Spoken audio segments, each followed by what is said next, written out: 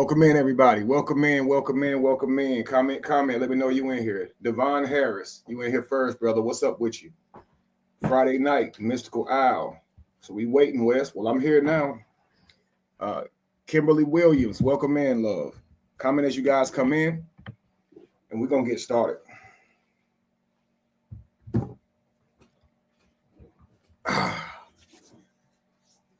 I hate to have to do this. I really did want to just stay clear from this. But like I promised, man, if you keep mentioning my name, I'm going to break it all the way down. So it is what it is. Peace, Lakeisha Coleman. How you doing? Welcome in. Welcome in.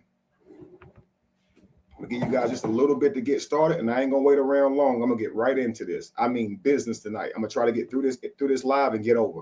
I mean, this is 2 hours long that Cam and them got here, so.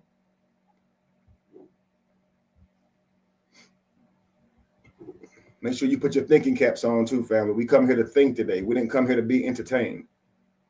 That's the problem with this world as it is. We're too entertained while watching somebody else's life be destroyed right in front of our very own eyes. It's crazy, crazy. Today we're going to be looking through the eyes of God, past, present, and future, considering everybody involved, every human being. We cannot create a world that is out of balance, that only suits one person. So when things like this happen, we got to make sure that we're non-biased so we can make sure that there's balance and justification for everybody. This is crazy, man, the stuff that we're doing to each other.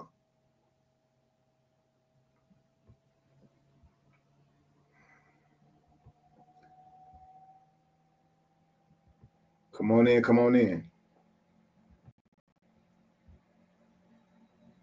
So you guys know Royce has been on a tear, saying my name in all these different places, Vlad TV, on her own TikTok, and of course here recently on Cam Newton's podcast.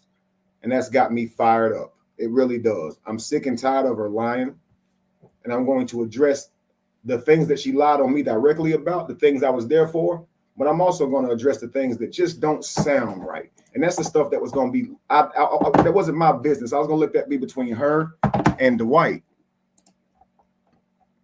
But nah, we're going to give this thing a once over, man. We're going to go through it with a fine-tooth comb. Welcome here, Devon. Welcome in, Friday Night Mystic Owl. Kimberly Williams, welcome in. Lakeisha Coleman, welcome in. Shantea, welcome in. Peace and love. Stephanie, peace and love, welcome in. King Smoke, welcome in, welcome in. Gina Robinson, peace to you. Lakeisha Coleman, welcome in, love. I am aware, peace to you. Lupac Baby, peace to you. Welcome in. Lupac, of course, has been covering some of the Royce stories, so if you guys should give her a follow and check out some of her content. Angel Jones, peace to you. Treek Allen, peace to you. My observation, hey to you. How you doing? That part. People rather be entertained than enlightened. Yeah, absolutely correct. D Flow down south, peace to you guys. Angel says she's driving. Welcome in, Queen Afia. My love, peace to you. I know Jamie's in here somewhere too. What's up, Kim? Says Zach, peace to you, man. Trey, what's up with you, man? I don't get why she defaming. I know, right? She stays at it, man. A copyright disclaimer under Section 107 of the Copyright Act 1976. Allowance is made for fair use for purpose such as criticism, comments, news reporting, teaching, scholarship, and research. So you know I won't be missing this one, bro. Yeah, it's about to be on, y'all. Fair use is permitted by copyright statuses or statutes that might otherwise be infringing, nonprofit, educational, or personal use. Tips the balance in favor of fair use. Thank you for putting that in there, Lacey. I am trying to get my money up so I can go ahead and sue this lady, but we're going to take care of her tonight. So make sure y'all go on to Amazon and support one of the books that I got going. I'll be mentioning them throughout the show. But I'm definitely going to be hitting you guys with a lot of the information that I have from my #1 selling book, which is Emotional Terrorizer, which is exactly what Royce is. And we're going to see what one is in detail. She perfectly fits the description of why I wrote my book, The Emotional Terrorizer. So I want to say this before we get started, though. A lot of you guys believe that you should just sit and allow the goodness of the universe to protect you when someone's trying to destroy you. Some of you guys believe that evil will just overcome good. And I know that feels good. It makes you feel safe. But I want you guys to understand something. If that were true, murder would not exist. Grape would not exist. Okay? Evil sometimes win. And do you know why? In most cases, it's because the good failed to take action. When you believe that good will just overpower evil, you've been tricked into the concept, number one, of believing in good and evil. There's just things happening. And if you will sit and let somebody beat up on you, destroy you in the name of evil, and you in the name of good sit silent, waiting for somebody to just come and rescue you, yo, you might as well be the squirrel on the ground waiting for the eagle to pick him up. In this world, the devourer and the devoured, the only thing that separates the two is action. The problem with the good is they don't take action. They don't. The bad people say they got an agenda. They got something to gain. So they're full well going to attack you with everything in them. They got something to win. But the good people, the ones who saying, don't worry about it. Be calm. Just stay busy. Focus on you. Focus on your family. They're not going to do anything to protect you either. So they're really just saying to you, hey, hope for the best. And I don't understand why we think that works, hoping for the best. So I want to encourage all of you people out here who say that you're good people. Action is what makes you good. You're not good if you don't be active to stand up for people when you see them wrongly treated. How are you good if you stand by and watch people be hurt? Like, just think about this. Imagine Jesus on the cross, right? You're not the one bashing him. You're not the one mocking him saying, get down if you're the Christ. You're not the one mocking him. You're not the one who voted for him to be over Barabbas, to be on the cross over Barabbas. You just didn't say nothing. You just didn't say nothing. You could have voted for Barabbas, but you didn't even say nothing. You let them vote for Jesus. We want Jesus. We want Jesus. Jesus, get down if you say you're the Christ. Well, I didn't mock him. I didn't do all of that. Right. You just didn't say nothing. Guys, your silence can sometimes be deadly. Deadly. Because what you're going to learn throughout this interview is that people with motives, they don't be silent. They're very loud. You give them the chance, they're going to be very loud. And you thinking that you're going to sit quiet and the goodness of the universe is just going to take care of you. Hey, man, you have been deceived. That does not line up with reality whatsoever. That does not line up with reality whatsoever. There are such things as real victims in this world, and people don't typically come through and rescue you.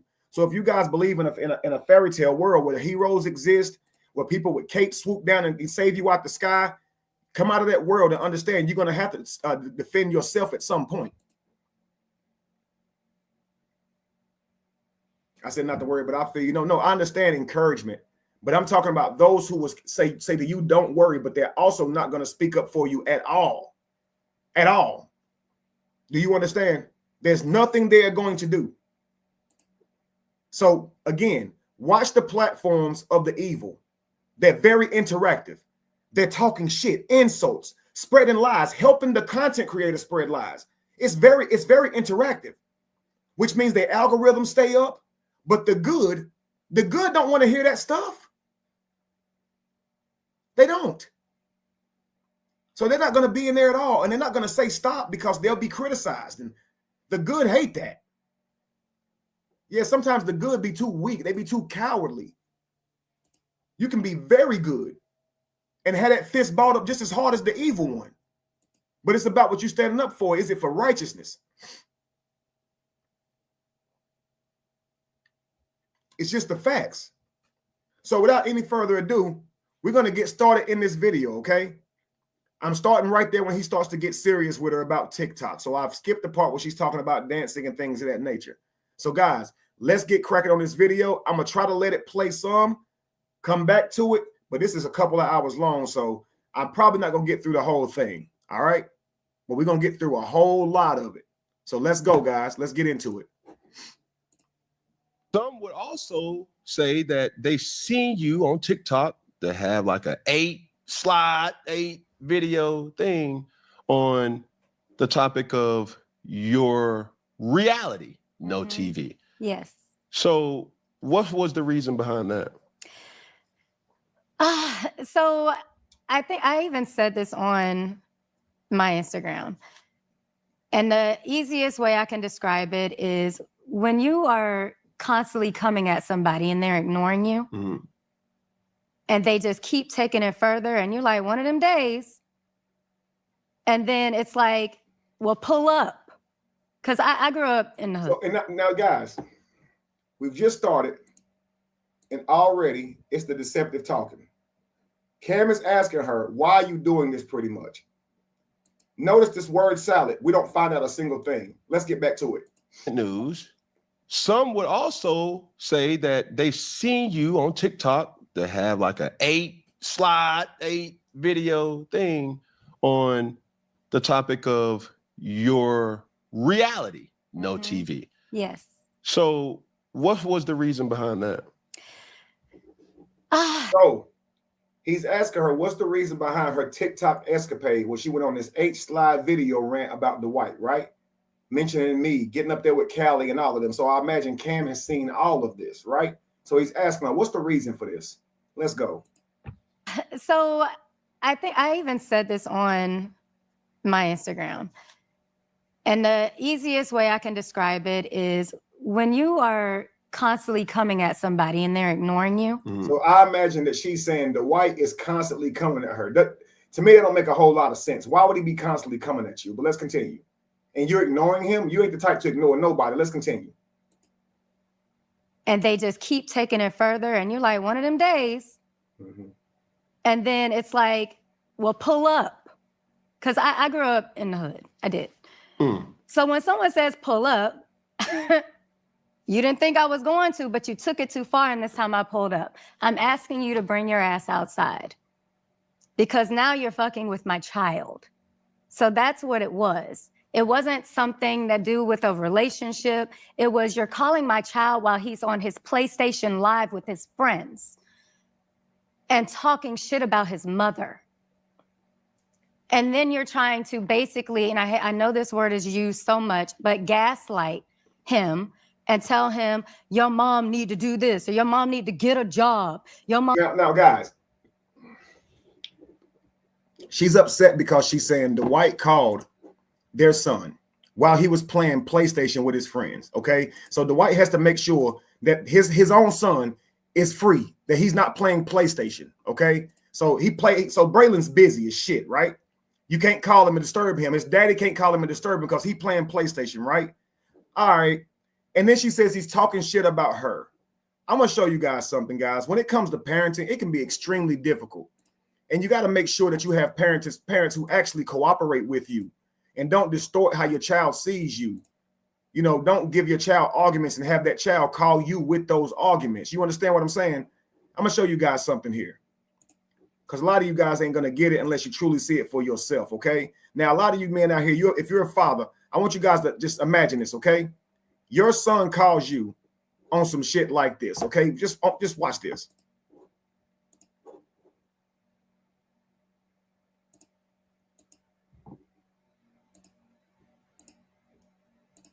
Now, you heard her say he was trying to gaslight her, correct? Now, you know, Braylon's around 17. I don't know when this phone call happened, but he's 17 now, okay? Listen at this phone call. It's very disturbing. You telling me to talk in a phone with you? I'm telling you, yes, to talk in a regular person. I'm telling you. Dwight, I don't know if you can hear him, but Dwight says, I'm telling you, yes, talk in a regular voice. Talk in a regular voice. He's having to tell his own son this. Listen. As your father, you don't tell your father how to parent. As your father, you don't tell your father how to parent. I'm not trying to tell you how to parent a child, but from what I've seen and how other people treat their children, you're doing horrible right now. Okay. Now, right there, I'm going to hang up the phone. And my son's going to know, if you cannot respect me, you cannot talk to me. You don't get to talk to me any kind of way as your father. You're going to learn how to respect me. The way my grandma raised me, I don't give a damn what you think about your daddy. You're going to respect him. You're not going to talk to him any kind of way. First of all, being a man means understanding the responsibility of a man. Men don't walk around raising their voice at other men. That's crazy as hell. You got to talk in a normal voice because in a man's world, it's not that simple. It's not that simple. So he's talking to his daddy very disrespectfully. Based on what I've seen compared to other parents, you're doing a terrible job. Wait a second, time out. Who you comparing me to? But he gets no words from me right here, okay? But Dwight, he's better than me. He's better than me. Listen at this. Braylon, how do you know when you're not here, Braylon? I'm not just talking about them. I'm also talking about me. Braylon, you're not here. Okay. What are you talking about? No. So you're telling me. What are you talking about? What am I doing that so wrong, Braylon? Are you gonna let me talk? Right there. Dwight's being very patient here. And I want you guys to understand something. He's being recorded. A personal conversation between he and his son, he's being recorded. You know, Braylon knows that he's being recorded, right? So do you think what Braylon is saying to his daddy is coached? Or do you believe it's genuine? Because he asked him, what's the problem? Are you going to let me talk? Are you going to let me talk? Let's continue. What am I doing that? Are you gonna let me talk? You blaming everybody else. I'm not. Who else am I blaming? There's no one. What is the problem? The problem is, before you sit over here and try and make a good relationship and gaslight me about everything else that I asked you about, you actually got to talk to me like an actual man, because you're not doing that. What? So he asked him, what is the problem, son? What's the problem? You sitting here telling me I'm a horrible father. I'm sitting here saying, how can you say that, dude? You're a child yourself. You don't get to tell me if I'm a bad father or not. And that'll make you not want to try. It really will. When your own child is sitting there disrespecting you like that, criticizing you as a father, it'll make you not want to try. Now, this ain't no competition. But this man has done more for Braylon than most fathers ever have. He can't see him all the time because he's in the NBA and he's not with Royce. And this is the same as basically every NBA player out there, unless their wife live with them and all that type of stuff. But they still have to be on the road constantly. So you got this guy who you're getting $15K a month from. And you could nurture the child, keep them excited until they get to see him again in the offseason or whenever. But instead, you sit here and make him feel like the daddy ain't doing enough.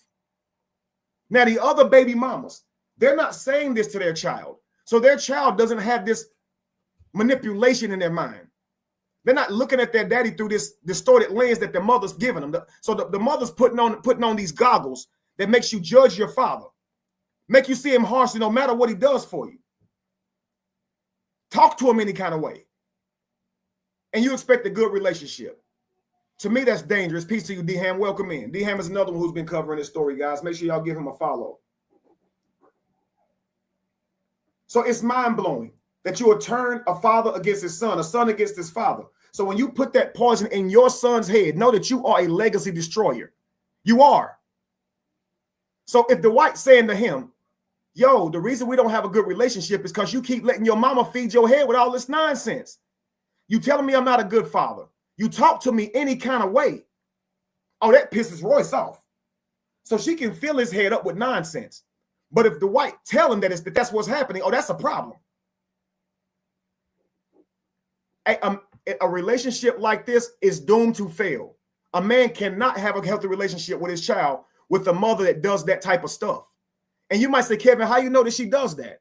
Well, she's online in this video. She's going to say that he essayed her. She's going to say he beat on her. She's going to say a lot of things that you wouldn't say to your son, that you wouldn't want your son to see or hear, which tells me she don't mince words when she's in front of him either, because she don't mind him seeing any of this. It's wild. You told to me like a man. I'm gonna leave it right there because I don't want these pictures of him and stuff showing. So I'm gonna take that down. But as you can see, and then as the video goes on, she goes into some really graphic stuff about the nanny and Braylon. which is real crazy. Hang on one second, guys.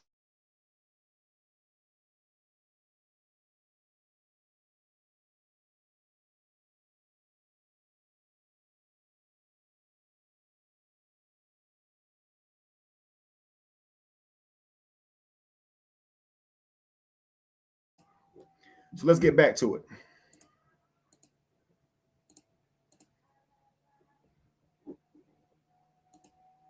So if you're filling his head up and Braylon's calling him, smarting off to him the way he's doing, and you can't have a conversation with anybody that's doing that.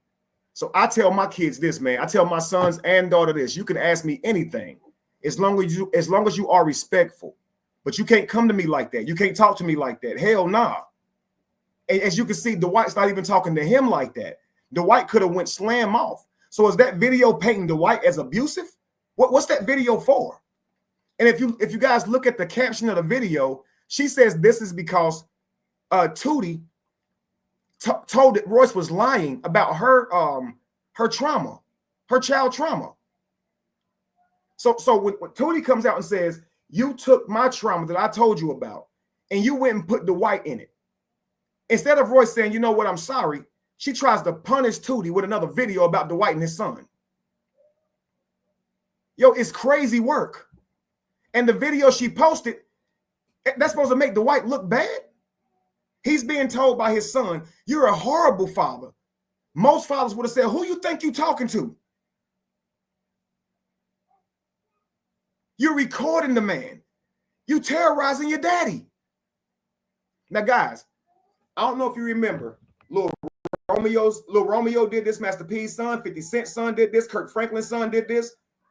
It's like no matter what these men do, they give their children more than most men have given their children. And these children with no understanding of the actual world come out complaining on their daddies. Remember 50 Cent's son? I think he said something like 15K wasn't enough to live off of.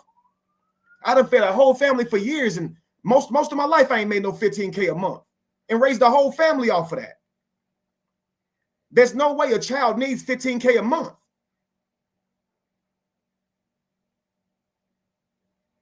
So I'll still find a way to complain. I'll still find a way to chop you down. You hit the jackpot and then criticize him, turn his son against him.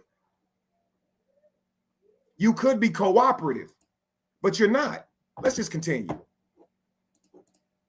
Mom ain't shit. Your mom be lying to you. When I have worked since I was 16, my day yesterday began. I subbed. I then taught after school gymnastics. I then picked up my son from practice. I then had to do a table read.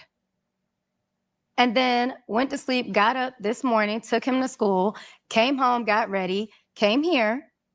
Which is in Atlanta, by the way. Yes.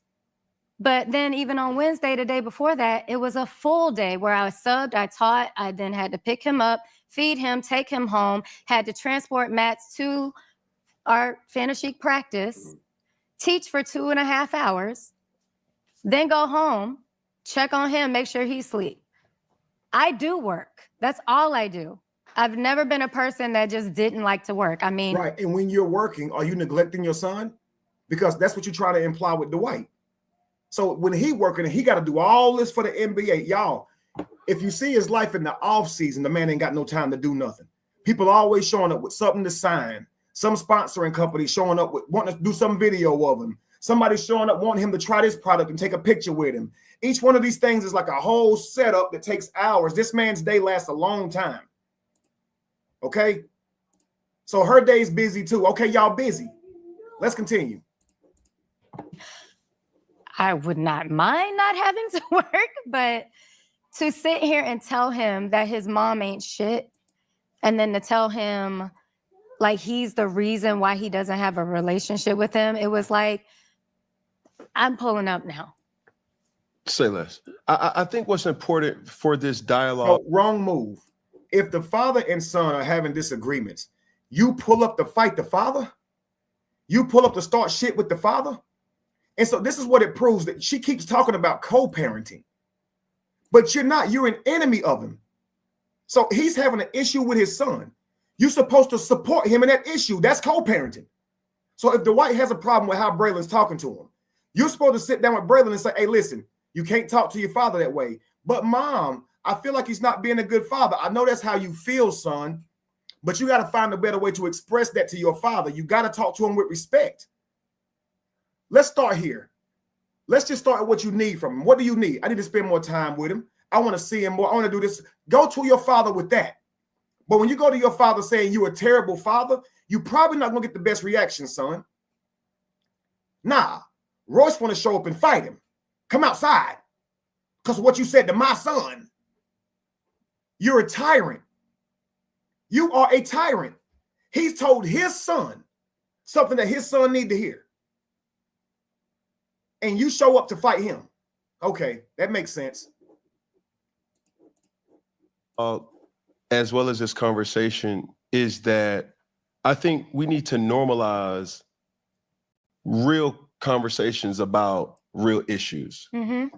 And I told you off camera that now Royce could have said, Dwight, I would appreciate if you don't talk about me to our son, regardless if you feel like that. If you feel like I'm driving a wedge in front of y'all's relationship, that is still not a conversation for our son. We don't tell our children about stuff like that. You talk to me about that. If you feel like I'm driving a wedge between our son, you tell me. You ask me if I told him to say that. That's how you should go about that. You don't show up at the house threatening them to come outside, or you're going to sit here and, trash everybody's name in the house. What are we talking about? You're toxic.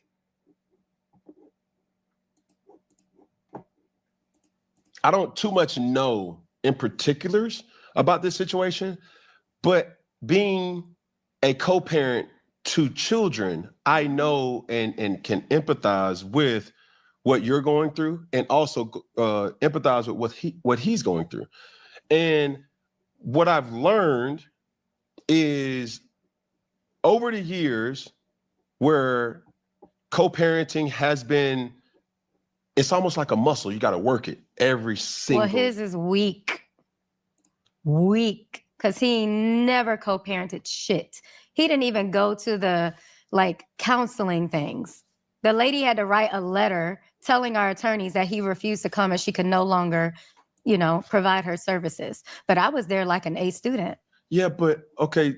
So why is that not being displayed? If his muscle is weak and you're there at getting counseling like an A student, why are you handling this like you have not been getting counseling? So Dwight did something you didn't like between him and Braylon. He says something that you don't like to Braylon. So you show up at his house.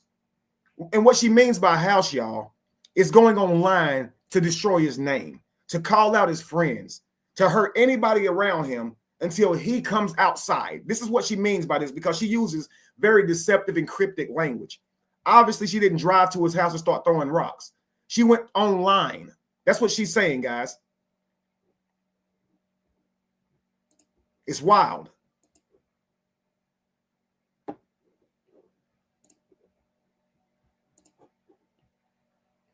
Royce don't want a co-parent. You're absolutely right. Nothing about her is showing that. So you're on a social media tear right now. His muscle's weak. He's this, he's that. He's gay, he's this. But you are a cooperative co-parent? Man, come on. Your son is watching you go around and destroy this man's name. He's literally watching you do this and destroy your own reputation and his own in the process. You are the reason the world is hearing about this so-called trauma that happened to him. You are the reason the world is hearing about it. It ain't Dwight saying this stuff. Let's continue. Throughout this conversation, I want to make sure that first and foremost, we hear and listen to each other. I'm not talking about nothing else. I want you to be able to get your points across, but also I want to make sure that I speak on my personal situations. Got you. And I want to say this. I know Cam and Dwight looked like they was kind of into it online.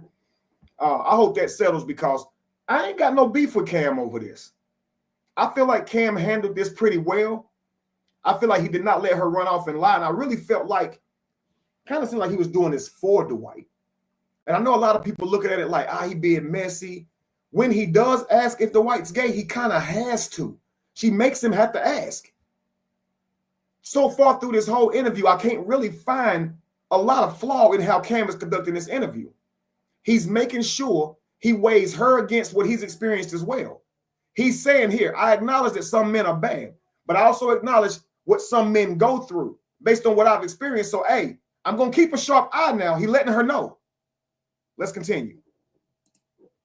I don't know if it applies to him or whoever. I just know that sometimes you can get into your own way and two things can be right. Mm-hmm. I also know that two things can be wrong too. Right.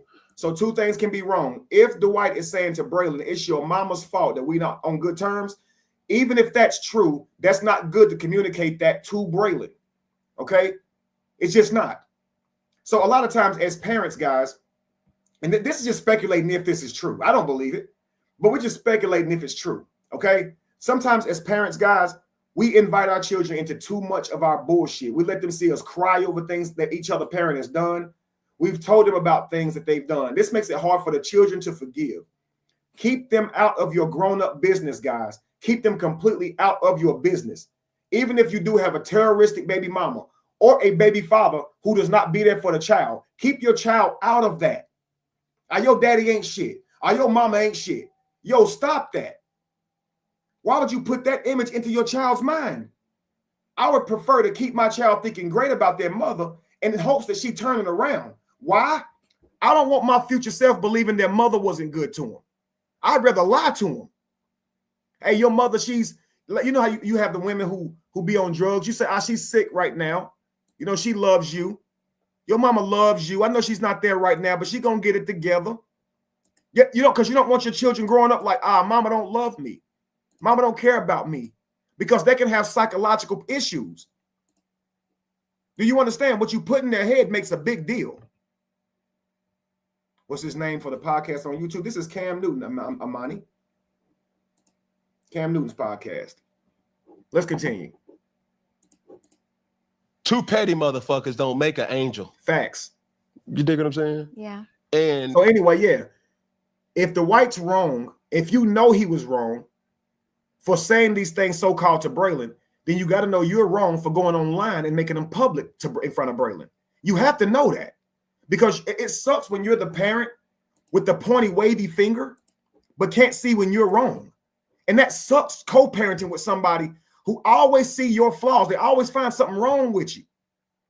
Encourage, build, support. If my child's mother ain't the best mother in the world, I'm going to be the best father I can be to make up for it. I'm not going to tell her, you a terrible mom. Oh, that's the best you can do to change a diaper? Oh, you ain't fed him yet? Oh, that milk is too warm. What's wrong with you? Man, that'll get into her head. She'll be fumbling shit and bumbling shit because you always got something to say. Encourage her. Baby, you need a little help. You want me to get the diaper this time? Why are we doing this to each other, y'all? And you wonder why you don't have happy homes. Let's continue. I've been guilty of trying to bully. I've been guilty of not being reasonable. I've been guilty of really saying, well, fuck it. You want to do that? Well, shit, I'm going to do this. Mm-hmm. You know what I'm saying? And it doesn't affect nobody but them kids. Mm-hmm. So as you have been through a lot, I can assume, what do you want from this interview? So for me, it's more about being silenced. And I said before, it's a lock in, family. He's asking her a very good question. What do you want from this interview? Okay. She's going to tell you the answer. Let's listen to this answer and see if it makes sense. Let's listen here. What do you want from this interview? So for me, it's more about being silenced. And I said before, it's about being silenced into submission. And that's the problem. It's not even about my situation in particular, but I have spoken to so many women that have been now in my DMs and telling me about their situations. And some it's not, kids aren't involved, you know, it's parents, or it's, you know, an ex-husband or even an old boyfriend, you know what I mean? Right. Just, it's the fact that when someone has so much power over you and you become like the ant fighting the elephant and people keep winning and like, you're just down here like, it's not me. It's not me. Why can't people see this? If it doesn't. What do you want from this interview? So for me, it's more about being silenced. And I said before, it's about being silenced into submission. And that's the problem. It's not even about my situation in particular, but I have spoken to so many women that have been now in my DMs and telling me. Now, guys, it's about being silenced into submission. So if this stuff I'm talking about, it ain't really newsworthy, but the fact that he didn't want me to say nothing is why I'm saying it. Like, it ain't even really about me. I'm getting a lot of women who need help. And I don't really need to say this. It's not an issue. Are y'all checking this?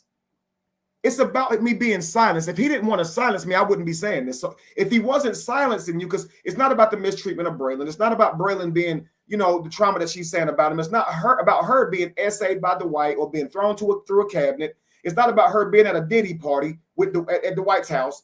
It's not about any of this. It's about her being silenced. So if all these things were going on and he wasn't silencing you, you wouldn't be saying nothing. We're going to find out real soon that that's not true. And have you guys noticed this trend? When they come out on the DV rants, right? Even if it's true, they always think that it's now their goal to take it on them to heal other women. Have you guys noticed this? It's like they're trying to monetize trauma. It's a lot of women reaching out now because of my story, and I want to help them. And how are you going to help when the way you're handling this is to dump dirt on everybody? How are you helping? You haven't healed, but they always try to turn it into a business. They really are. They're turning being a victim into a business, man. So it was about being silenced until I spoke. And then when I spoke, other trauma victims, trauma bonded with me, and they're telling me how much I've helped them. And now I'm feeling like I got a mission in life now.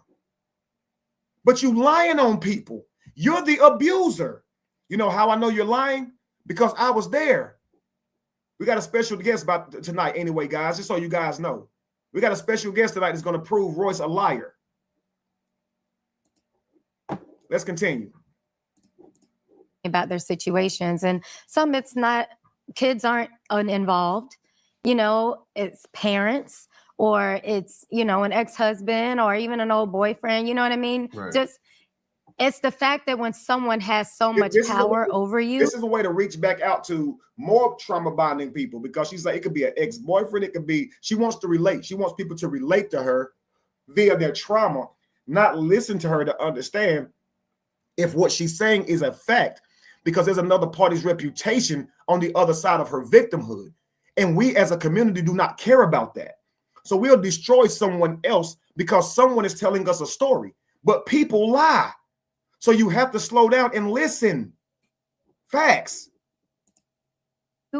And you become like the ant fighting the elephant and people keep winning and like, you're just down here like, it's not me. It's not me. Why can't people see this? But because that person is so big, whatever they say or whatever you try and say, they just stomp on you over and over. Well, he can't stomp you. He's not stomping on you now. You're giving your opinions. You're giving your story to these platforms, and these platforms are not taking to you well. They're saying you're inconsistent. They're saying you're the problem. They're even coming down on people for even interviewing you and letting you up here with this bull crap. So you're wanting desperately that somebody sees that you're not the problem. But I think the biggest problem is that you don't see you're not the problem, and you're delusional, is you don't think that you are the problem. And I'm going to show you real quickly that you're the problem. In fact, you are. Let's continue. Over again.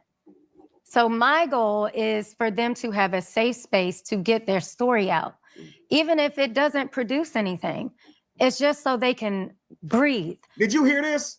So her goal is to give a safe space to give their story. So this safe space where you're giving your story, I know that involves crushing other people's reputations, right? And even if it doesn't produce anything, well, what is your story exactly supposed to produce? Guys, put it in the comments. What would you look for your story to produce, family? Because last I heard, before social media, when relationships didn't work out, you got out of them. So now you need a safe space to tell your story. And if it don't produce anything, at least you got relief, right? Is that what your counselor says? Find your relief by going and yelling out. Find your relief by going online and spreading all your information. What about after you find this release, all of the blowback that's going to come back, Royce? What about what you're experiencing now? And you see people condemning Cam for letting you own his show. He put his brand on the line just by interviewing you. How do you think that, how does that make you feel? Good? You got your release, right? But look at what you're causing. Damage to Cam's brand for even having you on. Of course, damage to Dwight's brand. Damage to my brand. Yo, this is amazing. It's amazing. The damage that she leaves in her wake. Or you can say, well, it ain't Cam, it ain't her fault. Cam interviewed her. No, it ain't Cam's fault for what she said on the interview. Now, Cam could have edited that shit out, but he would have been seeming very unfair. And here's the kicker. Sometimes it's important to put it out here with no edits so you can show who a person really is. And so I don't think this is a Dwight Howard exposure video. I think this is a Cam Newton exposing Royce video. So people keep saying, Cam going against Dwight because they're in the same hometown. Cam out of pocket. I bet you Cam is doing him a favor by letting her talk.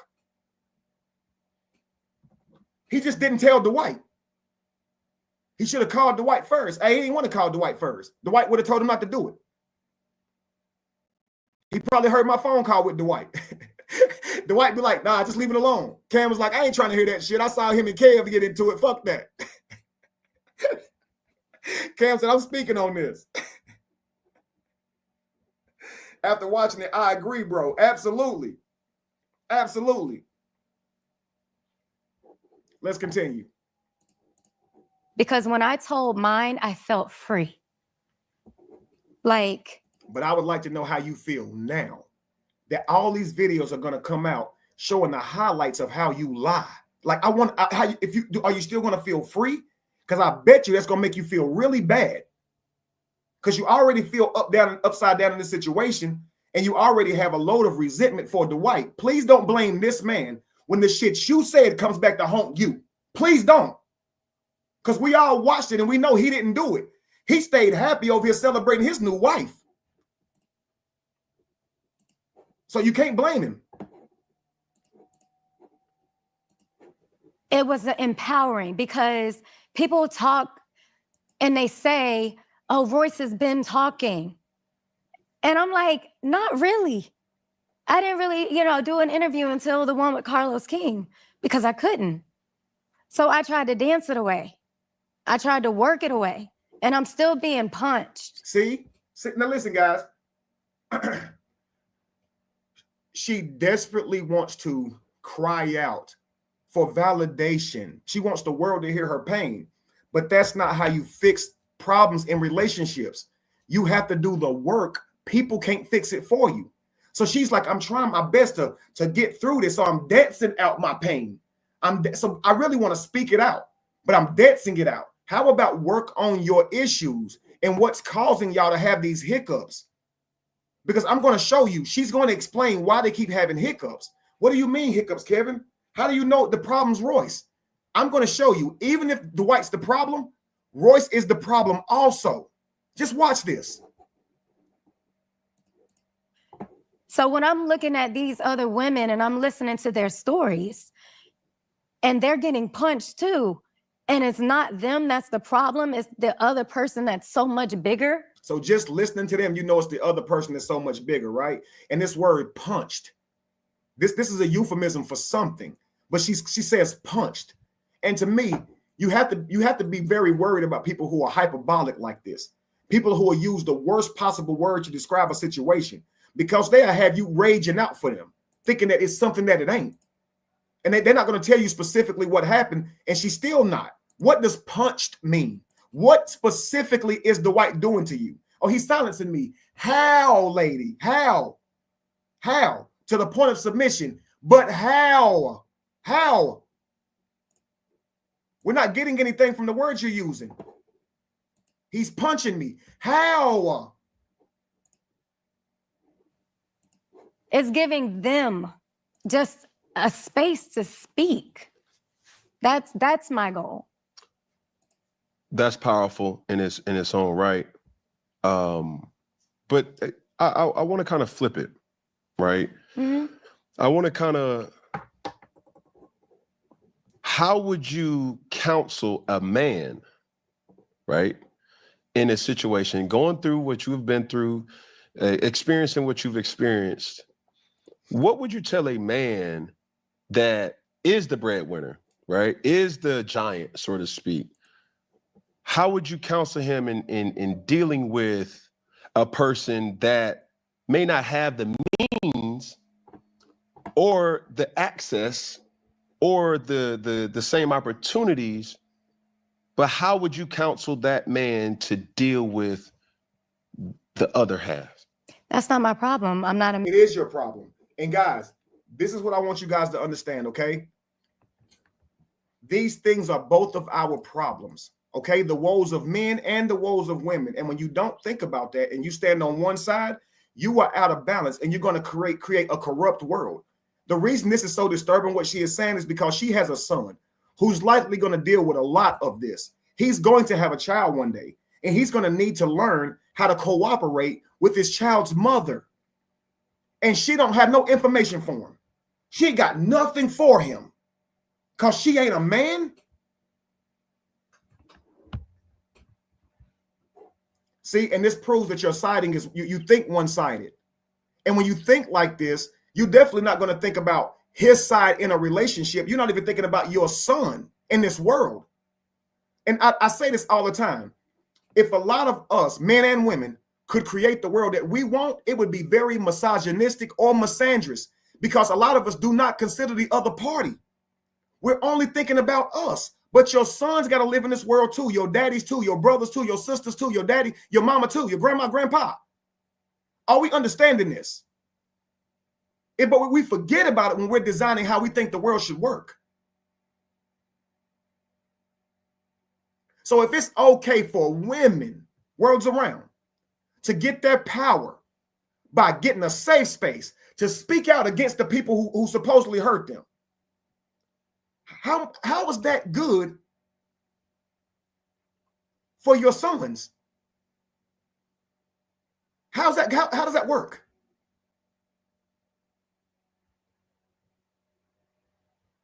Say how you feel about a situation out loud to the public so they can weigh in on it. What does that do for your situation? I wonder. Does that make it better? Does that make the person say, okay, I'm going to act right? What do you get from it except for destroying somebody's character and name? When back in the day, if relationships didn't work out, you left them.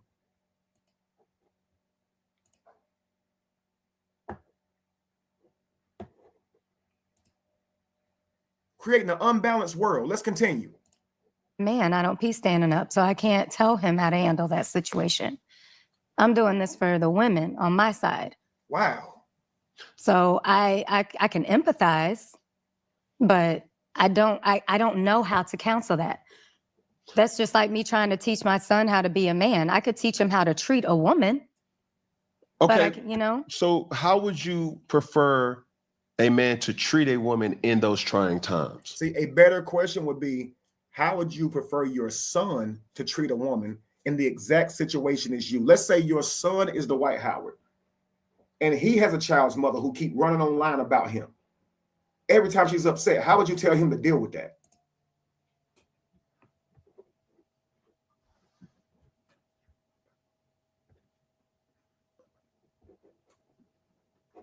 Let's go. with respect, as an equal, as a partner, not a sponsor. Now, I'm not going to harp long on this, but as an equal, as a partner, I get it. What is a sponsor? What do you mean a sponsor? Because I know you're not saying you sponsored Dwight, like a sponsor. I don't exactly know what that means, but let's continue. And this is what I mean. When he asks her questions, you don't really get answers that you can say is clear. Respect her. Treat her as a spouse and equal, not as a sponsor. I would think that she would actually bring more clarity to that, but that's fine. Why you got in that relationship, or it shouldn't have been. Mm-hmm. Now, when you say you've been silenced, Mm-hmm. that's a very powerful word, but in what way and who? I was literally silenced by a document, Dwight Howard. And what's crazy is he didn't realize by us having this new agreement that now allows me to speak because it null and voids the old one. But that's also why all the records are unsealed. Congratulations. So by her saying this, she wants you guys to go check the records, okay? Go check the records. She wants you to see it. You understand? And he messed up whenever he gave her this new agreement because, of course, now she can run her mouth. Yeah, a man would be very afraid to have a woman like this in his life that you got to always constantly worry about keeping her under some paperwork so she don't try to ruin your name and say things that y'all should be working on in private to the public.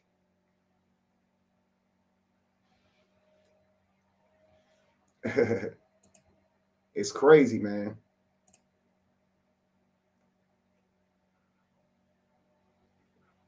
Have a seat, girl. Exactly. And the problem is families are so broken now. Most of us don't know dysfunction when we see it. And there's so much dysfunction in her behavior. And it make it dang near impossible to actually cooperate with her because she's going to have her way. And she's going to leverage social media because your life is attached to it. So everything that you do is going to be a social media issue, not something that's for the home, because that's how she's going to leverage you. And this is abuse. Anytime you start doing something to provoke, to bully, to push instead of ask, request, this is wrong. And Cam said it himself. I have even tried bullying. That's what Royce is doing. She's trying the bully way. If you don't do right, I'll tell the world. And that's not going to work on Dwight. Dwight is treating her just like you should treat a narcissist. Ignore him. Don't give him any supply.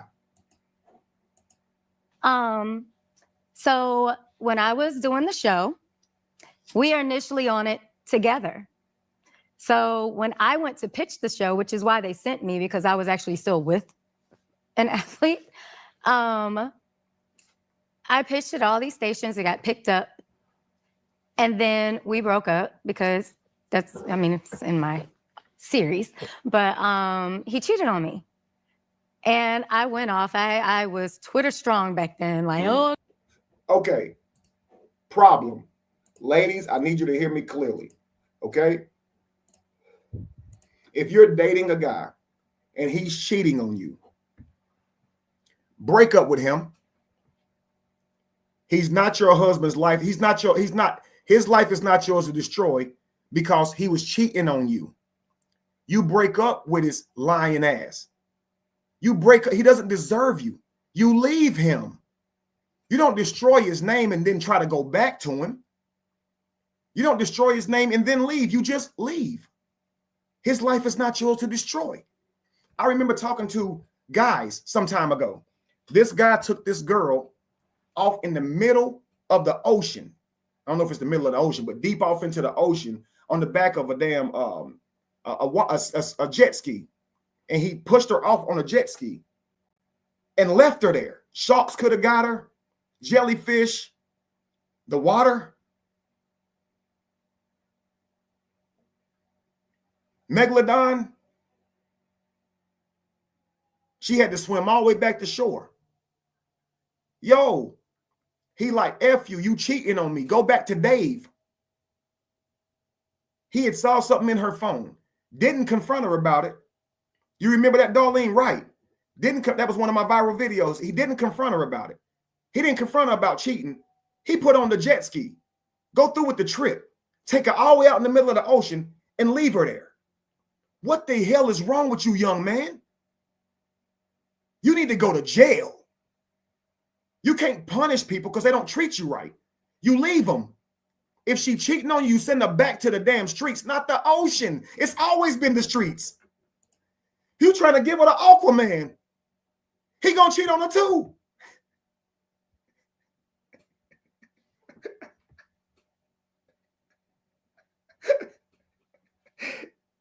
Yo, this is devious work. And he's live posting the video like he got a point. Yo, imagine telling somebody's parents that their child is gone, unalived, because they cheated on you. Man, F you. Their life ain't yours to take. Their life ain't yours to mess up. So all the way back then, the white done already played ball. He's an NBA player. He's worked his whole life to get there. Okay, he cheated. I wasn't there. Let's say he cheated. So you went on Twitter? You got to tell the world he cheated? See, that ain't no fucking good. That's no good. So you can't see why he wanted to silence you?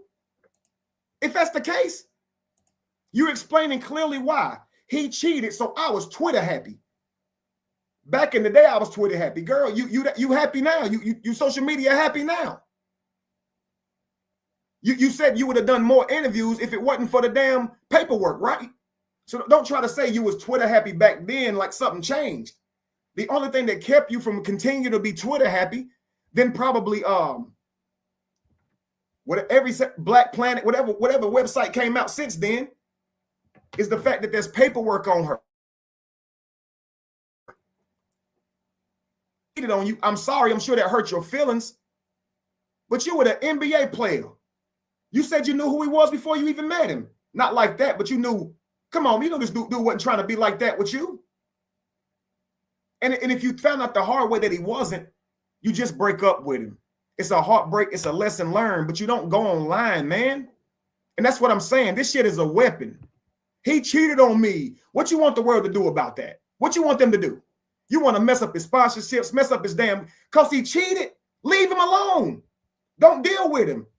If that loser down the block cheat on you, you're gonna go on, you ain't gonna go online. Let's be real. Y'all, if Lacey or Jamie cheat on me, I swear to God, I'm not going online with it. I'm a grown-ass man. I have a decision to make. It ain't y'all's business.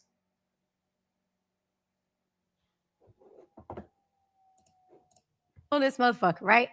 And he got pissed off, and then he had all his attorneys write up all these things, and I would have too. you know, like, well, we just want to make sure if she's still going to do the show that she's not going to talk trash about him. Okay, like, I don't want to do this to talk trash about you. We're not even together. Like, I don't even want you on the show. Yeah. So he said it because you got Twitter happy. It's like she doesn't get it. So she went Twitter happy because he cheated, right? So she says he cheated. So he's not married to you, but he cheated on you. So if he's not married to you and he cheated, that tells you he wouldn't make a loyal husband, right? So you don't have any investment in this to be ruining a man's life. So go on your way. But they send him this letters. They send him this paperwork because they want to make sure you're not going to talk shit about him on the what's the name, on a bigger platform, right? Than your Twitter page. Here's her reason why he shouldn't be worried. We ain't together no more anyway. I mean, I ain't tripping. I mean, but no, your nature is to be Twitter happy because you was Twitter happy back in the day. So that's why they sent it to you. We know you're going to come up with reasons why you wouldn't do it. That's why we needed you to sign this. So no matter the reason, you won't do it. Because you like for people to say he's so wrong. Oh, yeah, he's horrible. But what do you get out of that? He still cheated.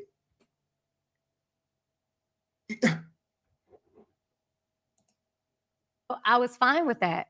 The next day, my attorney asked me to come down to his office. And I'm like, for what? He's like, I need you to sign this agreement. What agreement? Basically what we said yesterday. Okay. Right. I get down there. He's rushing me to sign it. And this is another reason why I keep everything. That's why I have all these phones. So she keeps all these things and all these phones, but she can't manage to be accountable to the decisions that she makes. So she can account for all these phones. She can account for all these things she's keeping. She's hoarding them, right? But she can't hoard up accountability for the decisions that she made. Why, guys, I just want to find something out. Why is she having to sign this paperwork? I want to see if y'all get it. I know I'm a guru. I want to make sure this ain't just guru information. I want to make sure my head is in the clouds right now and I'm tapped in. Why did she have to sign this paperwork? Why is she right now in an attorney's office? Let's get to it. I need y'all to be quick with the answers too, because I'm trying to hurry up and get through this. Right, but the way she put it, Devin, was, don't treat her like a sponsor. Don't treat her like one. I'm waiting for your answers, guys. Come on in here. I'm gonna shout you out. Why is Royce in the attorney's office right now signing a document? Her mouth was shut. Oh, because she went Twitter happy. Oh. So Dwight tried to silence her. So the whole reason for this damn interview is because she's been silenced to the point of submission. They've been giving her paperwork and litigation to shut her up, right? Dwight's horrible for that. She can't be accountable to the fact that if Dwight's going to continue to deal with her, right? Yo, I need you to sign this paperwork. I'm done with it after this. So I've been advertising I'm going to do this coverage, DC Carter, just so you know, which is breaking down her actual interview. But are we getting this, guys? Do I know if and when her and DH was in a relationship wise? Because on here they said they were together for a few years. Then on the off, there's some truth to that. He met her. They was messing around for a little while, before, kind of like that. But he's an NBA player. He out of town all the time. You ain't got really time to build with people like that. And this is what I was talking to Dwight on his show. How do y'all meet people and establish really tight bonds where you can trust a woman, being that y'all got all this type of money, right?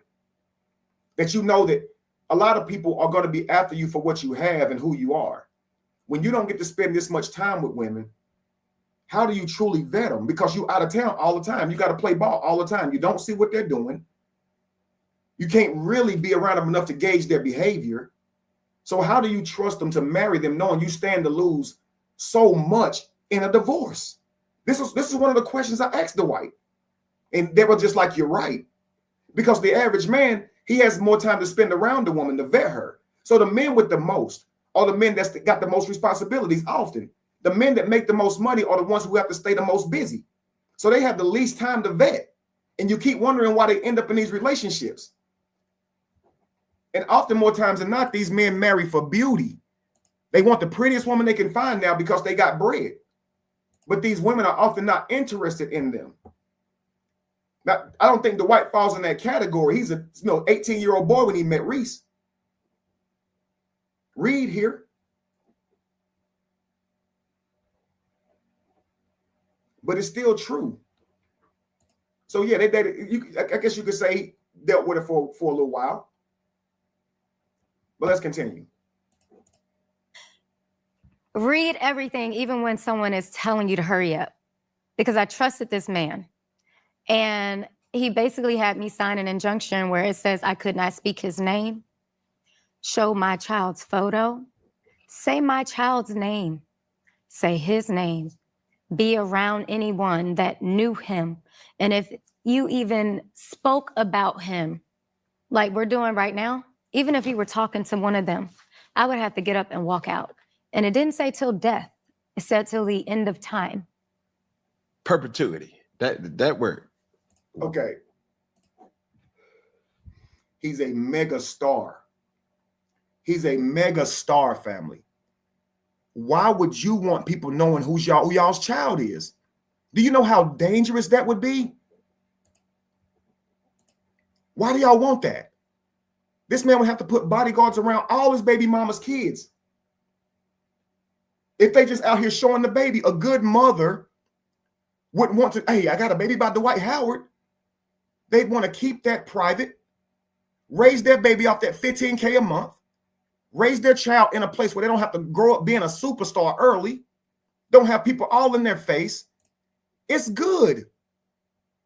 But she feels silenced. Everything is personal to her, even though this would be healthy for Braylon. And this is why I told y'all, in some cultures, They don't ask, how are you doing? They're only asking, how are the kids? How are the kids? How are the kids? Because if the kids are good, we ain't worried about you, because the goal is the next generation. If the kid's good, you good, because you've done your job. We don't care about the kids. All she saw was, I can't say his name. I can't say Dwight is daddy. Right, because you want to monetize the baby. You getting $15K a month, man. Go support and nurture your baby. All right, moving on. Let's continue. Well, I don't know if it said that. No, end of time. Oh, like. End of time. Yes. Damn. Yeah. That's a long time.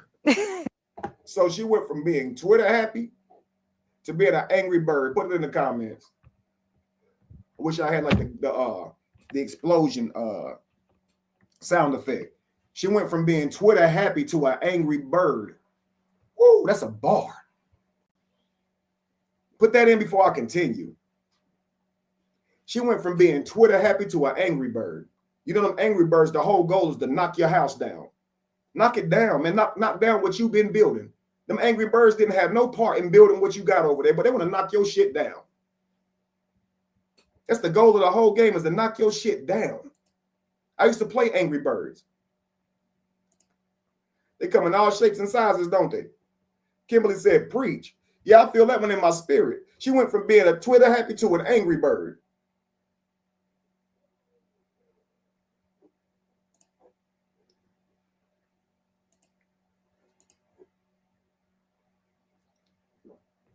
Always saying smart shit. She's an angry turd. Smart shit, angry turd. This is just because Dwight and them said they're gonna do some bars. I'm just throwing some out there. I'm just, throwing them out there, These witches be so fictitiously, they can practically go up a magician's sleeve.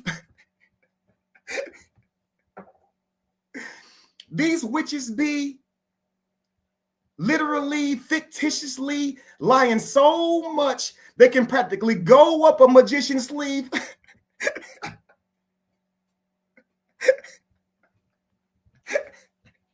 All right, let's continue. Shut up. I don't know why I'm laughing. I'm sorry, but go ahead. No, but that's how I was silenced. And that's why when people say, oh, she talked about him all the time on Basketball Wives. No, I didn't. I never did, because I couldn't. Yeah. I was the dancer. That's what they turned me into, which I was fine, because it was a job. So, at least I'm known for a job, not an athlete. So even when you're talking about Basketball Wives, is that the only show that you're referring to when you say the show? Yeah. Okay. I guess this is the athlete in me that really wants to speak to the girlfriend, the significant other, the wife, the ex-wife, the ex-girlfriend, the ex-fiance, the fiance. The athlete in me wants to ask you, why go public? Like, why not keep it family business? Why not work this out behind the camera, behind the curtains? Why go to TikTok? Why go to Instagram? Why go to MTV? Why go to these? That's why I think Dwight should appreciate this from Cam. I think Cam is somewhere watching her on Vlad. He said he looked at that little slide video she did, and he noticed she's being very deceptive, very vague. She's painting a picture. She's saying things without directly saying them. So he says, I'm gonna get her on my platform and I'm gonna make her be specific, and I'm not gonna let her wiggle out. Now, he does several times, but when he does it, he only does it when it's completely obvious what she was doing. I appreciate Cam for the interview. I just do. Even though I feel like I caught the worst of it. But he was even specific about that, which cleared it up. Let's continue. Different extremes to say what you're saying. Because staying quiet got my son Baker acted twice for wanting to. Because being quiet had me. Now, in these moments, guys, you still want to listen for truth. You want to give room for emotion. And this is for what a lot of guys need to understand to keep from being weaponized. Because she's crying doesn't mean she's telling the truth. And because she believes she's telling the truth doesn't mean it's actually the way she perceives it. So often, more times than not, we listen to those tears and we become weaponized. And this is how we get control gained over us. And so we have to figure out ways to protect our women without being weaponized. You don't protect women by running into war. You protect women by getting them to safety. So when someone's coming to you, crying to you, telling you to go get somebody for them, this is not how we as men should be behaving. We should get them to safety. So Cam is showing her something wise here. You should be handling this behind the scenes, getting to safety. You're blowing yourself up. You're making this loud. Why? You're creating confusion and chaos, and that's what this does. So now I'm going to cry. He puts her on the spot. She can't figure a way out of it. And she gets now emotional. Now, let's see if what she's saying makes any sense. Forget that she's crying, guys. I'm not saying be inconsiderate, but listen for logic here. Because logic can be behind emotion. It can follow it. It's okay. Get it out. But let's just listen to see if this makes sense. The question is, why did you go public? Why didn't you handle this behind the scenes? Let's continue. My son calling my mom to come to my house because I was saying I was finna take a bottle of pills. That's why. Now, I want to take it serious when someone says that they wanted to hurt themselves, okay? But this isn't good, family. And this is not a thing where you blame someone for the mental distress that they may be going through. But you have to understand when someone says something like this, that they are dealing with high mental distress, okay? So whatever's going on with her, it has her to the point of wanting to take pills. And she's saying this publicly now. And mind you guys, her son that she wants to protect can hear this. He can see this forever. Forever.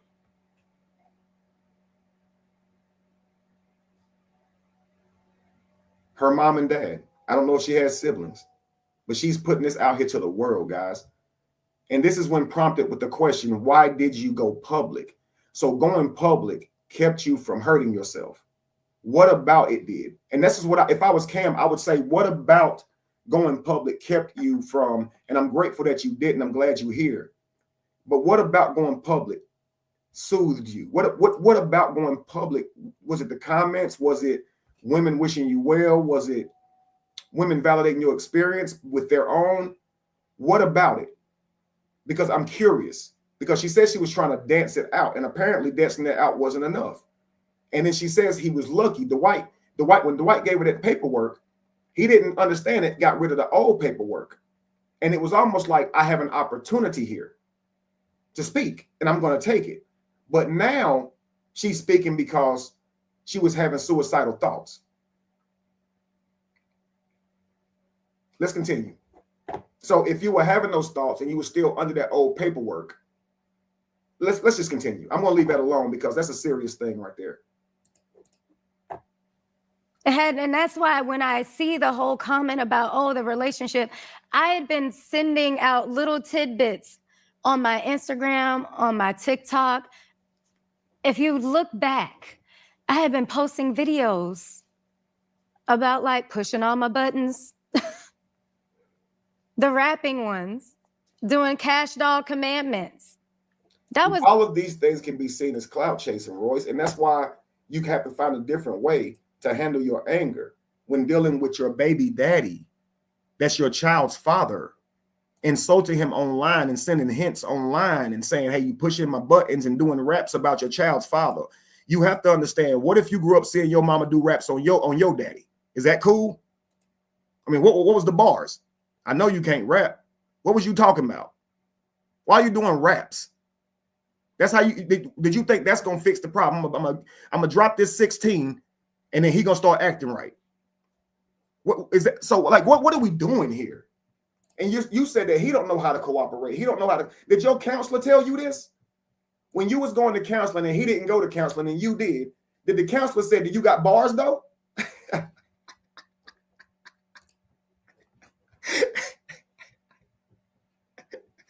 Did the counselor say, yo, but do you got bars? Because you know niggas love rhymes.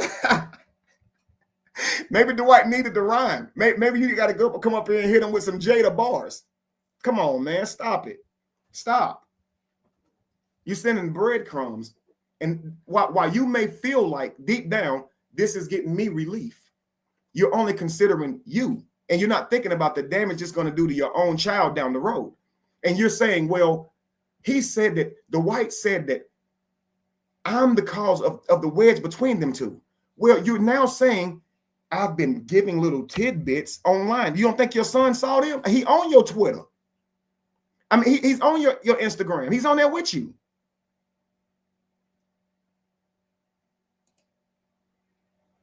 Girl said,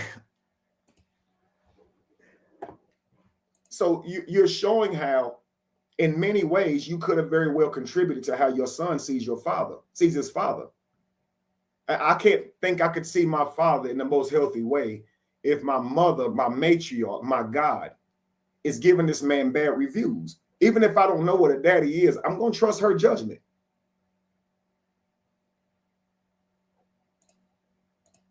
Come on, man. Let's be real, y'all. So you are deteriorating how he sees his father. You're in the way. You are. And like Cam said, sometimes we get in our own way. That's your future self. And you would be the reason that he sees Dwight in the light he sees him. And even if you are justifyingly angry, Royce, you're going about this the wrong way. Social media is not the way you handle this. Let's continue. Before that announcement, that was me like screaming. Mm-hmm. Because you were sending flare guns. Yeah. Okay. Because it wasn't just that conversation. It was that Friday before I did it. That was the last straw. Mm. And that's the one that you hear in that one video I posted with all the receipts. And I only let that one go because, previously, Braylon had cussed his ass out. The son? Yeah, my son had cussed his daddy out. And I did say... Now, the way she's doing that right there sounds like she's validating that behavior. So it sounds like she could be very well weaponizing her son. She's getting him to say things to Dwight that she thinks that Dwight should hear. And you're doing this through your son. This is considered weaponizing your son. Don't send messages to those son and code them as his own thoughts and ideas. It's very deceptive behavior, very manipulative behavior. Yeah, rapping online is not effective communication either.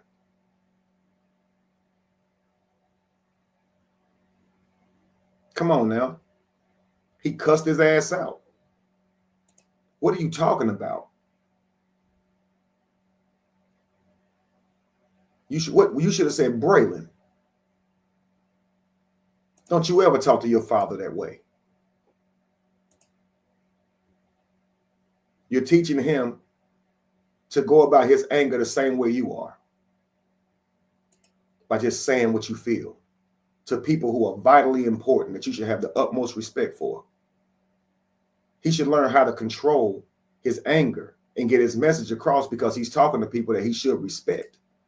How you going to talk to his supervisor? How you going to talk to his peers? If you want him to go far, teach him how to communicate effectively. Let's continue. And you're his example because you're who he sees. Before you know it, he'll be going online. That's still your daddy. Like, watch your mouth. But his point was still valid. But why are you even having this conversation with him like this? I am the one who told Braylon to go to Dancing with the Stars because he didn't want to go. Okay, how old is Braylon? 17 now. He's 17. All right, help me realize this. Mm-hmm. How the fuck did we get to this in the first place? Like, I'm judging branches. Yeah. Branches is actions. Actions is he's like a son is cussing the daddy out. Action is you going to TikTok.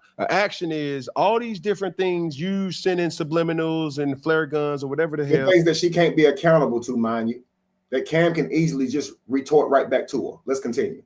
So the analogy is, but let's rewind and let's go to the stump, the tree, the tree trunk. Yeah. How did we get here where there's an estranged relationship now where a public figure who I know oh so well because Atlanta, like he was a star. He still is a star. He still is a legend for what it's all worth. Like nobody has done not too many people have done what he's done. So I know it from that. Right there, guys.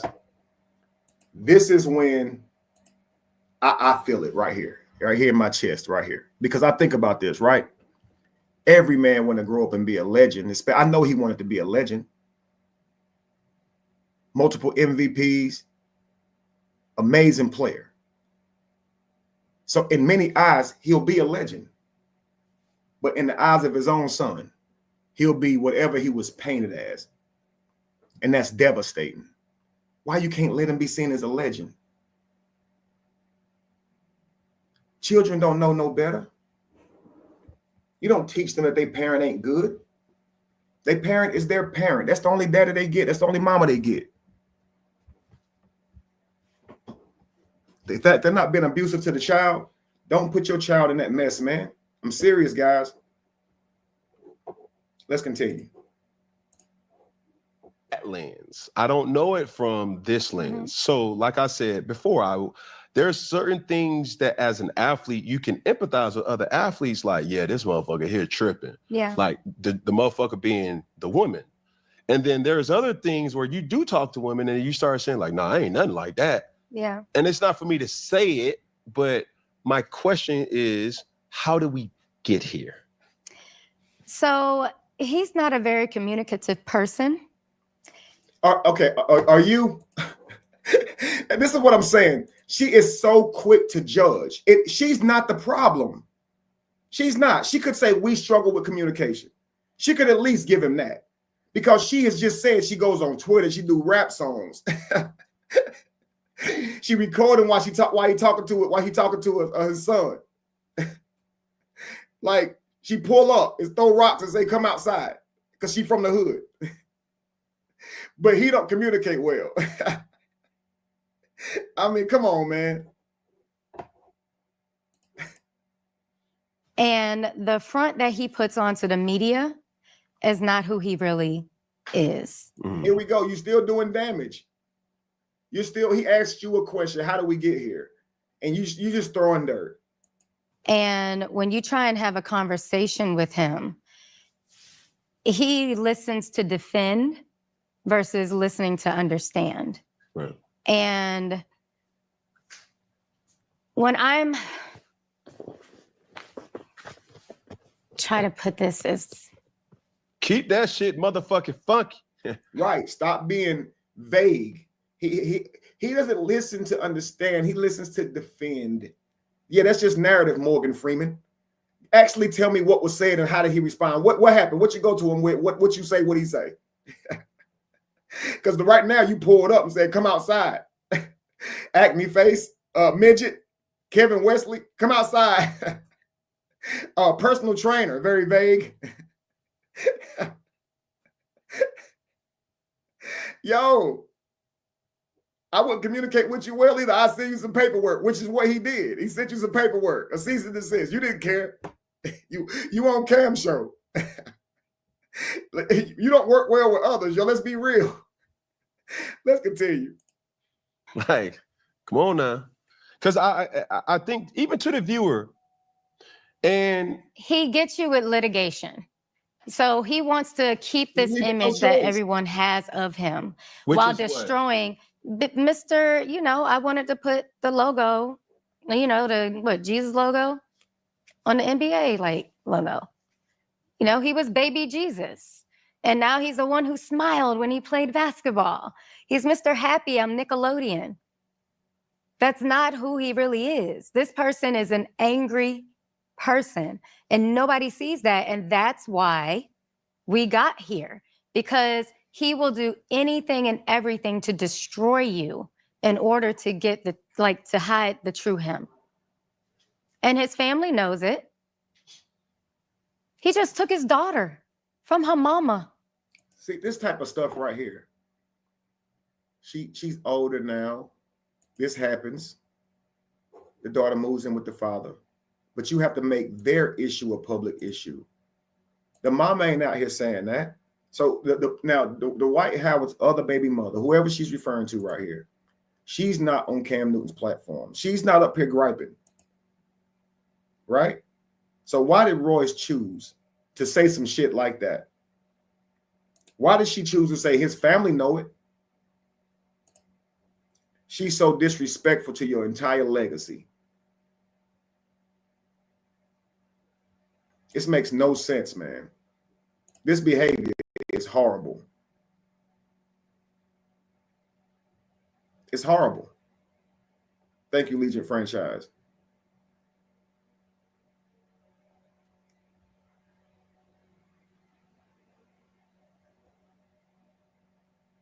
That's crazy. She just threw his parents into it and then threw his other child and their mother into it. He took the daughter. This is unreal. Unreal. Let's continue. Got her car repossessed. Took everything from her. This lady had an entire spa. But then tricked her into the same thing he tried to get me to do by staying at that house. I want you guys to understand something. Understand this. He asked Royce how we get here. He's asking her to be very specific because she said he listens to defend instead of to respond. Okay, he said, let's get down with it, yo. Come on now. Now she began to talk about somebody else's relationship. Somebody else's relationship.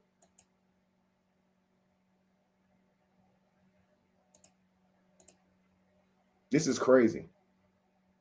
If I was the White House baby mothers, I would disown your ass. I'll stay far from you because you got a big ass mouth. You got a big mouth. That's sad, yo. And I bet it's cap. Let's continue. For an extended amount of time to where he could then file papers saying that your residence had changed and that your child is now a resident of your home, but then give you 30 days to leave. I'm not even sure she had 30 days, but the child got to stay because she's now a resident of Georgia. First thing that was when he got granted custody, first thing he asked, can I stop paying child support? That's what it's about. So child right support. here. It's not about the kids. He's never. So now it's already bad for Braylon to watch his mom up here making a fool of herself and his daddy. Now, Dwight's other daughter could possibly see a video where she's implying that he didn't get her because he loved her. He got her just so he don't have to pay child support. Like, this is crazy. It's crazy. And that's the kind of stuff they'll do, is openly try to make it seem like you don't love your child. And they'll even let your child hear that. They don't care. And they don't think about the damage that could do to your child for them to even hear some shit like that.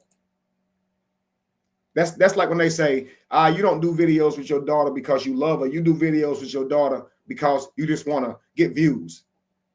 You're not spending time with your child because you love her. You're just doing it because you just want to get views. Who are you to say that? I'm spending time with my daughter. What are you talking about? Who are you to say that? And this is what trolls online do. Imagine this coming from your damn spouse. And this is why I say some of you guys are married to spies. Their report on you is going to always be negative, always. And they'll destroy how you see yourself and your contribution. And they will make you want to quit. They really will. They are a cancer, a poison.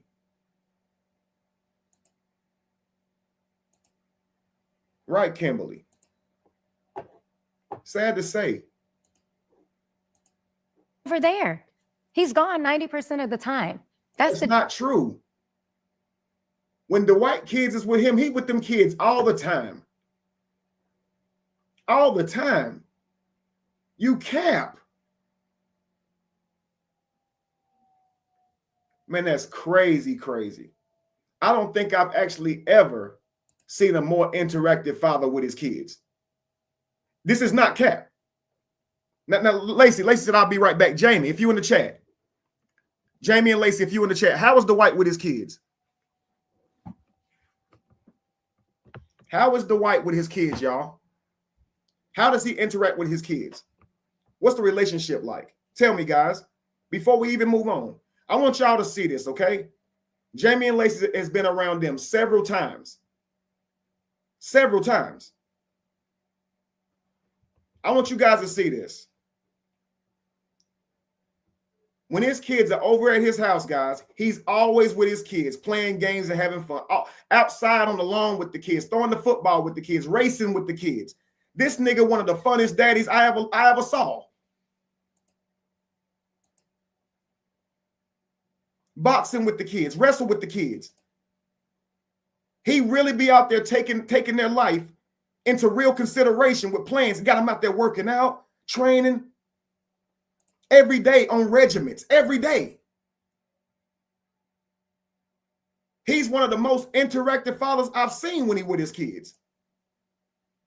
So the only reason that he's not more interactive is because he ain't there.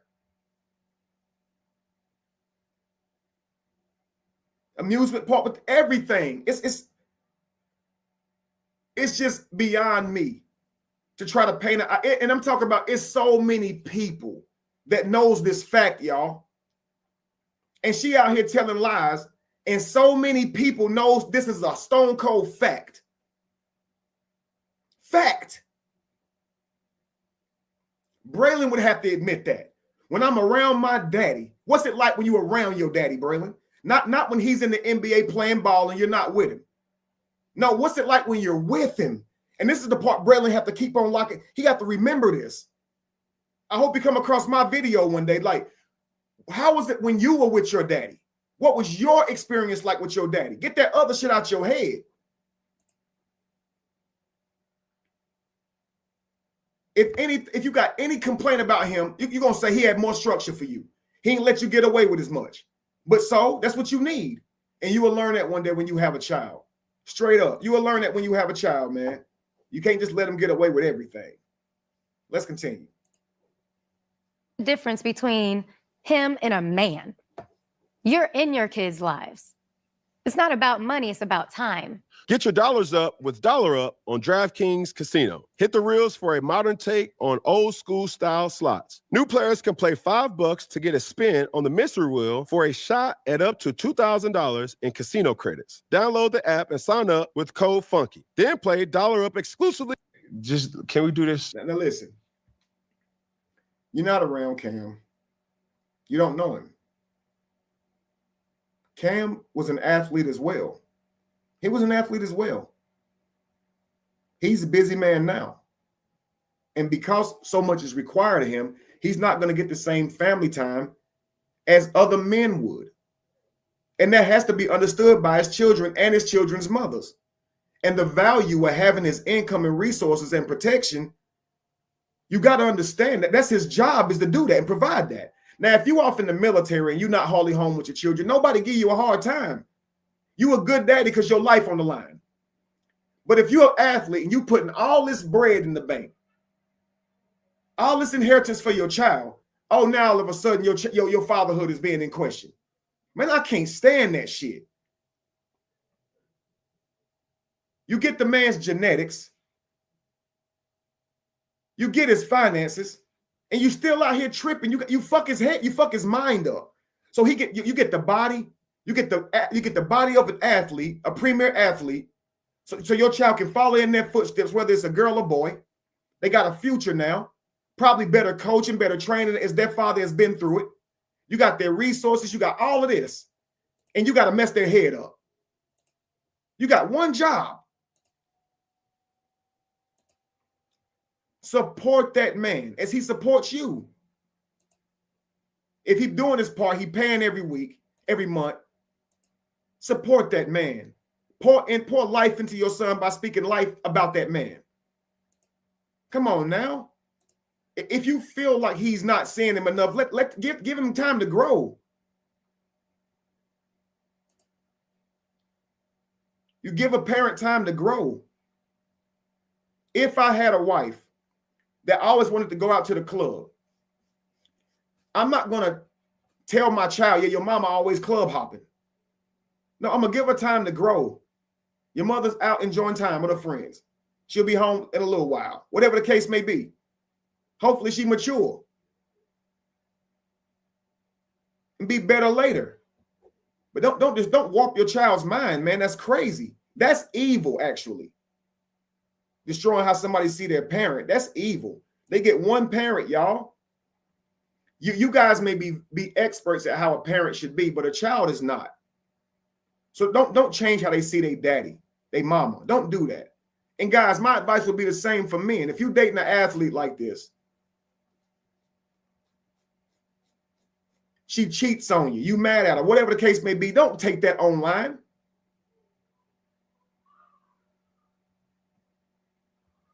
That don't change a thing.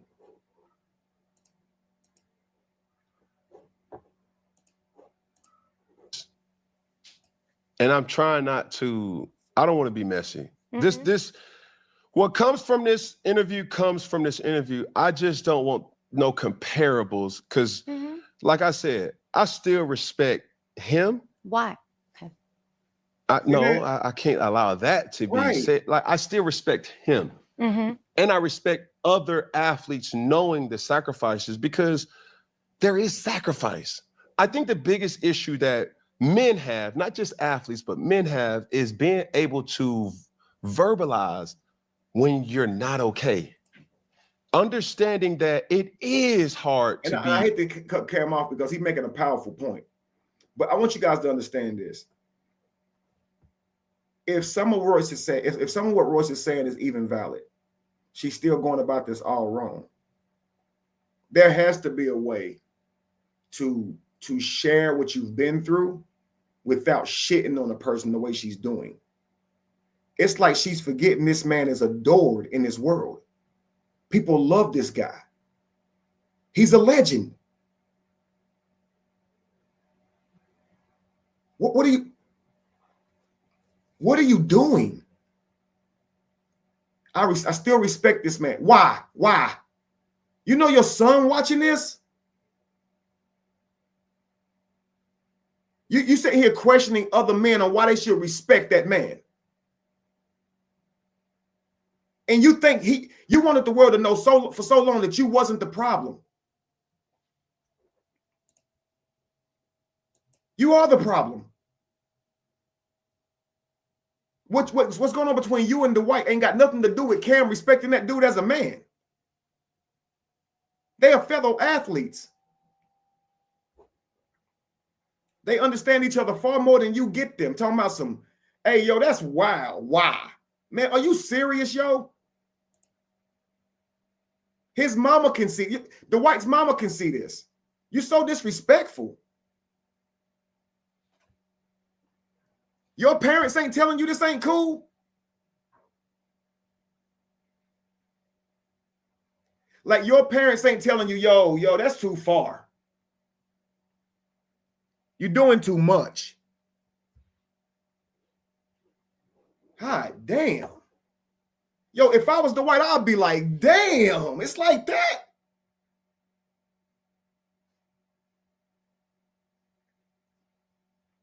Tell me about why. Able to perform night in and night out, the sacrifices and being able to say, hey, I can't even. And guys, keep locking this in. she doesn't believe that her opinion of Dwight has any effect on how Braylon sees him. Now just think, I want you guys to just lock this in. She doesn't think that she has any effect on how Braylon sees his daddy, yo. She just asked another grown-ass man why he respected a grown-ass man. His son can see that. So why should Braylon respect him then, Royce? Like, damn. Play with myself to distract myself, but I got to focus on getting to the playoffs because I'm getting ate up where I have to sacrifice something. Mm-hmm. And is it right? You may look at it, or somebody may look at it and say, man, I don't give a fuck. You still got kids. This is a powerful point because he just told him, hey, why should you respect him? What Cam is saying is so brilliant, but I know it went over her pea head. And that's okay to say because that's how she refers to people. Midget, acne face, gay looking, straight as gay. So I can call her pea head. It went straight over her damn pea head. You still have responsibilities and duties, but that's easy for somebody to say who has not been able to relate to the slander, where are your priorities? Are you trying to be the best basketball, football, baseball player you could possibly be? No distractions. And once you click in with that. If Royce is listening here, oh, I fucked up. That's what she should be saying. Oh, I crossed the line with Cam. Because what Cam respects about Dwight is work ethic, vision, discipline. You know, these two #1 draft picks you talking about. These two people who changed the fucking organization. These are two people who was treated wrongly at the end of their careers, knowing they had so much more left in the tank because of age and weird shit. Cam was one of my favorite players. Both of them was called Superman. Both of them opened that chest up whenever they scored. And you talking about why you respect him. What are you talking about? And the Cam could have really said, yo, you really are very rude. Let me just go ahead and end this interview. But he so eloquently put it out here, yo.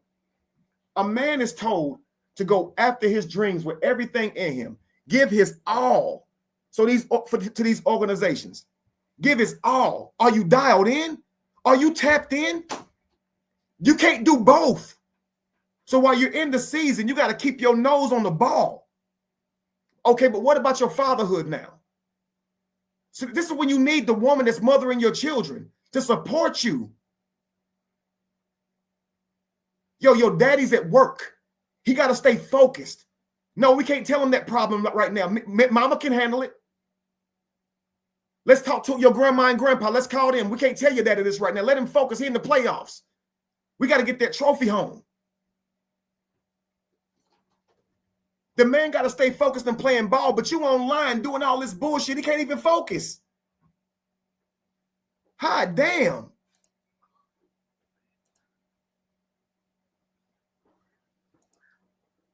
See, I see this at cut deep. Because I see all that a man put on the line. That his child get residually through his DNA and his resources. But his child itself gets stripped from him. Yo, that's heartbreaking. So the child will get your resources. They'll get your DNA. They'll look just like you. But they won't love you, though. Damn, Royce. That's your future self.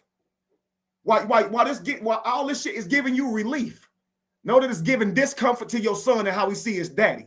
Know that anger inside of him for his daddy, you did have a large part in putting that there. You really did. And that anger he has for his daddy does not feel good. That's a terrible feeling. I felt that shit for most of my life. But see, my mama didn't put that shit in my head. My grandma didn't either. I was raised by my daddy's mama. She wasn't about to let you speak bad on him.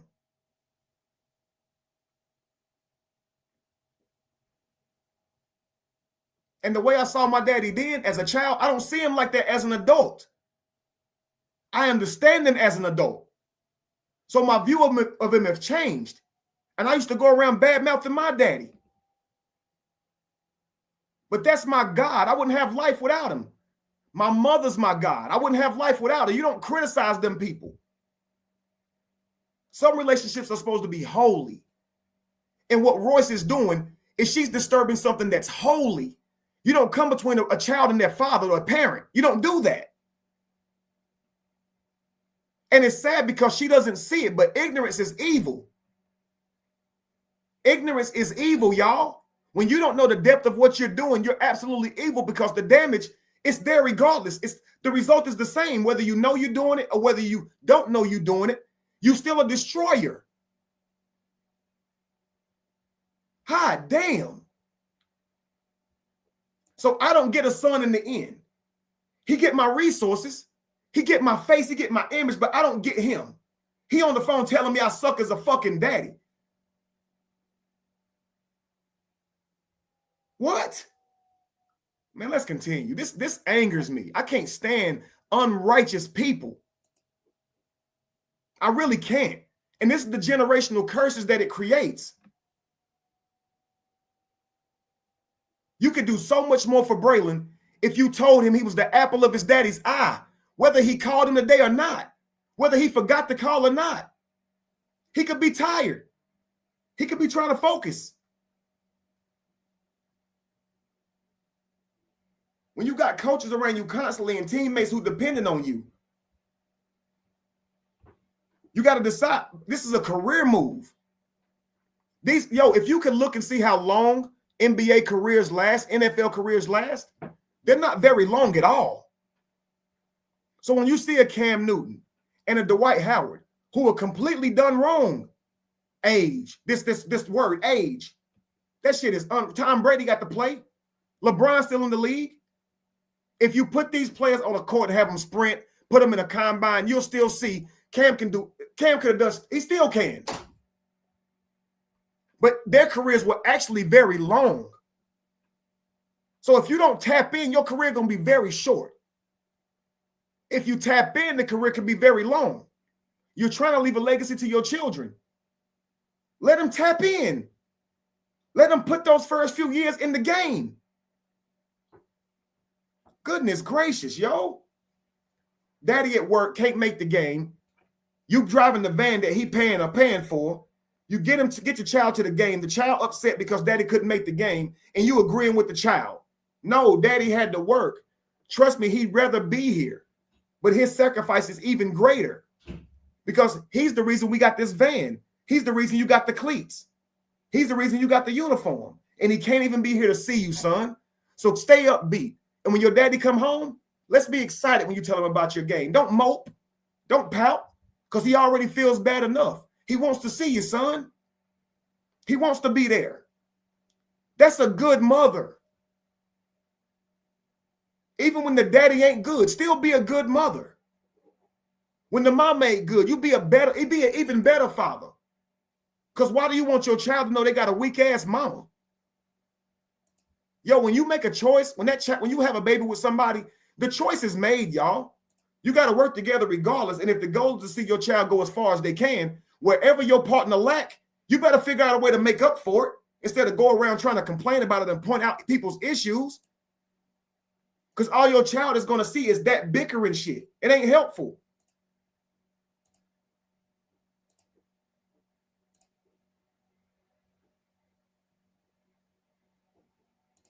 Let's continue. I've realized in life, in this age of 35, that life is all about balance. Mm-hmm.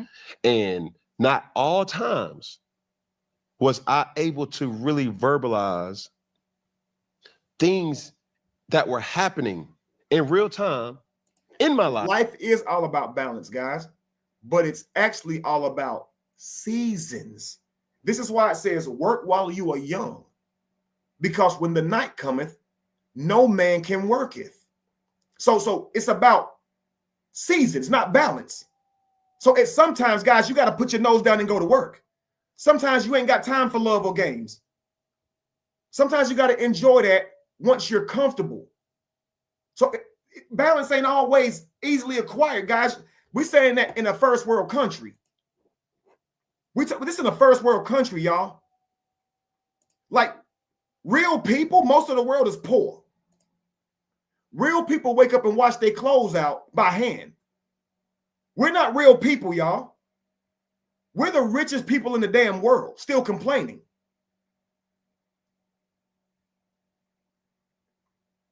You understand that we're the richest people in the world still complaining.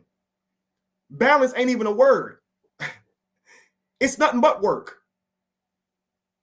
And if you don't work, you don't eat. So Cam can tell you that at one point, when all his friends are playing ball, having fun, he got to be where? In the gym, sacrificing. When his friends are out drinking, when they're doing their thing, hanging out with girls, where he got to be? At the game, at the gym, on the road, with the coaches. When everybody eating whatever they want, they got a diet. Yeah, it's about seasons. And if you dating somebody or you with somebody that's like this, they're in the NBA, NFL, which means they're required to be away from home because these teams travel and things like that. You're supposed to understand that. So you dancing for a team and you don't understand how it worked. You had this baby, you brought it full term, and you didn't understand how it was going to work. Yeah, you're the problem. Yes, you are the problem. Because he knew you was ratchet, but he ain't going on live about you. So that I can at least give you a perspective. Not you, but the person who I was dealing with perspective. I was angry. I was mad. I was triggered. I was going through the same things a lot of other people was doing, but the difference between me and them was I was suffering in silence. Mm-hmm. Yeah, you see Superman. Yeah, you see the dab. Yeah, you see the smiles, but I'm crying in the inside because the pressure of being that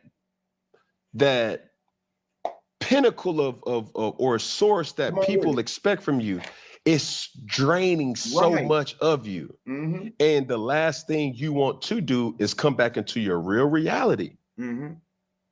And it not be peaceful. Right. Now, Cam said you got a point. Right. Now, listen, Cam is giving her beautiful perspective. The turmoil it brings on a person to chase that big trophy, to win those games, to stay healthy, to know you're still in pain. After all that, to come home to, you're a terrible father. As I look around and see other fathers who ain't in the NBA and they with their kids every day, I'm noticing you a terrible father. Wow.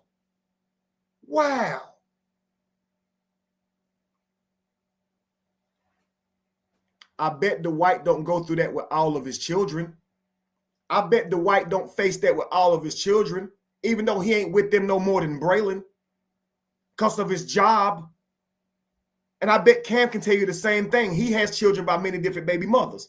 I bet he can tell you every relationship ain't the same. And I bet he can tell you in most cases, it's based on the relationship that he has with that mother. Because for some reason, we can't seem to co-parent when we don't get along. We got to make it our children's damn business. It's crazy. Who want to come home to you a terrible father? It not be something that you're just like, man, I just want to chill. Man, I want peace. I want flow. You know what I'm saying? And some people aren't able to verbalize that. So is that what all the cameras and the in and outs are for? What do you mean? What's the longest you've gone without seeing or speaking to your child? Oh, no. And Cam is a wise man not to answer this question because it's only going to bring on criticism because most people are not going to understand this. And I would like to say, man, I wouldn't go a day without talking to my kids, but I've never been pressed with reaching these type of goals and having these type of people around you saying zone in, zone in. I would tell my child's mother, make sure you take care of business for me. Here's everything that you need. Hit me 911 if it's important, but I gotta dial in. Let's continue. That's a great question. I think it was a dark time for me When I was in New England, I was suffering bad. And it wasn't in specifics of nobody, it was COVID. Mm-hmm. So you couldn't really travel and see people and knowing like your son's 17, just imagine having 6 and 7 and 8-year-olds and really 12-year-olds. That's just like, you put them on FaceTime, it's like you talking to them, but they not talking to you. It's like, hey, daddy, oh yeah, good. What you eating? Food. Yeah, it's yummy. And then boom, they put it down and it's like, nigga, I want some more context. Hey. But they don't got nothing for you. And that's good, because what Cam is explaining here is at some point in your life, thanks, bro. Thank you. The truth in the building, y'all. At some point in a man's life, okay, those younger nurturing years, there's not much the father and child can talk about, especially on FaceTime. So it's great when you're with your children, you can pick them up, put them on your lap, you know, wrestle with them. You know, a lot you can do with them to entertain them. But when nowadays, these kids, you can't even, they eyeball, even Justice and them. All of them, you call them on FaceTime, it's like they don't know how to hold the phone up. Now, I hold the phone up like I do my reaction videos. You can see all of me. Both shoulders, everything. I'm squared up. With squinty eyes, I'm ready to go, okay? I call Justice up. You see one eyeball. You see Izzy. You call Izzy. You get a dreadlock. With Janae, you just get the ceiling. I talk to y'all tomorrow. They ain't talk about nothing, man. He 3. He talking about food, man. I'll holler at you tomorrow, man. He playing Roblox. They don't want to talk to you either. Man. But when they start getting older, you get to start dialoguing more. And then you start having those relationships where you talk on the phone. The phone conversations get more authentic then. They last a little longer. But you can't expect somebody to just keep sitting on the phone like, what you doing today? What shoes did you wear today? Well, how was school? Did you listen to the teachers? Yeah. Okay.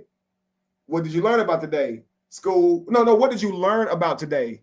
History. No. I'll talk to you tomorrow, son. I'll talk to you tomorrow, baby girl. Let's continue. Still didn't answer the question. Not long. 8 months. No contact? None. Mm. And then being forced to send for 6 weeks. Cameras everywhere. Forced to what? And forced to send your child to LA for 6 weeks that hadn't seen their daddy in 8 months. Yes. 8 months is a long time. But if you're going to complain about sending them there for 6 weeks, and you're saying that ain't good because he missed 8 months, why ain't that good? Well, it's like, it's bad to miss 8 months if that's true, because regardless of how strict your career is, that could have a mental toll on your child.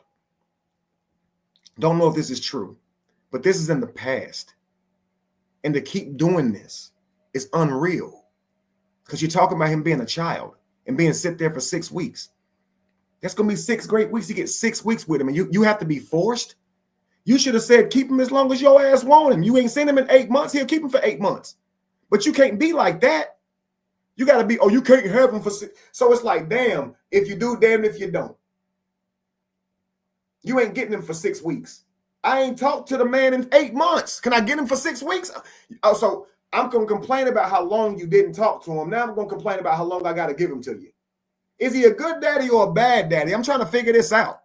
The man wants 6 weeks with him because he went a long time without talking to him, and you got something to say. So both of y'all bad. What you mean? He bad for going all year and coming over for Father's Day to take a picture with the kid, and you bad for not letting him see his kid on Father's Day. Both of y'all bad. You didn't come all year, don't come now. You one of them type of parents. That's crazy, because that's his daddy. It's his daddy, yo. Men, same thing. If you got a mother who's absolutely terrible, that's still your child's mother. And I know you may feel like I'm protecting them. They always let them down. It's their mother. Don't get in the way of that. They would have just had a mother that let them down. You be there to support them in that. That's what you be. But don't ever get in the way of that and say you can't be a parent to your child. That is coming between something holy, regardless of how righteous you feel. You could be very right and still be very wrong at the same time. That person may not deserve that child. They may not deserve a relationship with that child because they ain't been there. But that ain't your choice. That's not your decision. That's that child's decision. And that's when we start invading and overstepping boundaries, thinking that we're God and we're not. You already made a choice that was that child's father or mother. Get down or lay down, because all the damage you do to him, you inadvertently doing to your child. You never can win. Dwight can't lose and you win, Royce. Let me make that clear. Dwight can't lose and you win. And that's the part you're not getting. So every time you take a brick from his legacy, you're taking one from yours. You're taking one from all of his other children too. Damn.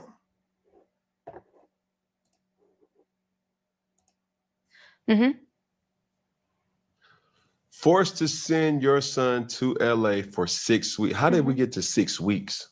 Because they said I was denying visitation. Your ass was in LA. We're here. What are you talking about? Well, Orlando. Yeah, but how was, okay, now this is where I interject as an athlete, and we can have this healthy conversation.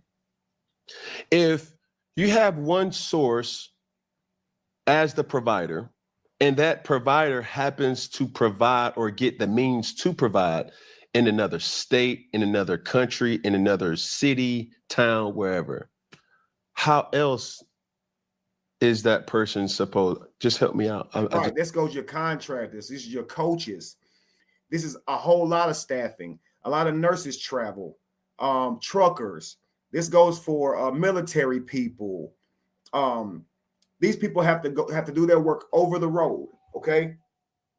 What do we do if that work, if their job, if that's their job requirement to resource the home? Why are they being punished for their very duty?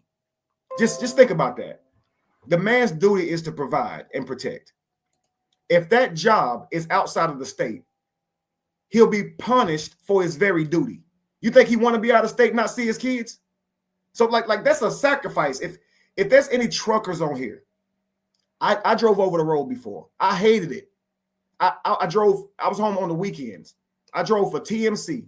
They called it Truckers Marine Corps. If you ever see them on the highway, they black and chrome, beautiful trucks, flatbedding. Okay. I was home on the weekends. My daughter barely knew me. It's like she had to get to know me every time I got back home. She was just a little baby. I hated that. Having to try to get her reacquainted to me again. Because I've been a whole week since I saw her. I hated it. That was a sacrifice I was doing. Imagine I'm coming home to a woman saying, you ain't been here in 5 days. You could have called on Tuesday. I'm so glad I ain't had that type of lady. Daddy's home. Hey, you need anything? I'm happy to see you. Goodness gracious, man. Some dudes got it bad. They do. They got it bad. That's a phone call. Okay. I mean, was FaceTime like a big thing back then? But I know we still had video calling. You know what I mean? But it was just nothing. And when I say, is that what all the cameras and in and outs are for? Because whenever you do get that time, why is it always for the cameras? Why do we have to videotape everything and then post, this is where I was with my kids? Well, probably because someone like you likes to distort everything.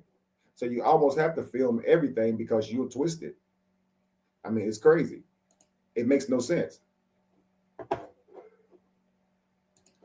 It's everybody smile on 3.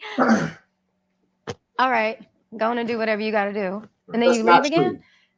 So is it really like you trying to be a father to your kids or a father in the face of a nation? See, again, Take a moment where he's with the kids and even question that moment. Is it for the nation or is it for your kids? And all of this with your children witnessing it. And you might say, well, I don't do it in front of Braylon. You damn sure in front of them now and all the kids. And it's like you're trying to create this idea that he don't really love her more. It's all fake. Why? What are your issues with your specific relationship on how you get along with Dwight? Because you keep naming all these other people and being very broad, like you an expert or something. Let's continue.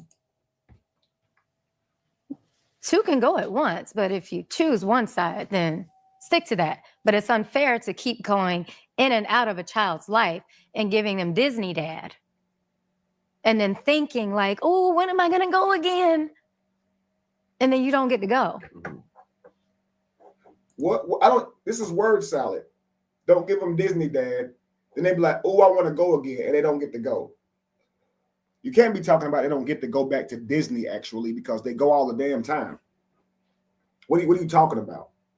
They go places all the time. So you can't be being literal. So she's hard to figure out. Let's continue.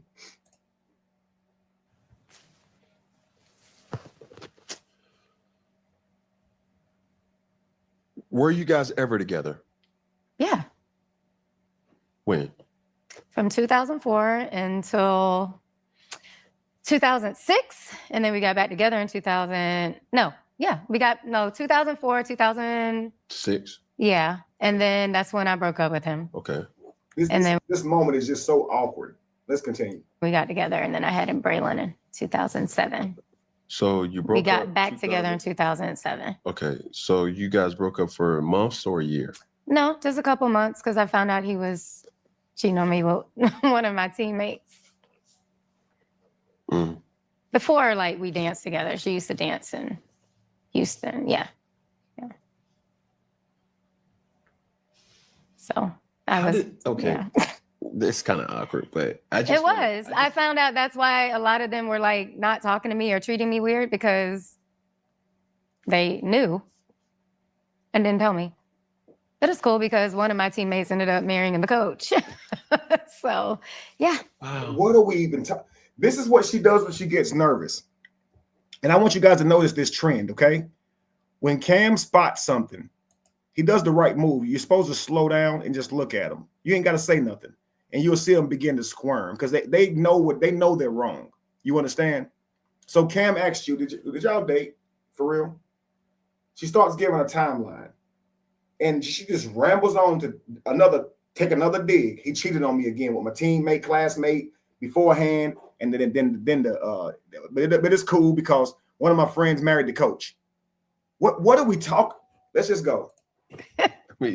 Past that. How did y'all meet? It was called Downtown Disney, and we were at the movies. I was going to see The Notebook, and they were going to dancing. Ever together?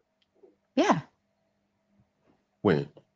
From 2004 until 2006, and then we got back together in 2004, 2006. Yeah, and then that's when I broke up with him. Okay. And then we got together, and then I had him Braylon in 2007. So we got back together in 2007. Okay, so you guys broke up for months or a year? No, just a couple months because I found out he was cheating on me with one of my teammates. Before, like, we danced together. She used to dance in Houston. Yeah. So It's kind of awkward, but I found out that's why a lot of them were like. Here's what I really wish. I wish that we would be so socially mature that if we're dating each other and they cheat, if we're not married to them, we just leave them alone and not be like, oh, he cheated on me, because the dating process is to see what type of person they are. If they cheat on you, they're not worthy for marriage, so they lose the big prize anyway, so you just leave them alone. But if you out here like, oh, they cheated on me, you was dating him, he was 18, then he ain't the man for you. You see he don't have sexual discipline. Okay, go on. That ain't a story, yo. That's not a whole story that you talk about for years. Absolutely, bro. We all do.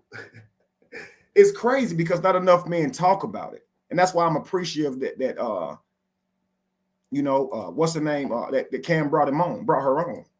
Let's continue. Like not talking to me or treating me weird because they knew and didn't tell me. But it's cool because one of my teammates ended up marrying the coach.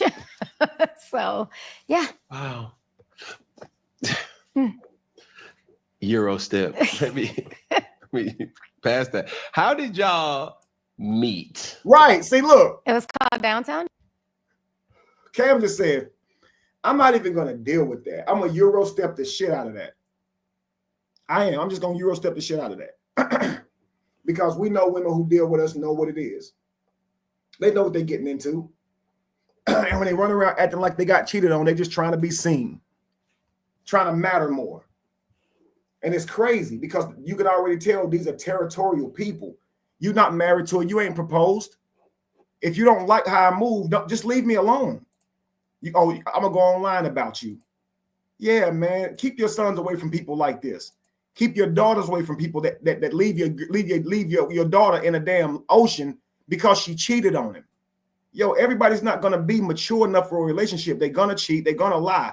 You do not have a right to take their life, hit them, go online and ruin their reputation, strip them of everything they earn because they cheated on your stupid ass. And I hate to be so mean about it, but damn, it's just the entitlement to go. Just leave them alone. Don't deal with them. I wish I would go online. She cheated on me. I want everybody to hate her now and be. That is so crazy. That doesn't fix a day, especially y'all got kids together. Last thing I want is my kids to know she cheated on me. That's crazy. If I can help it, that's not their business. Things ain't working out. She know what that paperwork say. She know if I'm going how that's going to work out. I don't need to tell my kids she cheating. They mama's a cheater. That's not your child's information to hear. Let's continue. It's like you asking them to decide between y'all. That's not right. That's not their business. Disney, and we were at the movies. I was going to see The Notebook, and they were going to see some. I used to say it was Transformers. It's not Transformers, but whatever was out during that time. And yeah, Who was they? Him and his friends. The one that's like an inch away from being a midget, and the one with really bad. Listen. Acne. And we were at the movies. I was going to see The Notebook, and they were going to see some. I used to say it was Transformers. It's not Transformers, but whatever was out during that time. And yeah, who was they? Him and his friends. The one that's like an inch away from being a midget, and the one with really bad acne. Okay. Let me remind myself that Braylon could be watching. Okay. Because I was about to roast you. And it would be fair because you called me straightish gay. But I'm not going to do that. If Braylon or anybody's watching, Dwight, anybody like that, I don't want to be being offensive. But I want to point this behavior out. Your child is witnessing you being that way to other people who hasn't done anything to you, Royce. Midget is a derogatory word. That's a derogatory word. You could have said he was short, tall, dark skin, light skin. One had hair, one didn't have hair. If you're trying to not describe names, but everything comes out of your mouth is negative. Now you have a problem with Dwight, right? Why is it midget and acne face? Acne face? From what I know, people who struggle with acne don't like that. And it's a lot of people who struggle with acne. And people like Royce love to like sponsor, won't like beauty companies to sponsor them. But you out here like acne face. It's like you want the world to care about how you've been treated. Like you're on here to be a victim. But you victimizing so many people, it's hard to take you seriously. Because you're up here painting this picture that you're this better person than Dwight. But Dwight's not out here insulting your friends. So I think this is part of you throwing rocks to get Dwight to come outside still. But this ain't a good look. Acne face and midget. What is wrong with you? And this is why it's hard to believe you. And this is why it's hard to feel sorry for you when you're talking about what's been done wrong to you. I try to imagine what the other baby mother must feel when you say on this platform, he took his other daughter. I wonder what they feel when their children could watch this video hearing you say, he don't even act like you really care about him. Is it really about the cameras or is it really about actually loving them? You're a problem. Man, damn.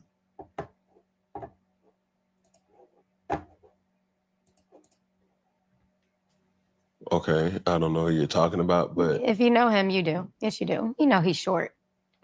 but You know he's like my height. keep me out of it. That is body shaming, Royce. It's body shaming. And listen, my thing is, this is when I say I stand for women.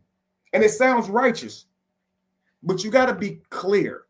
Standing for women doesn't mean you have to be desensitized towards men. Because here's the kicker.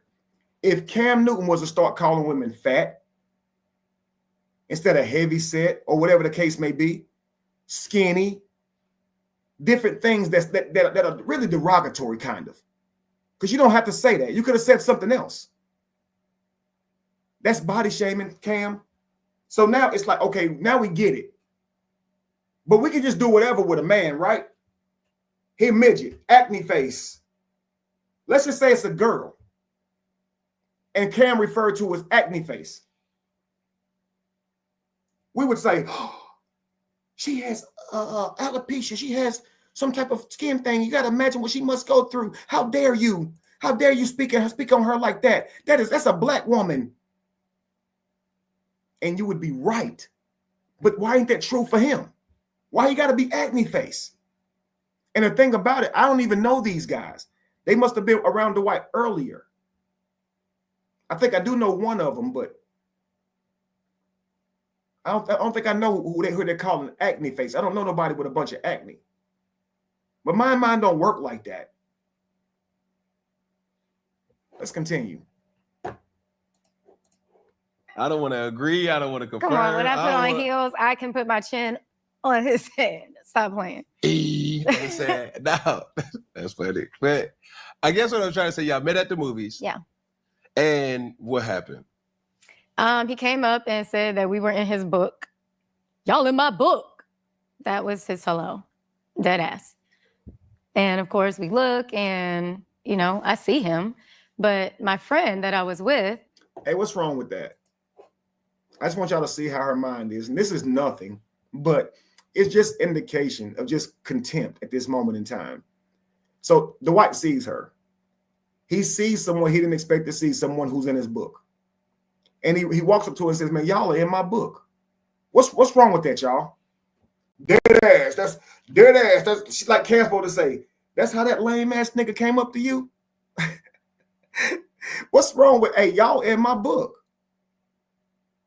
There's nothing wrong. It's like I'm always trying to say something like it's something wrong.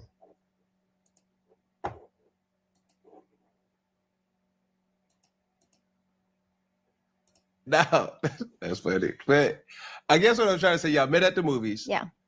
And what happened? He came up and said that we were in his book. Y'all in my book. That was his hello. Dead ass.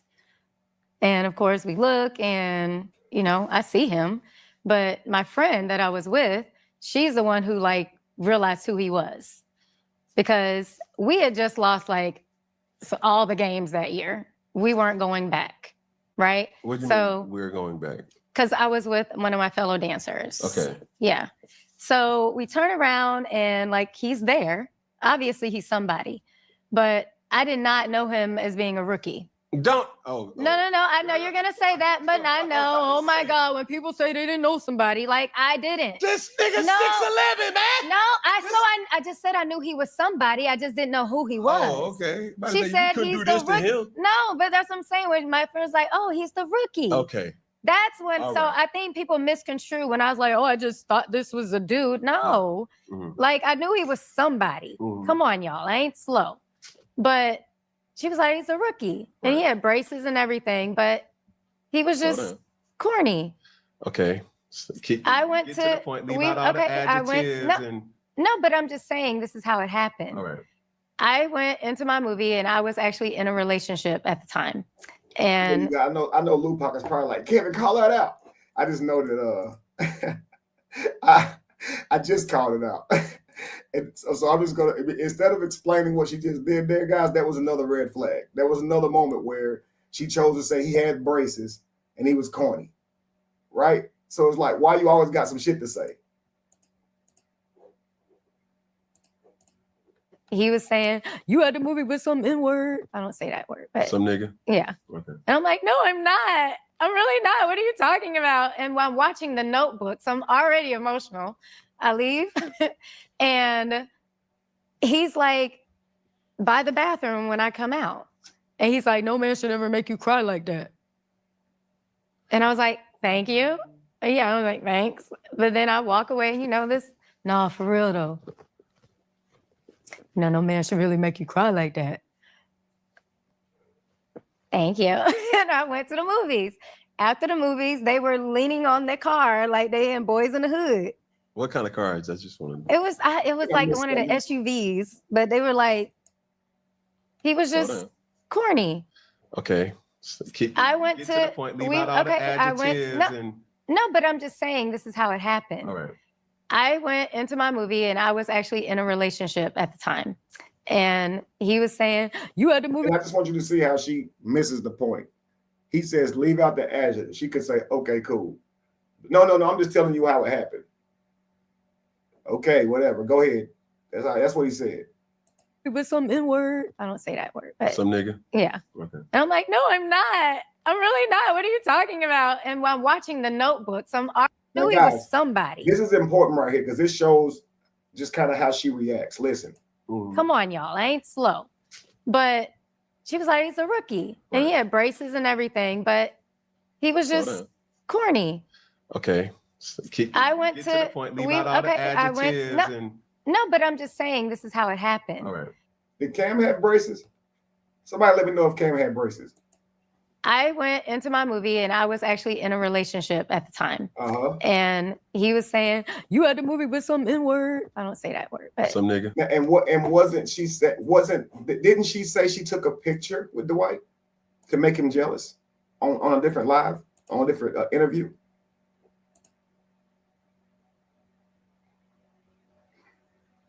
Friday night, boy, you own it, whoever you are.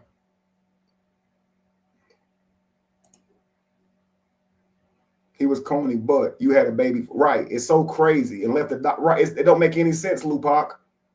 They always got some shit to say after they deal with you. It's so crazy to me. Y'all are the gateway. You cannot talk shit about a man you laying with. That's crazy. That's you saying you chose him. Just like it's crazy to talk shit about your damn baby mama. You chose her. She's your baby mama. Go cooperate. Go figure it out. What are we doing here? Hey, call it out, kid. Yeah. Okay. And I'm like, no, I'm not. So, didn't she, guys, say that she took a photo just to make this guy jealous? Didn't she say that? And now he's saying you at the movies with this guy. So imagine your girl, okay, fellas. Imagine your girl at the movies. Y'all into it, right? Y'all into it. And she send you a picture with a 7-foot nigga at the movies. Yo, I'm done. You cooked. You cooked. You're an emotional terrorizer. So you mad at him. So you did that to make him jealous. And now you out here crying. Oh. And here come Dwight. Triggered. Here it is now. And you seeing this in live action, okay? Damsel in distress. He's triggered. I would make you feel like that. Well, that didn't age well. She ain't talking about him. She spent her life talking about you. You came to rescue her. Whew. Now you need to be saved. Dang. This is crazy. You take a picture with the man, send it up. He break up with you. Now you crying in public. Shit just fell in Royce's lap that day. Here come Dwight back. I wouldn't make you cry like that. Then she walk outside, they leaning up against the car. Let's get to it. This is crazy, yo. I'm really not. What are you talking about? And while I'm watching The Notebook, so I'm really already not at the movies with another guy. What are you talking about? I just took that picture to make you jealous. Never mind the trust it's going to cause, the distrust it's going to cause. Never mind you never been able to get this shit out your head. Who was that giant? Yo, you gotta be kidding me. She's crying now. Like, of course I'm not with a guy at the movies. Why is he saying this to you? Why does he think you're with a guy at the movies? Oh, because I took a picture and posted it and used Dwight. I weaponized Dwight, a picture with Dwight to make him jealous. You're already using Dwight. He's utility. He's already utility. I bet he don't know why you got broke up with, but he the corny one. That's crazy, right? Now just think about this, y'all. You post a picture to make him jealous. He break up with you. You crying. He walk up to you not knowing that he the reason y'all broke up because you posted that picture, but he the corny one though.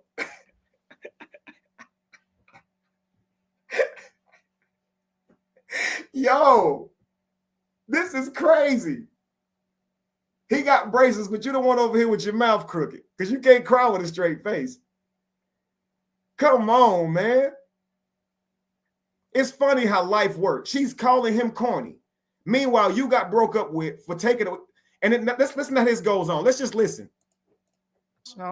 I leave and he's like by the bathroom when I come out. And he's like, no man should ever make you cry like that. And I was like, thank you.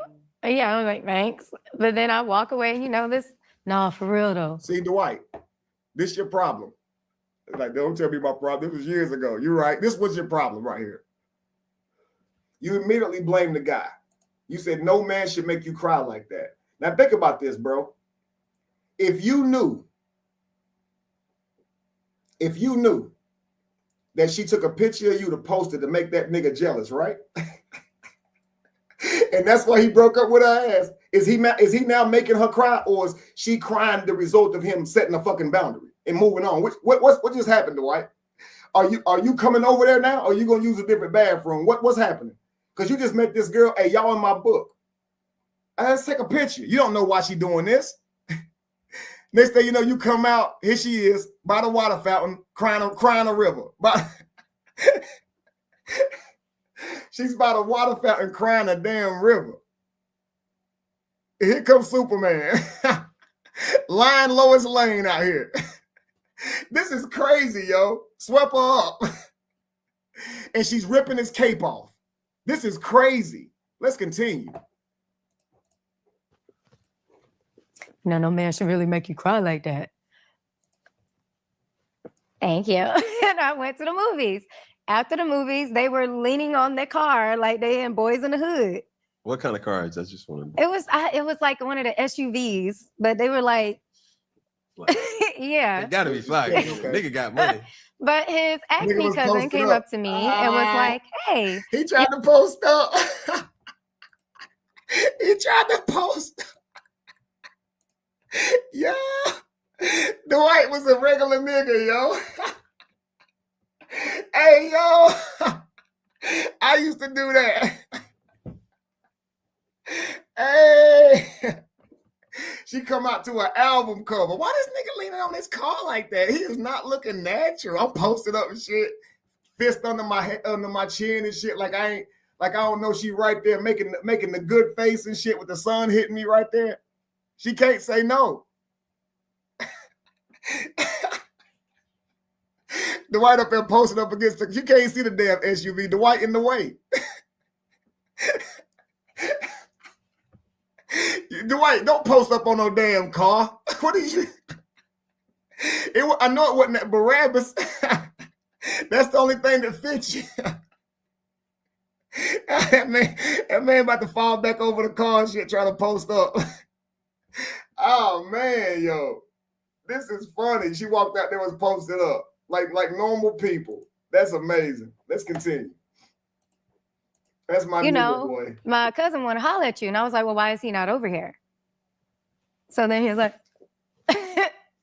and he walked over here. And we started talking. And yes, I gave him my number. I take it back, Dwight. You got game. I told Dwight on an interview that he didn't have no game. Dwight got game, man. That's what you do. You say a little something, and then you go post up. You plant the seed, you step back, and with confidence, she'll be back. She'll be over here. She still remember it. Look at it. She remember this day. Now listen. Remember when Martin Lawrence would talk about Gina? They describe how this shit happened. And Martin said, in Gina's head, he floated in there. Like, you know what I'm saying? It was smoke everywhere. She didn't know what was going on. She was all over him in his head, right? Gina tell a story. It's a whole different story. So Royce is saying he had braces. He came up like, y'all got a book or y'all in a book. He got braces. He goofy, right? He corny. She remember him posting up. She remember the exact words that he said to her. Yo, you take you. This is nostalgic. She got a smile on her face. So this dude who terrorized you thinking back on it, you ain't too. This is the best day of her life. She remember how he was posted up and everything. We old as hell now, y'all. If you can remember some shit like that, you got to think, yo. This meant some shit. Let's be real. Let's go. I wanted to be petty. I did. Why? Because I thought I was going to get back with my boyfriend, but I wanted to be like. Why? And he walked over here and we started talking. And yes, I gave him my number because I wanted to be petty. Okay, this is what it was. I did. Why? Because I thought I was going to get back with my boyfriend, but I wanted to be like. So you was using. Okay. Was initially, yeah. Okay. So you was using him. Oh, wow. Initially, yeah. Fellas. If she's using you, she ain't into you for you, bro. Move on. Ladies, if he using you, she ain't into you for you. If he only want one thing, leave him where he's standing. So he walked up to her honestly trying to get her number, trying to bag her. He bagged her. You know he did, right? You know she capping though. Now listen, she's trying to make excuses. She's trying to make excuses for not being loyal, okay? Because Dwight cheated on her, right? She want to tell the world about that. But see, you always vibrate you to yourself, okay? This is just the facts, okay? But how you see yourself is with excuses. How you see other people was in black and white. It's easy to judge them, right? You see it clearly. So Dwight was cheating on her, right? So she said. But she cheating on her man. Fellas, Friday night, D-Ham, somebody. If your girl get that number, is she cheating on you? Let me ask you this. Is she cheating? I know she said, well, that was just to make you jealous. It wasn't no big deal. I was going back to you anyway. It was just to make you jealous. Okay. Yeah, you cheated. It's over. What do you mean? So you didn't cheat. You just got his number because you was trying to make somebody jealous. Either way, Royce, the story ain't good. But really, you just gave him your number. That's what you did. You gave him your number. Yeah, you did. You gave him your number. And the other dude said, you know what? She for the streets. And he moved on. Let's continue. But then me and my boyfriend didn't get back together. No, you should. But that was a boss up move. You didn't. Who was your boyfriend? Someone from college. He wasn't him. No, but Okay, so- shit, I would have much rather now. That's a What do you mean? Like, let's stop. It's not a boss up. I would have Oh, rathered that than to be going through All the right. hell. okay. No, let's keep it there. That's cool. So that was a mistake then. So do you realize now? Do you realize now? Yeah. So do you realize now, family, that you made a mistake, Royce? That plan like that cost you a good thing? You would have rather now been with that guy than to go through the hell. And I bet he would rather be with who he with now than the hell you put him through, Royce. See, the only difference is he knew how to walk away from it. You didn't. You still here complaining, acting like he had a damn something tied to you. Let's continue. So now I gotta say this because I gotta speak up for the fellas. All right, you can't say that he was lame if you gave him play. All right, you can't say anything in question because that's what you entertain. A lot of times women always say after the fact, he blah da da da da da da, but he fucked. Oh man, he was blah da da da da, but you was with the motherfucker for some time. Yeah, he was blah. He was small. And why are you able to make that assessment? To dudes, it's like, my point was to get it. It wasn't to I win. What I'm just trying to let you guys know how men think, okay? While you're out here saying, you small, I didn't even feel it. He's thinking, I did. I mean, what are we doing here? What are we doing? I mean, I did the hard part, right? I got access, okay? The rest is up to God.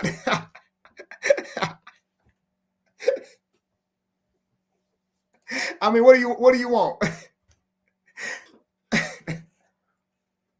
I appreciate that, Kimberly. And Cam said, you let him F. You let him F. I try to break that down a little bit for the listeners who don't like cuss words. I always say if you gave him the box, you can't complain about his wood.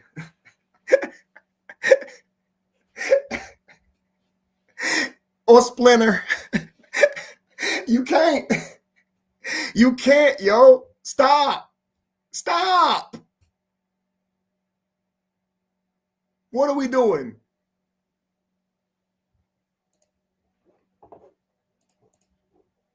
But that sounds like the diary of a mad black woman. Did I say that it was a bad thing? I like corny. I like goofy. Oh, well, say that. You didn't let me finish. You said, I'm going to speak up for the men right now. Now, see, that's gaslighting because he did let her finish. They're actually through that whole topic.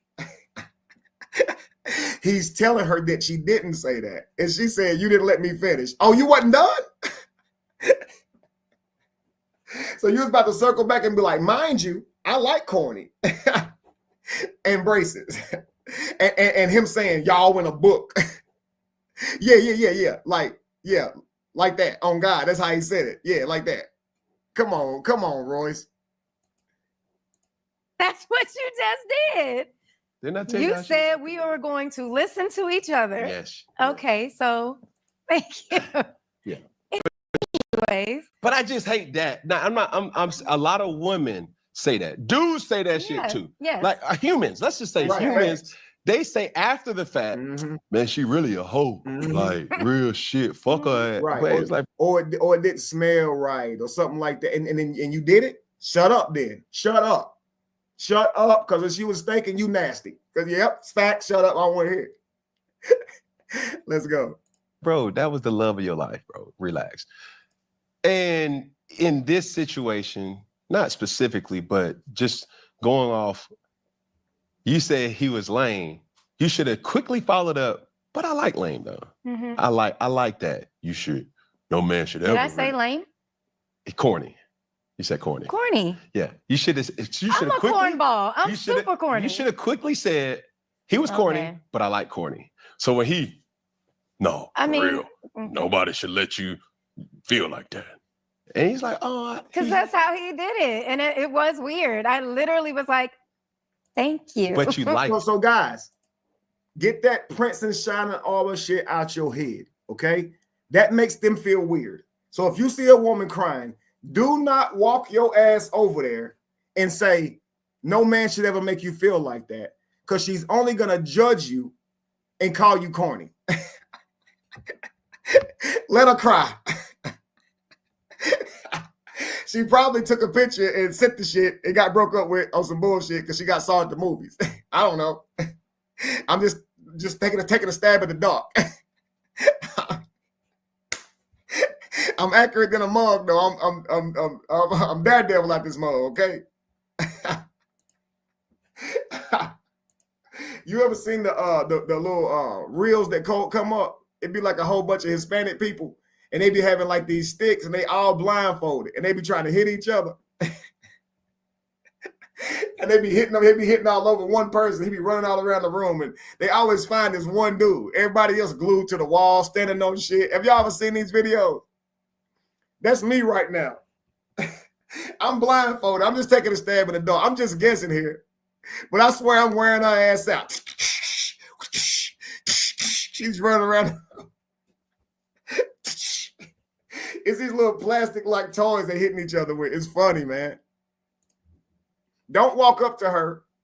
Don't walk up to her talking about some no man should ever treat you like that. Stay your ass over there, get you some popcorn, and go back to the movie. Because she only going to judge you. She is going to make her feel uncomfortable. Why are you over here?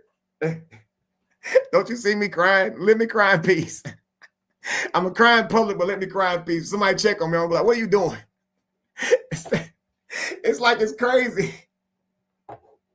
She tickles me. Did though? Not at that time. No, I didn't. No, I didn't. See, Listen, I am in the movies watching The Notebook. Mm-hmm. This is a couple who like died together at the end. They did. I'm sitting here like, I love you. You know, I'm really thinking like this is the dude I was going to marry. Oh. So when he is really done with me, yeah, I'm in my feelings. Back then, like in your 20s, like you petty. Did you go Twitter happy on him? And this is what I mean, guys. This is what I mean. The guy you were gonna marry, the guy you were that serious about, you took the white's number. You gave the white his number, your number. And so the dude breaks up with you. Did you go Twitter happy on him? I just want to know. Because this was your fault. Let's continue. As hell. I'm so petty. But like me too. Yeah. Okay, I'm gonna be petty right now. What that dude doing now? He is married. Ah! No, but the girl looked just like me. Ah! Yeah, her So teeth funny too. He petty. Her teeth funny too. Come on, yo. Everybody can get it. Pause.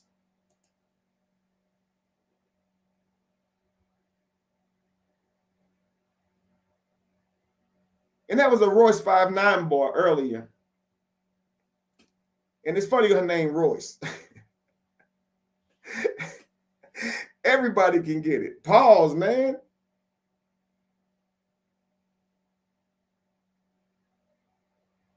That's crazy. Her teeth funny too. You are something else. You are something else. What's wrong with you, Royce? I'm really not. Wherever you sitting, I know you watching. I'm asking you a real question. What is your damn problem? I'm dead ass. Just as dead ass as you were when you said the white said y'all in my book. Like I'm really trying to, because you in my book, emotional terrorizer. You in my book too. What is wrong with you? Like for real, what the hell is going on with you? Do you watch these videos back and be like, damn, that's cringy as shit? He married and the girl looked just like me, got funny looking teeth too. Gotta be kidding me. Too. I'm saying the whole teeth thing, all that. Damn. Y'all still talk? No. Damn. We stopped talking when I found out that he was engaged because he had to see me before, yeah, he married her. See? Did y'all have that one last time? No. You see this? He had to see me before. And he left. He left and went where he married. It worked out. And you still ain't getting it. He came to see, found out, fuck around and found out, and he left. Let's go. We were at Mango's actually slow dancing. Yep, so they turned the lights on. I didn't even know they turned the lights on at Mango's, but yeah. I don't know where Mango's is. It's in Orlando. But y'all saw each other at Mango's. Yeah, because he was had that moment, like. Yeah, because he was like, I miss you, and on my own. Yep. It was so. We were supposed to go to lunch. And I hope this don't disturb their peace. I really do. I hope this don't disturb that couple's peace. For real. Hearing this public, they got to go out in public knowing that. I mean, I just hope that this don't disturb their peace. This is crazy. He had to see me. Like, why you got to go do some stuff like that? Or that Monday, and I got ghosted, and then next thing I know, I see engagement photos. Yeah, he really dancing and dating. Found out that he was engaged because he had to see me before, yeah, he married her. Did y'all have that one last time? No, we were at Mango's actually slow dancing.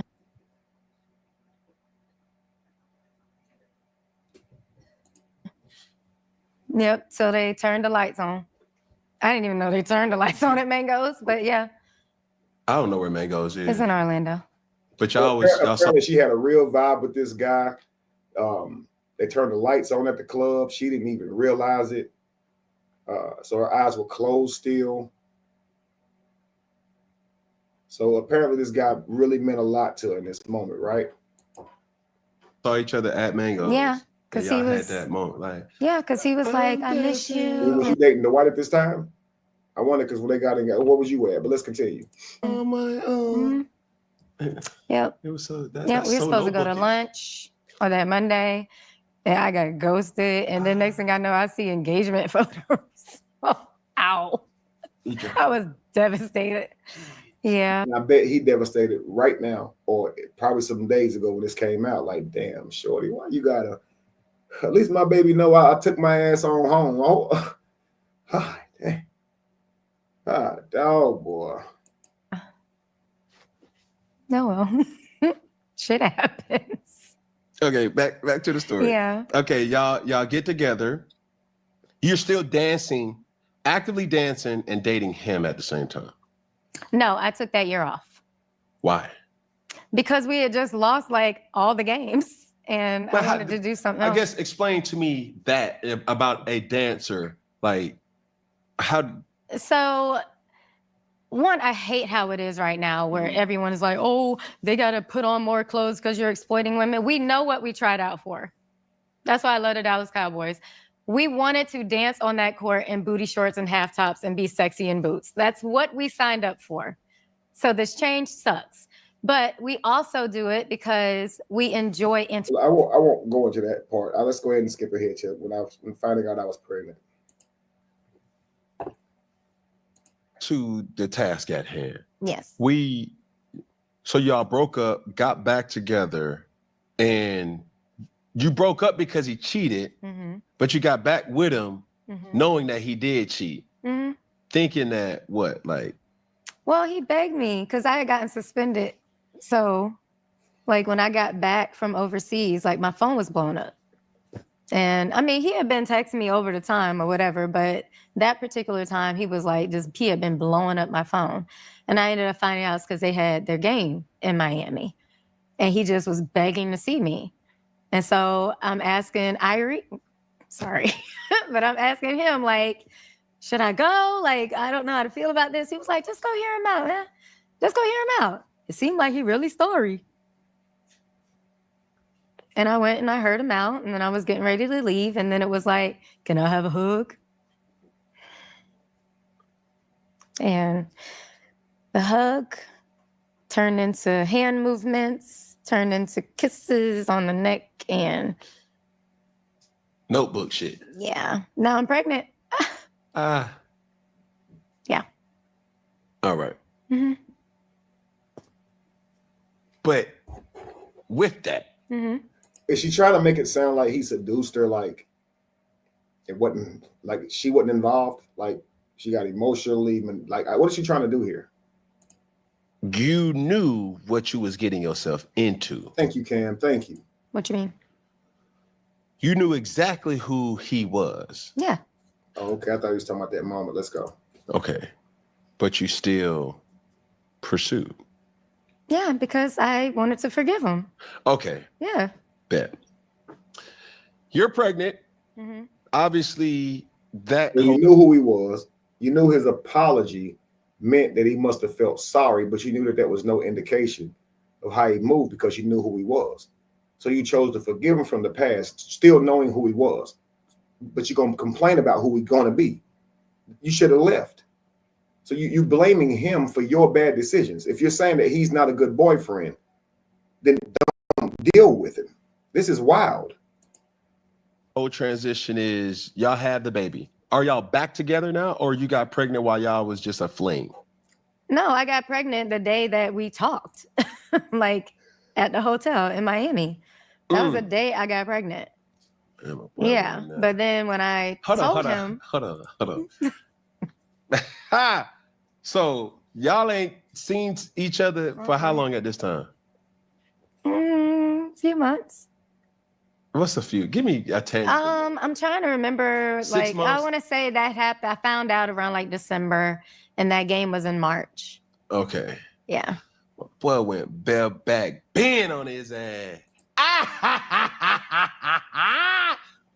Hey, makeup sex is a motherfucker, boy. You hear me? That's the best sex. I ain't gonna cap. It ain't the first time. It ain't, you know what I'm saying, vacation. It's that makeup sex because it's so much passion. It's so much endorphins that's going. Yeah. Okay. Okay, so Thank you so much, Cece Ann. Thank you so much. And please keep me in touch. And I'd love for you to take a photo of it, of yourself with the book. Please send it to me whenever you get it. And all you guys who have purchased the book, please do that too. You can send it to me on KevinWesleyB_Rise on Instagram. And please only send it to me if I'm allowed to post it, okay? Thank you guys. If you send me 3 photos of you with the book, I can turn it into a really dope AI. And I'll put them in my reels. Let's go. it happens. Y'all relationship is taking off. Well, for like those few weeks before I found out, yeah. So y'all you double back, boom, boom, boom. No, but we were. I mean, I was dancing. He was still playing. Yeah. But like, you know, we would like talk all the time. Yeah, it wasn't a situation where that night happened and No, then y'all we didn't. went We a couple hadn't more months. No. So that just sparked a whole nother rejuvenation. Yeah, but we hadn't seen each other again because we were both working. Okay. But we were talking every night. Like we were good. Yep. And then how did you break the news? I tried to call him, but he wouldn't answer. And then I text him. How y'all go from talking every day and then constantly talking and then he just don't? Good question, Cam. Let's go. He just wouldn't answer. Did you tell him? What? So y'all talking all the time, but because y'all working, y'all don't see each other. You're pregnant and you try to call him, but he don't answer. How long? But let's continue. Did you text him? Like that don't match. Because there's I'm trying to paint a picture of Oh, no, you're right. I did text him first. I And texted told him him. and I said, I'm pregnant. Oh my gosh. Why would you do a thing like that?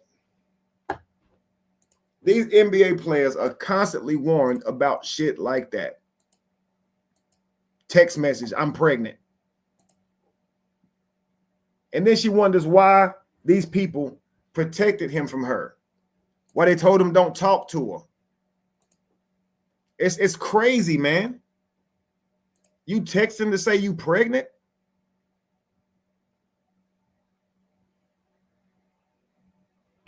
Right, Miss Love.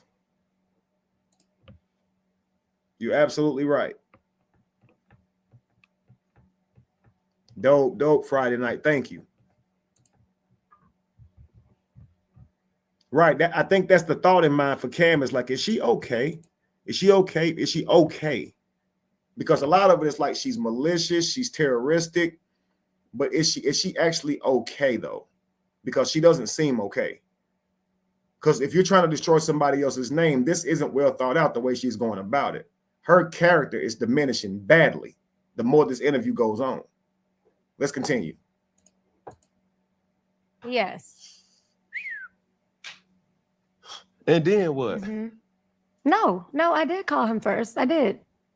I tried. Make up your mind. Did you call him first or text him first? I tried to call him. Wait until you talk to him. He playing ball.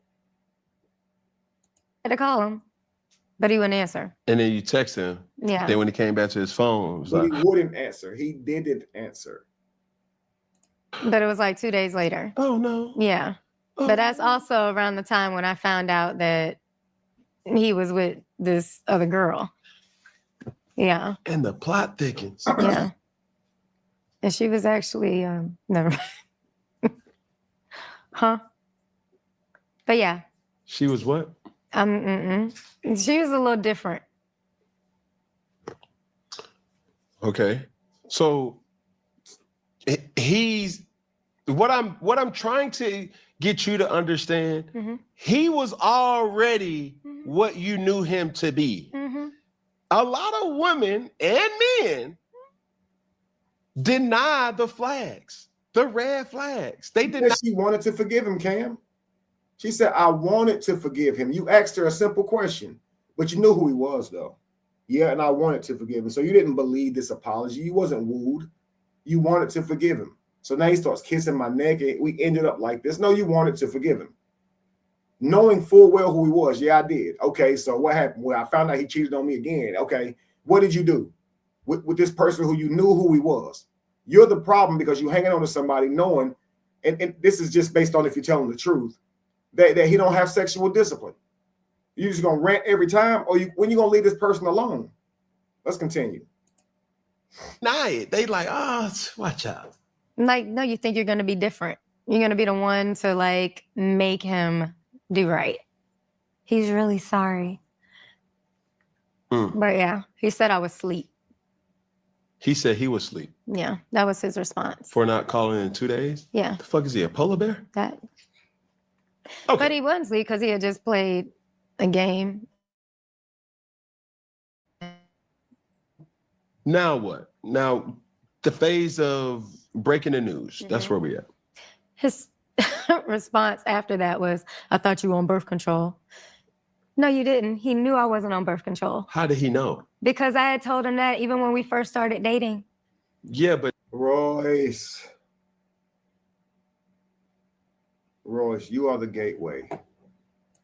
You are the gate. And this, listen, many people say, you know that man gonna do whatever you let him do. I don't like to say that because I believe men should have accountability as well. Men, strap up. But ladies, make him strap up. I mean, it's you over JJ. I mean, what are we doing here? He knew I wasn't no birth control. And he did that to me raw. He did that. Thank you so much, Kirsty Addison. He did that. Y'all did that.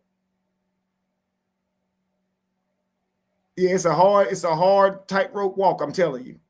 She's a gaslighter. Oh, right. She only wants her agenda to be accomplished, right? And that makes her self-esteem. That makes her seem so mind F.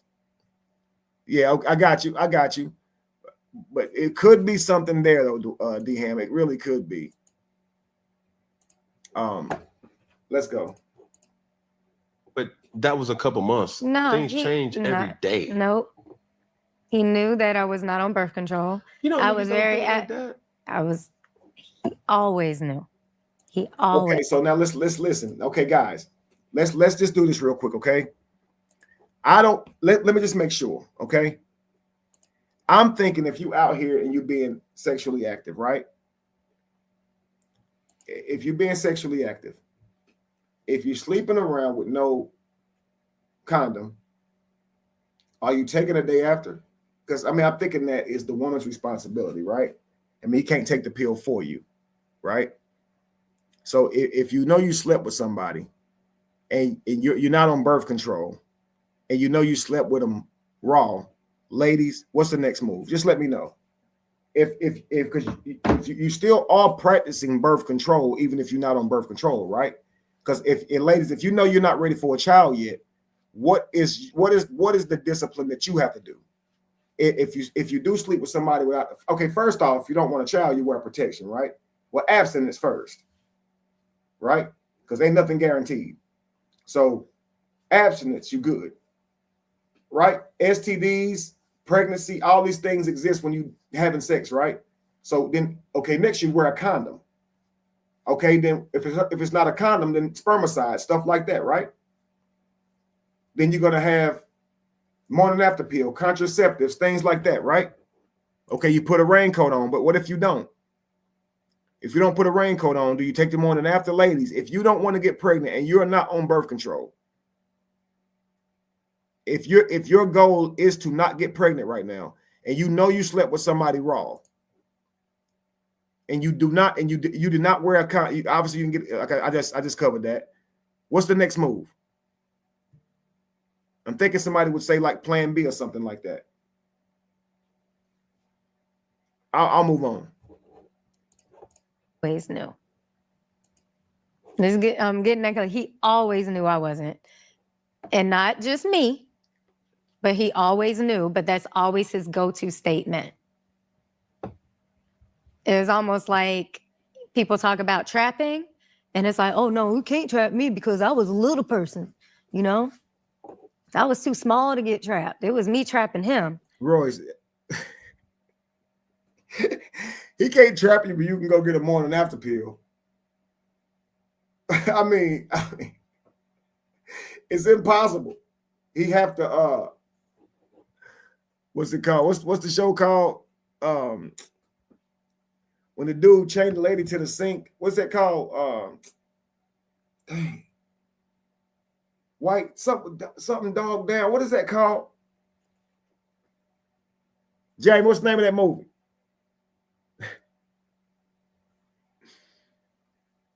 He cannot trap you. You got Plan B. Yeah, it has Samuel L. Jackson in it. But he can't trap you. Let's be real. Come on, if you in this world we live in, if you don't want that baby, you do not have to have it. He cannot make you have no baby. He cannot. So stop it. Stop it. He cannot trap you. Stop it. You could terminate the pregnancy, or you could do a Plan B. Stop it. And you could have made him wear a condom. Stop it. Stop. She's unreal. No, this is a person who asked me if he could keep me like I'm on Casper. I had a whole career. So if you had a whole career, she is so funny. She is a hyperverbal victim. She is, yo. She is gonna be done wrong, yo. Dwight ruined her career by trapping her. The #1 draft pick. You dirty devil, Dwight. Why you trapped that girl? Why you shut down all the CVSs?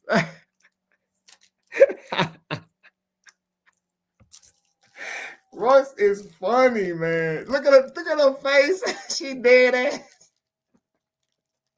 She is dead ass trying to sell Cam, yo. And this happens when you sit around social circles that ain't nothing but an echo chamber. They don't challenge nothing you say. And this is y'all problem, ladies. I'm gonna tell you the truth. When y'all gossip, y'all don't do no pushback. Y'all don't push back. Y'all only argue with y'all husbands.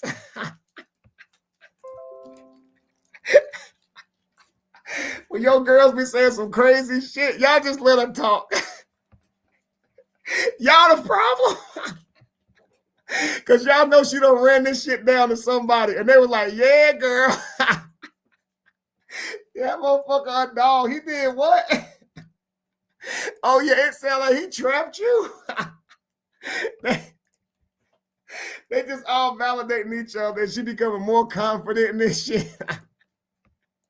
She a whole clown. Then she come up here and get on a big ass platform. And she just run with the shit. He trapped me. You really tried that shit? I know her girls was like, I know she did.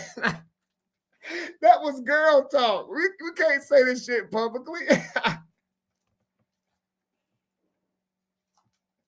Man, this shit is hilarious, boy. You gotta be kidding me.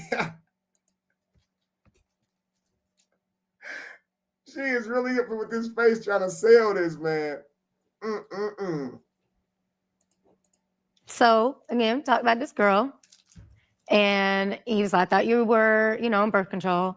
And then I told him I did not want to keep the child. And he said, okay. Now, I feel like I recall her trying to insult the wife. Yeah, she said he trapped her. I think I remember her trying to tear him down by saying he didn't even want him. Or was that somebody else? Either way, that's a real emotion sometimes. And it sounds like she shared that real emotion. But I hate when parents use that real emotion against you to drive a wedge between you and your kid later, because it's a real emotion. He didn't even want you. No, I didn't want a baby at the time. Stop that. Let's continue. And I said, but I don't have the money. I just told you how much we as dancers made. It's not much, especially when you got to pay rent and you got a car. And at this point, he's no... Royce, abstinence, strap up, plan B, birth control.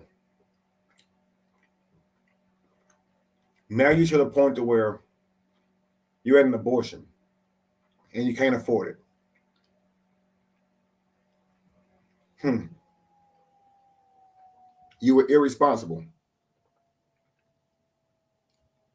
He was irresponsible, but you were also irresponsible. Let's continue. Who help financially in your life? No. Y'all are just seeing each other when y'all could. Y'all talking constantly. He's not paying your phone bill. No. Nothing. He was never paying anything for me. If we went out, yes, he would pay for dinner and stuff like that. But he was not putting money in my hand. Yeah. He might have given me some Adidas stuff. You know what I mean? Might have. He gave me some Adidas stuff. But it was never like, oh, take my card and go shopping. It was never that. So it was nothing. How did you find out that you was pregnant? I was at practice one day, and ironically, my dance sister that married the Heat coach, she said my boobs were big. She's like, oh my God, Royce, your boobs are getting like so big. And I was like, what? Really? Because I didn't hear that ever. And I went to Walgreens on my way home. And I called my brother's then girlfriend. And I was like, I need some help. Like, I'm really scared. And she's like, we got this. We got this. Found out I was pregnant. I lost it. No, we don't got this.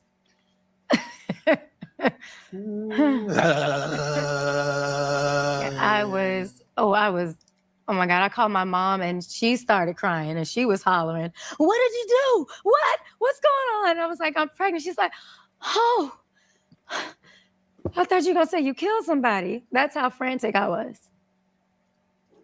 But he said that the reason I had to call and tell them was because he kept saying he was going to give me the money, but only if I came down to Orlando.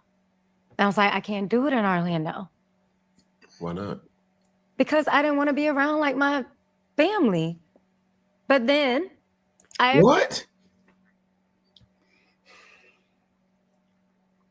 So she's saying she's cooperative, right? He's gonna pay for it, but you got to come here. Maybe he don't believe you're really pregnant. Maybe he want to see if you really lying, because some people do that just to get money out of players. They know that they'll send it. So maybe he want to see if you telling the truth. If you somebody he can trust, if he really likes you, he probably want to see if you really telling the truth. So come down here and get it done here. I don't want to. I don't want to be around my family. What? You're not going to do it around your family. You're going to do it at the place. Let's continue. I agreed to it. And I said, okay, well, let's do it this day. And I'm just going to go and come back real fast because I'm thinking that's what I can do. And he ghosted again. Now, mind you, when I first told my mom that day, she was like, she would help me if I told my dad. That's not going to happen. Now, lock this in. The theme here is she does not have money to afford an abortion. Okay, remember that. She does not have money to afford it. Okay, now let's continue. So I'm then reaching out to him like, yo, what are we going to do about this? And he just would ghost me. Like So these ghosting phases were days? The entire time. Like I did not hear from him again until I was like maybe 5 months. What? Yeah. Yes. And that was when it wasn't. So if this is true, what this says to me is that the way Royce handled that situation, he was done. And sometimes it's just the fear of that pregnancy. A lot of men go through this. They get a girl pregnant and they just get scared of the whole girl because the experience, the trauma of like believing they had a child come on the way when they wasn't ready, make them be like, yeah, I'm staying away. Like it does happen. And so if he thought she handled that toxically, right, where she texted him instead of called him, would not actually come down to Orlando and do it when he asked her to. And now when she's ready, now he don't answer the phone because it's like maybe he's like, if you need the money, you will get it from your parents or something, but I ain't talking to you again. This could have been one of those situations where he was just like going, ixnay. You know what I mean? It already wasn't a serious situation. And as a pregnancy scare, he probably was just going to move on. Let's continue. It wasn't even him. It was the Magic that reached out to me asking if I would take a prenatal or what is it? Not a prenatal. Paternity? Yeah, but the one where they can like go do the early testing. I have no idea. That's so imagine this. Dwight asked her to come to Orlando to do the abortion. She says no. He tells his people. They say, discontinue talking to her. She's being difficult. We'll reach out to her. You can see how that could happen, right? Because they're trying to protect their asset, their investment. They truly are. They don't want his name. Their investment ran through the mud before they even sell a damn jersey. But Royce ain't considering this. She's really not. She's taking everything personal.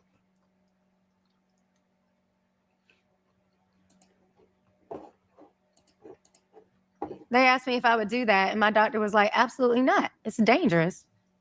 And I was like, I have no problem taking it after the child is born. And I didn't. These people tried to offer me money to say that it wasn't his. They offered to move me away and get me a bunch of stuff so I wouldn't have to worry. They still were like, when I tried to have like my baby shower and I had my registry and all that stuff, I had to take his name off the registry. When I had the invitations, I had to take his name off the invitations, like the last name, my child's last name. Invitations to what? To my baby shower. A baby shower? Yeah. Oh. Like it could be nothing to do with him. But if he was, why not help me then? If you know what I'm saying, you knew I wasn't on birth control. You said you were going to help me. You kept saying you were going to help me. It's sad to have that conversation now, but like, if y'all was under that understanding, and I don't want to sound misogynistic or like mute to a real situation, but like y'all was in agreement, that's when you got to over communicate. What do you think I was trying to do? Yeah. I was on my sidekick, like going in, like, hello, aim, T-mail, text, like all that. 1 second. I'm gonna make sure. Calling his cousin and get me a bunch of stuff so I wouldn't have to worry. They still were like, when I tried to have like my baby shower and I had my registry and all that stuff, I had to take his name off the registry. When I had the invitations, I had to take his name off the invitations, like the last name, my child's last name. Invitations to what? To my baby shower. A baby shower? Yeah. Oh. Like, it could be nothing to do with him.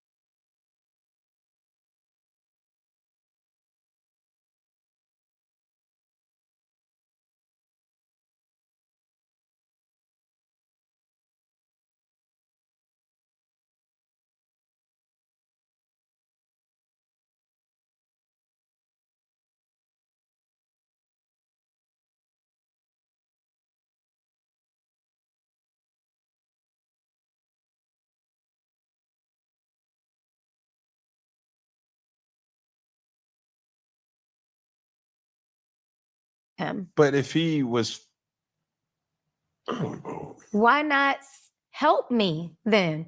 If you know what I'm saying, you knew I wasn't on birth control. You said you were going to help me. You kept saying you were going to help me. It's sad to have that conversation now, but like, if y'all was under the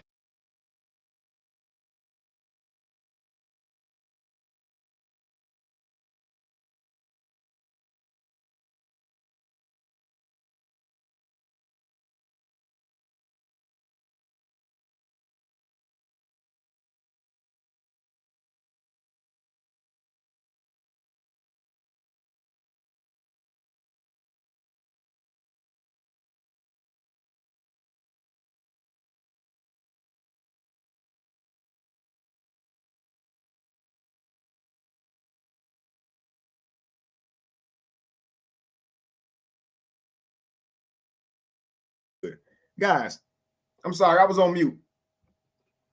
Serious question. Serious question, okay? Is she really trying to say that she carried the baby full term because she could not get the money anywhere to terminate the pregnancy? Is that what she's really trying to say? That mama or daddy, and I hear you, D-Ham, when you said earlier you think she may have not trapped him. I'm not saying that either, but it's almost like she's not innocent in this, because I'm like, you already failed to make him wear a condom. You already failed to be on birth control. You already failed to not take a plan B. You already failed to, well, now here we are. Due to your job, which you already knew how much you made, but you was having sex without a condom. You didn't take a plan B, knowing how much you made. Now you got to have an abortion. See, this is accountability. And this is what I say, none of us can avoid consequences. In the real world, we can just make up some shit and get away with accountability, like she does in this video several times when she pretends to be dumb. But in real life, you can't pretend to be dumb. Now you got a baby with somebody who you say you regret having a baby by. You try to make him all these things. And you blame it on not being able to afford it. This is so wild to me. So he trapped you by not giving you the money. That's crazy. Let's continue. That understanding, and I don't want to sound misogynistic or like mute to a real situation, but like y'all was in agreement. That's when you gotta over communicate. What do you think I was trying to do? Yeah. I was on my sidekick, like going in, like hello, aim, T-mail, text, like all that. Calling his cousin his midget friend. Yeah. His best friend is like, damn, like went to the little Full Sail place. I'm calling all of them. Damn. Yeah.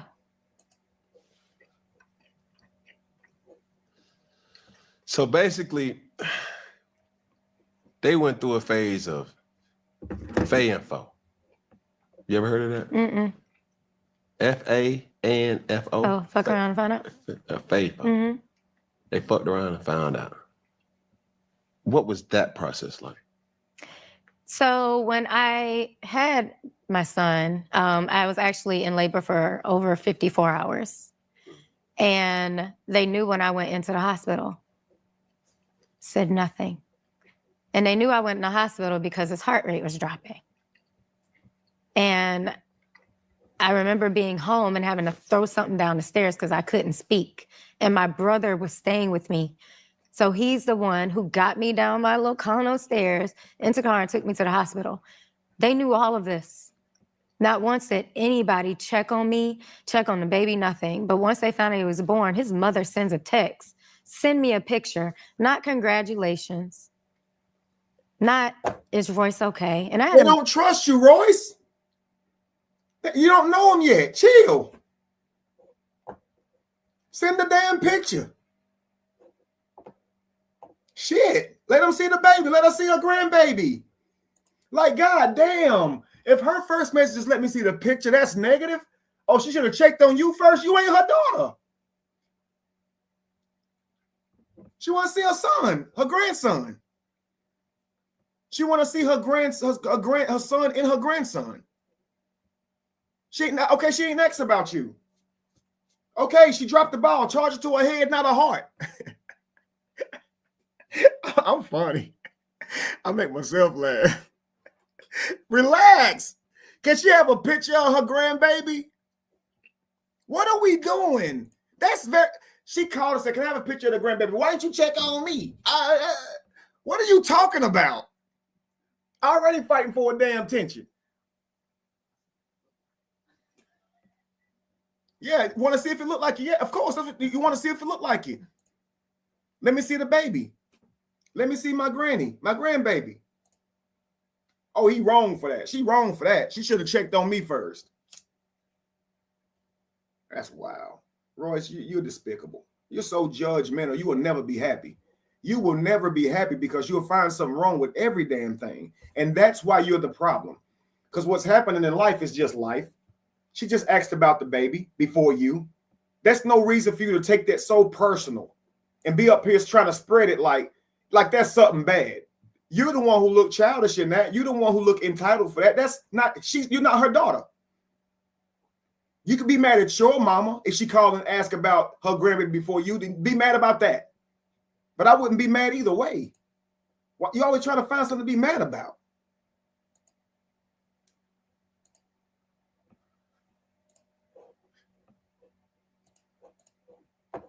be a C-section because I wouldn't dilate. But sent the picture. And I told my mom, I was like, just send it, because I'm still being hopeful, you know?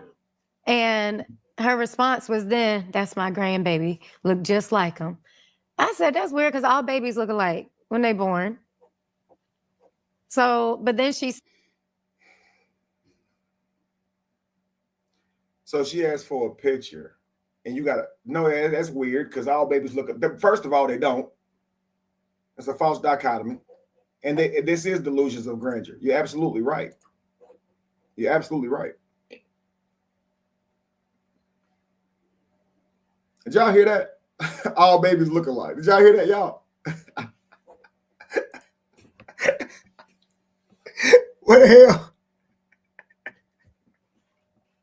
Where they do that at?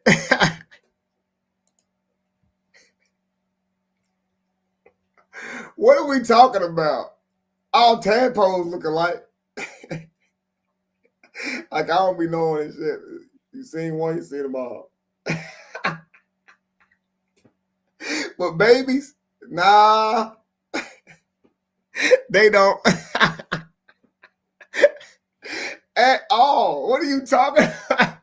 What are we doing, man? We just saying shit. You just coming up with did you really say that back in the day? Do you know different now? Was that your past you? Was that your past self or you now? Do you still think that?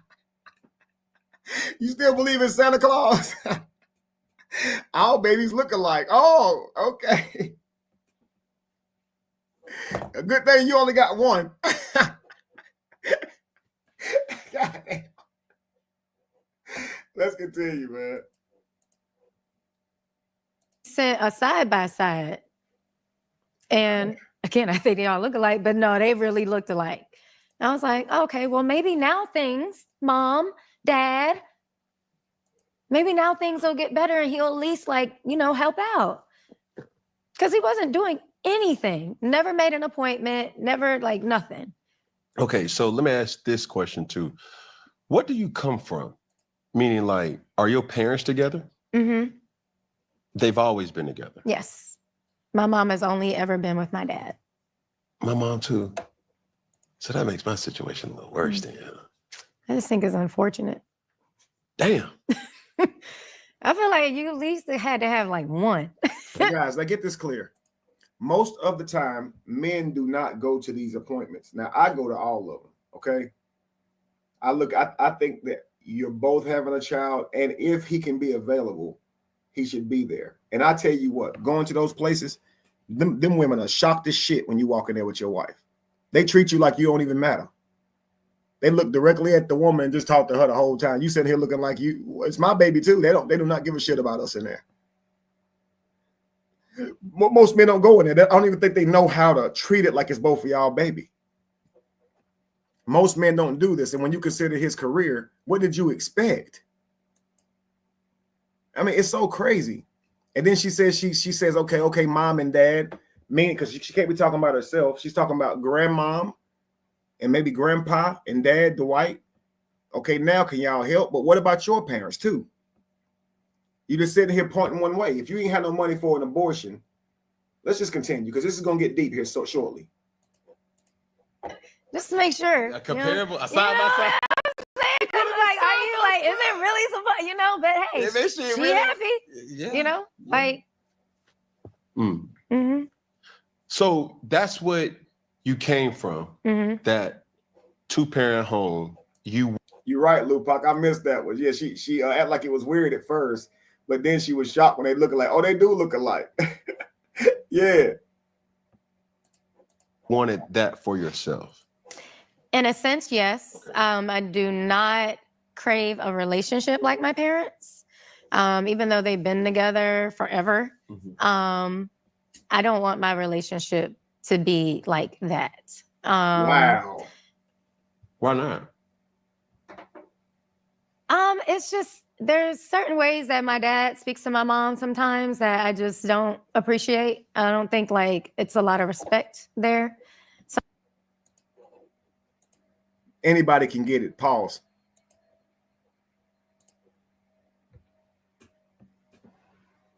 Anybody can get it.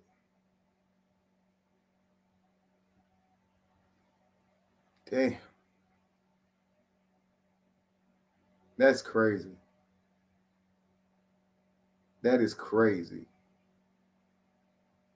And leave a trail of destruction in their wake. I wonder what her dad does for a living. I wonder what his sacrifice was to making sure that she was protected and safe in life. She out here trying to talk about how he's rude. That's your daddy, love. That's between him and your mama. That's between him and your mother. See, you don't know how to stay in a child's place. You so disrespectful, Royce. Read, damn. You come at your own pop. What you want the world to do about that?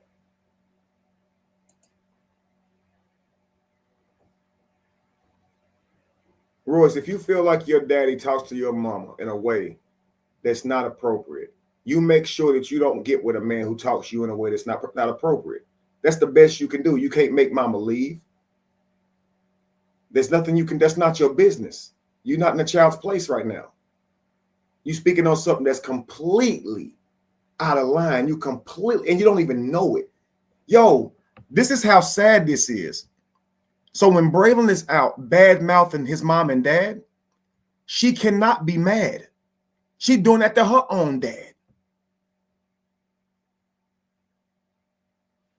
Like the world already know about their relationship, so it's okay to talk about it. Man, you not at home. Nobody's safe. Her daddy should send her some paperwork. Her daddy should have her be on a reality show, so she have to sign it, and it should say, until the end of time, don't discuss me. You don't discuss me in the public. You're weird. You are weird.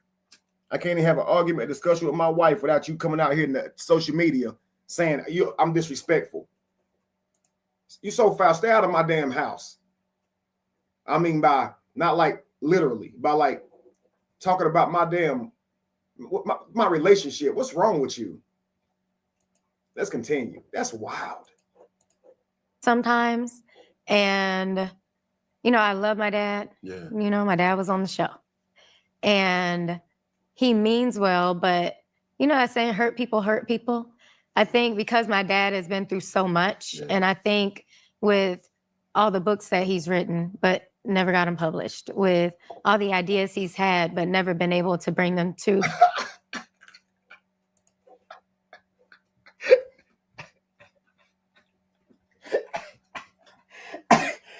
Lupa, I can hear your voice. I can hear your voice, yo. She said her mom and dad was probably on the sofa saying, now how the fuck we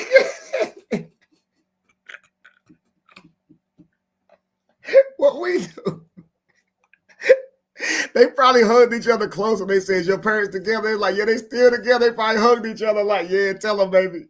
When you want a relationship like this? Nah, fuck that. I don't want no relationship like that. They're the one made me like I am. I don't like my daddy talk to mama. What? Will you leave that man alone? You out here calling people midget? They ain't did shit to you. Midget, acne face, straightish gay. You said his wife had teeth like yours. You just out here. Talking about he ain't got no respect. Yo, he get it from you. He gets it from you, Royce. The apple don't fall. The tree don't fall too far from the apple. Let's continue, man. Fruition. I think it's just made him like depressed and like cold. Yeah, you know, and this is a good question. Why can't she speak her truth? Her truth could destroy someone else's reputation. Her truth, her perspective could destroy somebody's reputation. Could destroy somebody's life, their livelihood. Destroy how a child see their parent. Destroy how people see this person in life. Like, I'm serious. That's why we got to dead this shit. Go get counseling. Speaking your truth ain't helping nobody, not even you. This is ridiculous, y'all. This age we're living in, this speak your truth age, it's not benefiting anybody. In 10 years down the road, we're going to look back at this shit and be like, yeah, that was a bad idea. It really was. Now, nobody is emotionally equipped to handle life. They all need to weigh all their opinions and all their life decisions with the damn general public. Now, everybody's relationship is like a damn online application because you could just Google their name and see their ex going live about them, talking about their dick size or how stinky their vagina was or how often they cheated or how broke they was. Yo, humanity is really starting to get on my nerves. Let's continue. Times when I'm just like, you know, my mom Everybody is supposed to be like your comfort. Why are you making her your punching bag? You making your mom the punching bag. Yeah, or like your dad is making my mom the punching bag. Cam is so cold-blooded. Cam.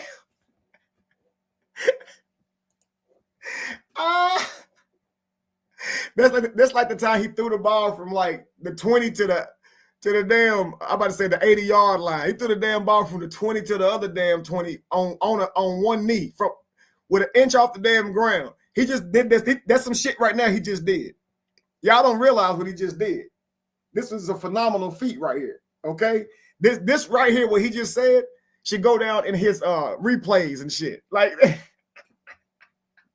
And then throw this in the mix with all his touchdowns and shit right there. What he just did. You using your mama or punch a bag or that man cold. Let's go. You know, just the things he says, and I'm just like, Mom, what are you doing? Like, just cuss his ass out one time. You know, and my aunt will say the same thing. He just need to get his ass cussed the fuck, you know? And I'm very much like my aunt. But she always tells me your mom is so much like your grandmother was. Very submissive and, you know, just did not like to argue. Just, okay. Was always like the peacemaker. I'm not always a peacemaker. Sometimes I'm going to raise hell. Right. Now,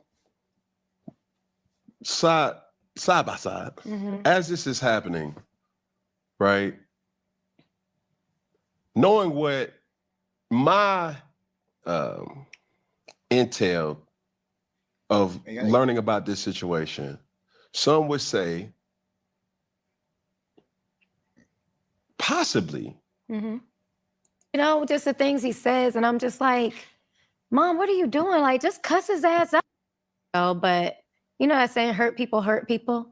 I think because my dad has been through so much, and I think with all the books that he's written, but never got them published, with all the ideas he's had, but never been able to bring them to fruition. Dang, Royce. What's wrong with you? That's your daddy. You kind of call out his would-be failures and shit. Trying to blame that on him. Did he say that? Did you hear him say that?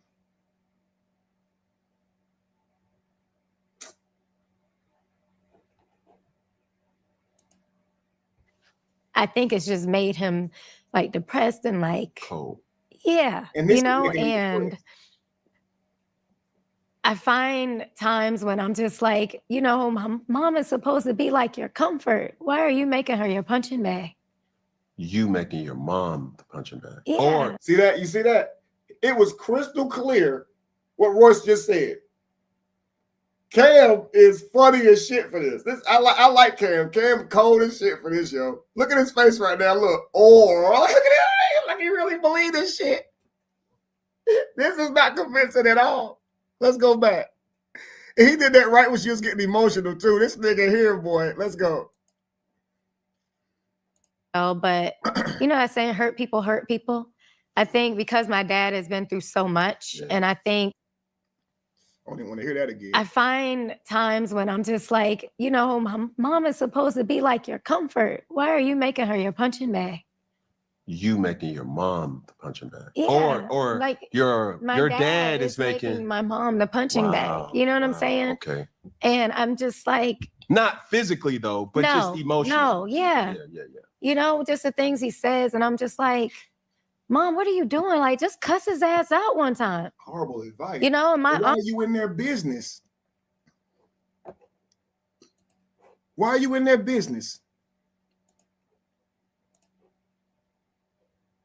Why are you in their business? You actually putting their business on social media. Like literally, why are you in their business both times? Now and earlier when you did it. You shouldn't have been doing it in the privacy of the home. Now you're doing it on, that's crazy, Royce.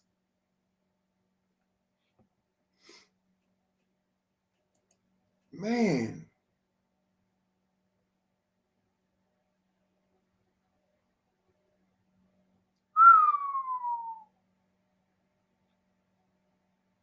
Right.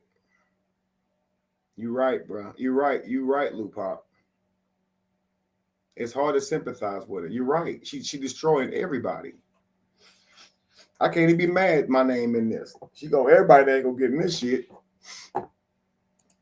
Be mad if you ain't in it. I'll say the same thing. He just need to get his ass cussed the fuck, you know? And I'm very much like my aunt. But she always tells me your mom is so much like your grandmother was. Very submissive and, you know, just did not like to argue. Just, okay. Was always like the peacemaker. I'm not always a peacemaker. Sometimes I'm going to raise hell. Right. And never mind the aftermath, right? The chaos it causes. But okay. Now,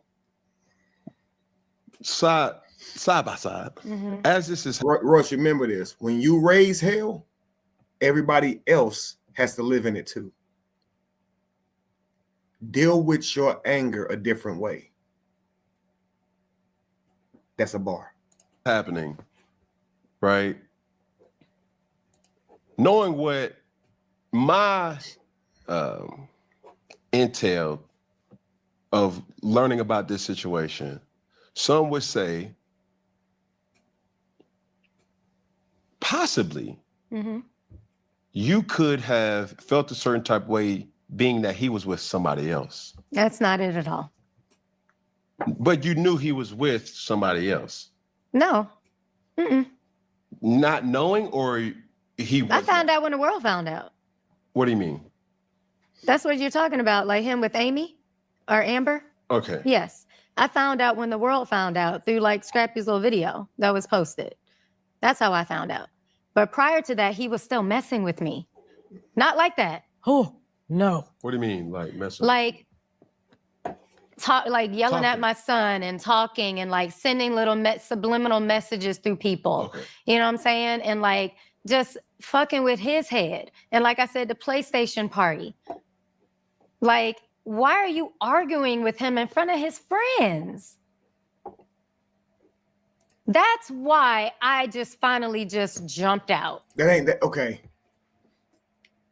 That's a conversation that you got to have with him. That's what you got to do. You don't do what you're doing on social media and go on a tear, because he argued with him in front of the friends, right? And you out here embarrassing him in front of all his friends in the world and everybody. You notice a speck, but you leave a whole damn dirt pile. Royce will notice one sand on you, but she got a whole damn sand castle. But she noticed your grain of sand. So you argue with him in front of the kids, in front of his friends, right? Okay, on a video game. So she went live and told the world about it for days in a robe, looking like me. Right? Come on, man. Teaming up with Callie. Lying, doing all this extra shit because you mad at Dwight. So if Dwight hadn't have been mad at Braylon, I'm starting to get this. I'm starting to get this. So Dwight got on the Braylon in front of his friends. And that's why you came out here on this K. Diddy shit? Dwight. I swear to fucking God. This is your damn fault, bruh.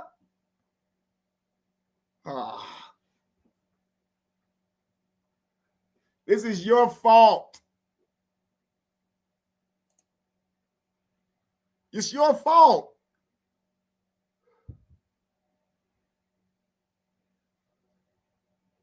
Why you deal with him in front of his friends, man? It's all your fault right here. Come on, yo. Royce, are you kidding me? Take some accountability in your choices. You didn't have to handle it this way.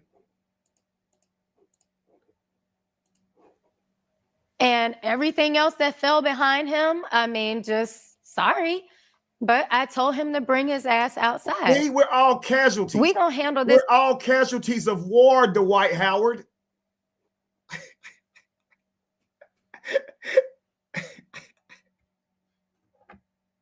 So I'm gay because you want to deal with Braylon in front of his friends.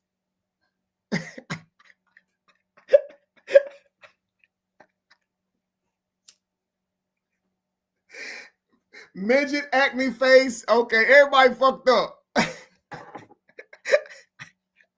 You better not do nothing else.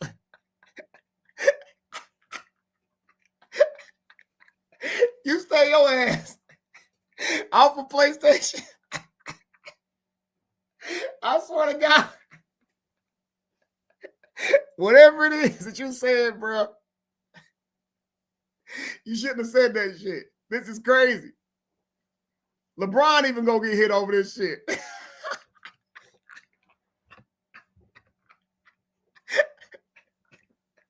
Her mama and daddy got hit. Royce, she windmilling. Royce, she threw. She's supposed to be throwing the house at the White House.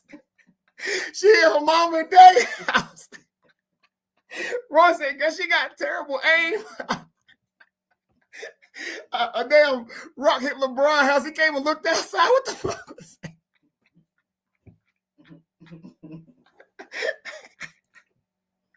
God damn. Royce. It's rocks all over my damn house for days. She hit me with boulders. She hit me with boulders, y'all. She did me dirty. She said I was in a bed moaning, touching myself, y'all. That's crazy, man. Her metaphors are deadly, boy. Damn. Goodness gracious, boy. My stomach is hurting. Whew. White, man, this is crazy, boy. She done came out here throwing fists everywhere, boy. Goodness gracious, boy. Put the rocks down and step away. It's between us. But he didn't want to do that. So I threw the stone at his glass house and everybody went down. No, what? No, Dwight, go outside, bro. I'm tired of the rocks. Nah, I'm just playing. Let's go. Do that. Why? Not like that though. So just let someone keep punching. I'm not saying that. I'm not hear this out for me. What you with that, and come on outside. Royce, if you think that way, why you keep punching me? Why you punch Tootie? Why you punch Tootie after she told you took her trauma and spent it on Dwight? Why you punish her for that? With a video that further exposed your parenting.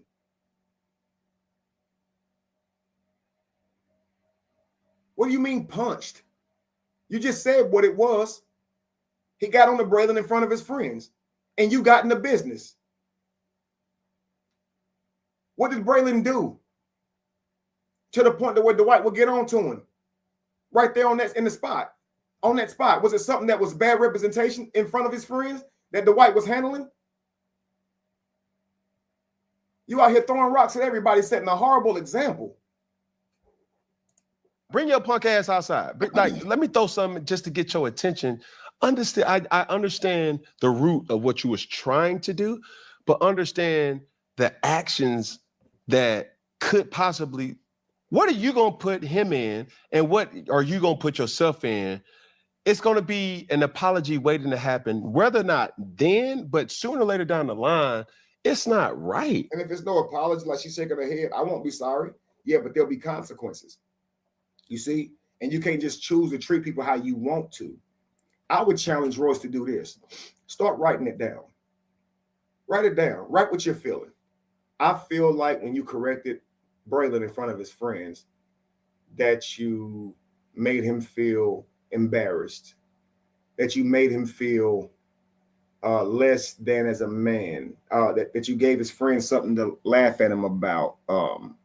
I think that you should have if he disrespected you, I believe you should have just let that go and dealt with him later and not done it in front of his friends. I just think that we've done more damage than good there. They could go back and tell people that, you know, you don't want this to be recorded. This what I don't think that was a good move. You can have a conversation. You can write that down and try to get your words right and have this conversation. I mean, this is not the way to handle it. Let's continue. Never. But you're putting you guys in a situation where you're angry because of his actions, and that is stemming and triggering something for you. So it's like, man, fuck that. I want what you want. I want all the smoke. I will take all the smoke when it comes to my child. Absolutely. But that smoke is not healthy. Okay, now I'm gonna show you something. I would take all the smoke when it comes to my child. You absolutely will, because the smoke is going to come to your child. See, you're saying it in a different way. You know, when it's about my child, I'll take whatever it is. No, but I'll take all the smoke when it comes to my child. But you won't. You escape the smoke when it comes to your child, right? But literally, you are taking the smoke because that's your future self. But you actually escape the smoke. Everything that goes on with your child, you blame the white for. You don't take no smoke when it comes to your child. Let's continue. It's because you're right. So then leave saying... us the fuck alone. I've said that from day one. I've said it from day one when I did the first video. I said all I wanted him to do was leave me alone. He wouldn't leave me alone. He kept me in court, taking everything from me as I tried to better myself, as I tried to pull myself out of this stuff after I've been forced to stay in Florida by that agreement. I built a company, a successful company. I wrote a book. Yes, I did a show. But guess where all that money went? Into litigation, because he hated seeing me come up. So when you ask, why am I doing this? Because nah, I have tried so fucking hard to live. No, you actually kept on, you know, like you said, sending those little breadcrumbs, and you would be punished for it. And it would cost you, because you wouldn't leave him alone. You are the one who's been on a tear for years that everybody knows as a liar because of what you've been doing to him. I can't stand when somebody act like they're the ones being attacked. And you keep doing this shit behind closed doors, like that throw the rock, hide your hand. He's sitting there beating us up and then smiling. I don't know why they're doing this. You know, I'm not entertaining it. After this, still committed. Get the fuck. Don't nobody care about that. At all. I think she's 100% his type. 100%. But this ain't about that. This is about how you treat people and how you destroy them in court and try to hush them and silence them while you out here portraying Dancing with the Stars. What? Hell no, not anymore. Absolutely not. I'm reclaiming my time. That's resentment right there. Is it safe to say that you're angry? Mm-hmm. I am passionate. I'm past anger. I'm passionate now. I was angry when I was sitting there still trying to deal with his ass privately. After, yes, quarantine, when people ask, oh, why do you keep going back? It ain't no keep going back. It was 2009 and then 2020. Yes, I thought that he changed because of how he was acting after Mimi passed. All of us thought he changed. He put on this whole front. It was like, it's about the kids, you know, God has come to me. Like, I mean, y'all, he put it on thick. And at first I had said no, but when Mimi passed and he started calling and I don't know what to do. That's not crying. Who is Mimi? Melissa, she was the 5th baby mother. Okay. Yes. But he's not crying and all this on the phone. And you start to feel bad and like, well, damn, the world. Now, y'all remember on the interview when she went live, she tried to act like she was real close to Mimi. And she stopped for a moment and was like, Mimi, I miss you. And I told y'all she didn't know Mimi, right? Ain't this proving it? Did she actually seem connected to Mimi right here? Royce is a liar, y'all. And I know she didn't know Mimi because I know Royce. I know you might say, Kevin, that's meddling. Nope, I know too much. I told her to leave me alone. She didn't know Royce. I mean, she didn't know Mimi. But here she is acting like clearly she didn't know Mimi. She sitting here getting on the white trying to clown him for crying. That's crazy. World is really about to shut down.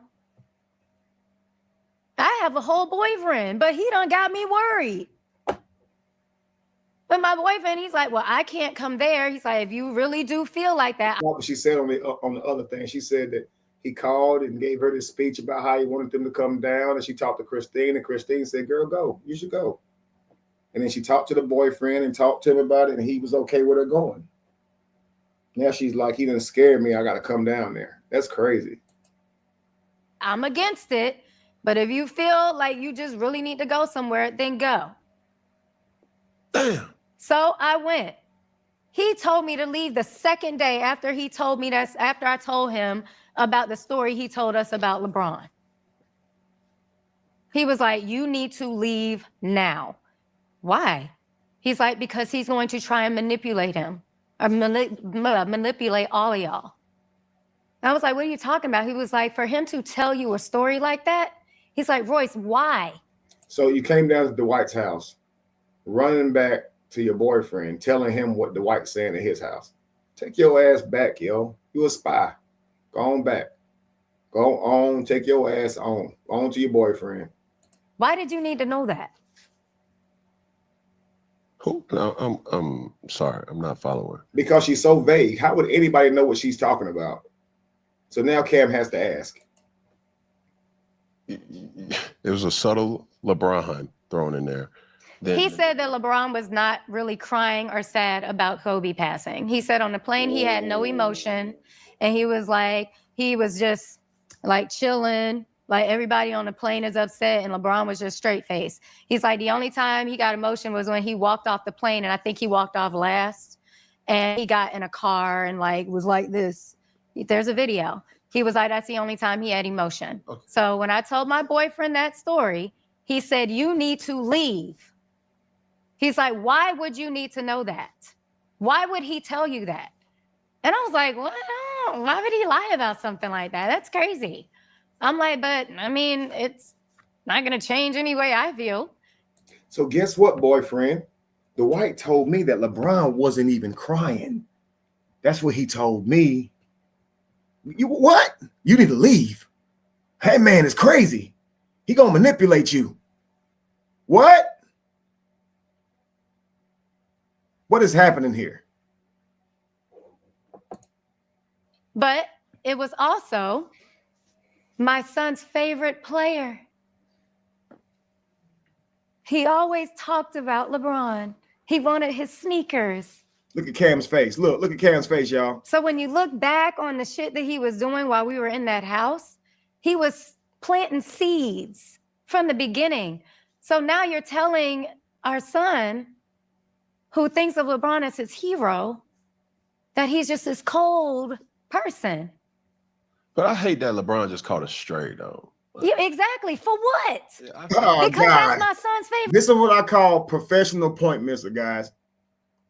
Professional. She's good at it too. Look, he hates that LeBron just caught a stray, just caught one. Yeah, I know. For what? Look how much energy she starts putting into it. This is what I call, in my book, Emotional Terrorizer, squid ink or octopus ink or sonic rings. Okay, when you call something out, in order for them to keep you from calling it out, they do a bunch of flailing, a bunch of things start getting sputtered out because they're trying to distract from the point, to blind you from it. And that's what she does right here. And he gonna let her escape too. Look. So when you look back on the shit that he was doing while we were in that house, he was planting seeds from the beginning. So now you're telling It goes to octopus ink. Watch this.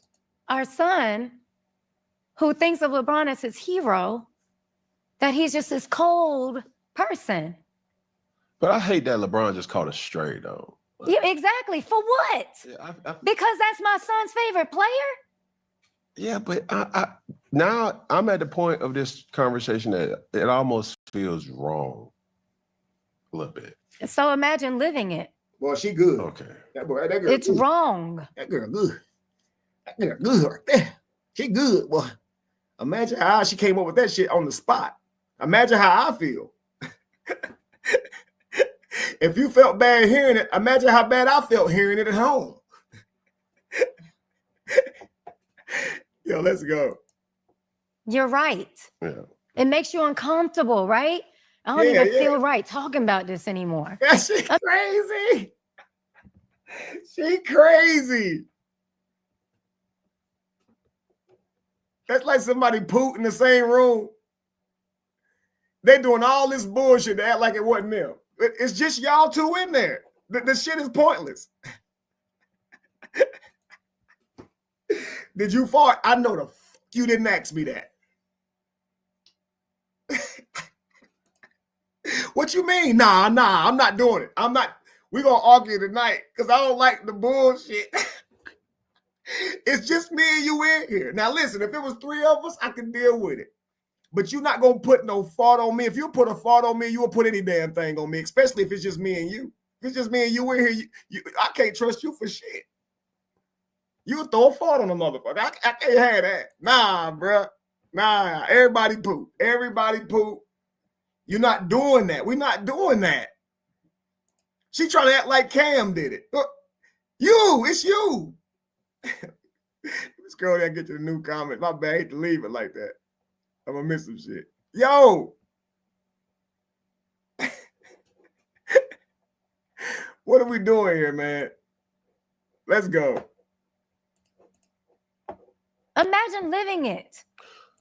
Okay, so during this time that we're at right now, you guys were staying together, or you said in the house. Was that a house that he provided? It's the estate that he has here in Georgia. Okay. And I was in the guest house of the estate, which is just like across like something maybe this big, right? I was there because I had my pets. Yeah. Right? Christine was in the house. Dwight was in the house.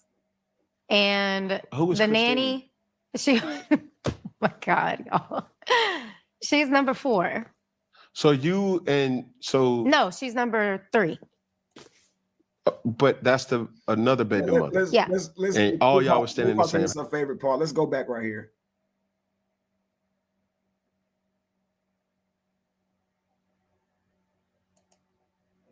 Estate, which is just like across, like, because that's my son's favorite player.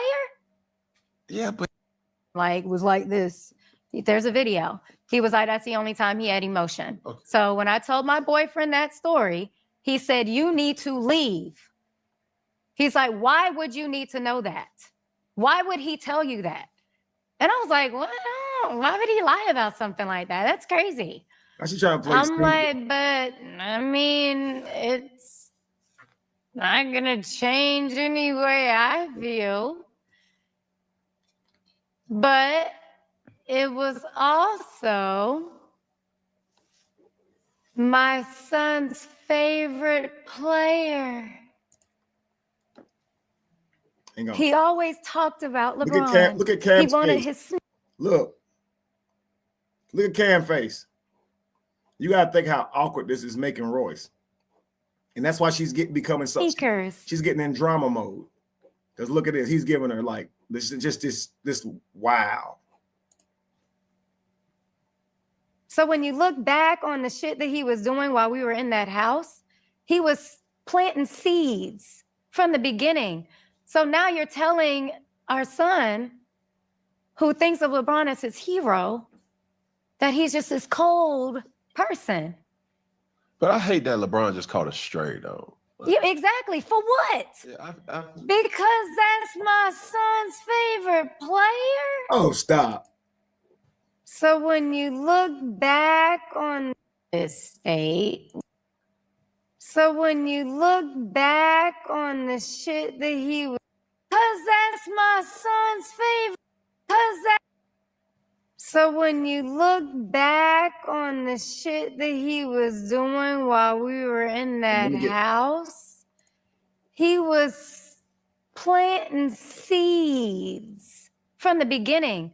So now you're telling our son, who thinks of LeBron as his hero, that he's just this cold person.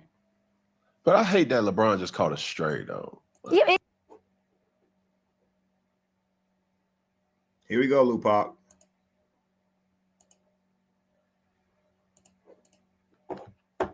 exactly. For what? Yeah, Because that's my son's favorite player. yeah, but Look at Cam. I'm at the point of this conversation that It almost feels wrong. A little bit. So imagine living it. Oh, stop. You lived it. You said just a second ago, it don't change how I see him. As soon as Cam say, it feel wrong. Imagine living it. Oh, okay. The time he said LeBron wasn't crying.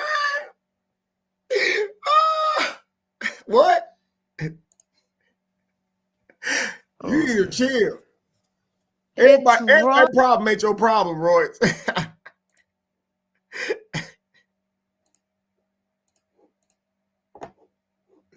Wrong. You're right. Yeah. It makes you uncomfortable, right? I don't even feel right talking about this anymore. Imagine living it. She got to get that up off of her. Like, spooky. Ooh, look. She is an actress. Royce, you need to go act. And start ruining lives. Just go act somewhere. Cause that's my son's favorite player. Yeah, but now I'm at the point of this conversation that it almost feels wrong. A little bit. So imagine living it. Okay. It's wrong. You're right. Yeah. It makes you Look, y'all. I'm gonna slow this way down. Just watch her. Watch it, y'all. comfortable, right? I don't even feel right talking about this anymore. Imagine living it. Okay, so Cam said, how the hell does the white deal with this girl? Goodness gracious. during this time that we're at right now, you guys were staying together, or you said in the house. Was that a house that he provided? It's the estate that he has here in Georgia. Okay. And I was in the guest house of the estate, which is just like across like something maybe this big, right? I was there because I had my pets. Yeah. Right? Christine was in the house. Dwight was in the house. And Who was the Christine? nanny, she, oh my God, y'all. She's number 4. So No, she's number 3. But that's another baby Right, mother. Yeah. And all y'all was staying in the same house. Yeah. With all the kids. Yeah. Okay, but Well, this just 2 moms. Yeah, but this was during COVID. Yes. Okay, that's not. And it would have been 3. That's not abnormal. Right. Because the whole city or the whole world shut. The whole world shut down, and there was quarantine. Right. All right. That's why we went. Okay. So that's where we are. And that conversation that happened. And this is the one where people get on me. Just a couple of days later was when I walked in on the conversation that was being had with my child about his sexual organs and about him being a virgin and where his G-spot was. And I felt like that was a very inappropriate conversation to be having with a 12-year-old. So I blew up. I got angry, but then I was called soft. Stop. You know what I was doing when I was... Hold on, stop. You walked in on this conversation? Yes. Like... bunch of dudes and my child. Yes. So it wasn't just him? No. There was a bunch of dudes, including him, with my 12-year-old son. So why didn't I leave then? Because I'm in this house full of dudes and they're telling me my son is soft. Oh, no, you... Are you crazy? Are you...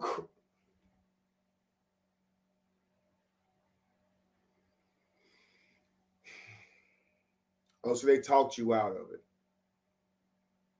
They deceived you. They manipulated you. one would say that makes you a horrible mother. Because that would have mean you would have left your son in a situation that he shouldn't have been in. And you did this because you believed the person. There's no way you're telling me you walked in and heard somebody discussing the G-spot with your little boy, a group of men, and you let them convince you that somehow you're the problem, you being too soft on them. Man, you gotta be. I asked my dad and he said that ain't got it. Come on, man. You need to, like, Royce, you know what we was doing when we was in middle school? You know, they all talking like the boys.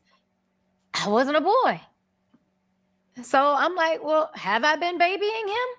I'm second guessing myself. Because it's not just one person, you know, that disagrees with me. It's all the dudes. Mm-hmm.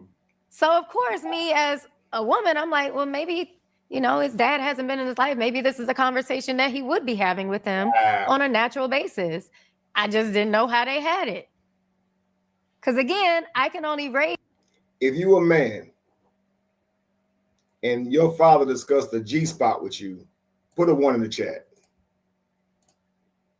I still don't know what a G-spot is. Now I'm just playing. Oh, what the hell? What are we talking about here? I found that shit out when I worked at Rooms to Go. Somebody was talking about it. You know, a man's G-spot was in his butt. Like, what the hell? I was offended to hear this shit. Why? What are we doing here? My daddy didn't tell me no shit like that. I wonder if my daddy know that. Daddy, what are you doing, Cal? No, my pops. Do you know what a man G-spot is? Hell, it's in his foot, eh? Nah. Or is that girl? Come on, man. Come on, yo.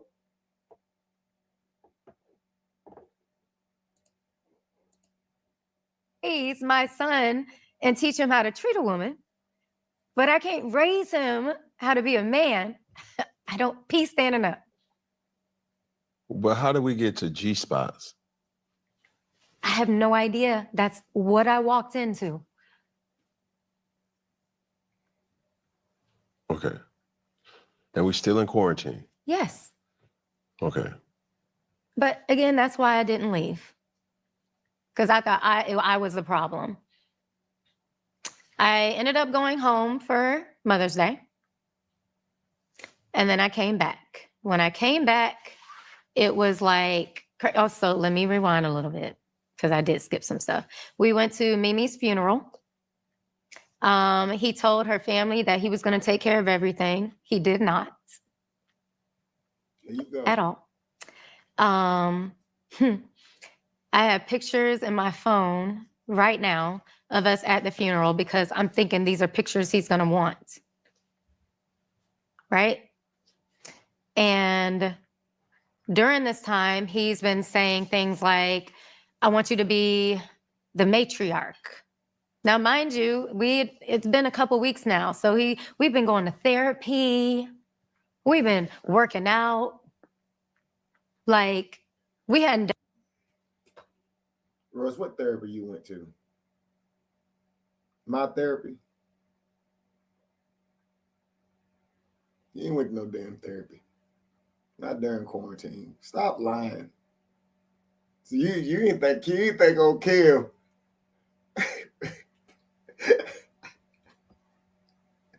I hate to be calling you out, but I mean, if I'm the therapy, I mean, but you was at the crib, man. Like, okay, anyway. Done anything. But like, you know, we were getting along. Y'all building the y'all are rebranding you guys' relationship. Y'all are in the same house. Y'all have communication. Y'all are having a relationship where communication, dialogue, no sex. Right. Nothing intimate. Right. Cap. Or is it? And no. You're not saying Cap. But also too, there's another woman in the house. Is she also a part of these healthy conversations? No, he was having them separately. So she thought she was having the same situation like I was. But she didn't know that he was talking to me that way. No, you're a liar, Royce. He ain't never talked to you about being no damn matriarch. ever, Royce, you've always known what it was. And you know that. Well, I don't know why you playing. You're the one who went back to Christine trying to act like he was going to make you the matriarch, and you caused so much division doing that. But you can't find one message where he sent you that. You know, I know, because I was coaching it. I was coaching y'all. So stop the cap. And you came down there knowing full well what you was doing. You agreed to it before you came. And it was all about legacy building. It wasn't anything just to be on some old player shit. He was trying to take care of all of his children. He was willing to take care of the women that gave him the children. Okay? And she came down there trying to do it, lied to her boyfriend, act like she wasn't down there for that. But anyway, let's continue. Makes sense. Yeah. Okay. So even though we would all like work out together and we would have therapy sessions, then Together. it would be like, yeah, but then one him and two. it was all of us that would do the therapy sessions. Right. It was all of us because we would be by the lake. Okay. And then it would be all of us working. She is referring to my session. So we'd be by the lake. We'd be, okay, I got it. We working this out. We getting there. And we would all work out. Dwight would lead the workouts. I'd lead the therapy. Okay, we got it. We getting there. Out, with the kids. Yeah. But then it was in those moments, I just want to hang out with you and Braylon so he can get that time. I just want to hang out with you and Trey so we can get that time. That's not okay? Is something wrong with that? Is there something wrong with that? If you want to hang out with them individually and get that time instead of it all being together, is that not okay? What? Let's continue. Y'all, or just us.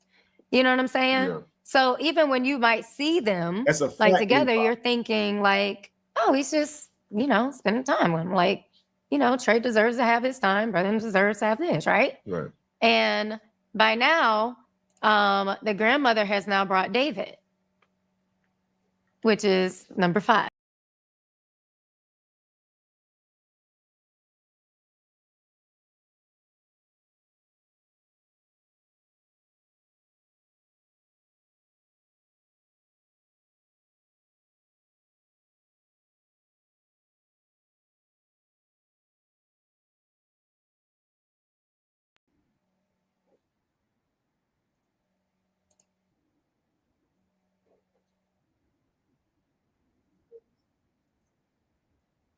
Every want that you've ever wanted.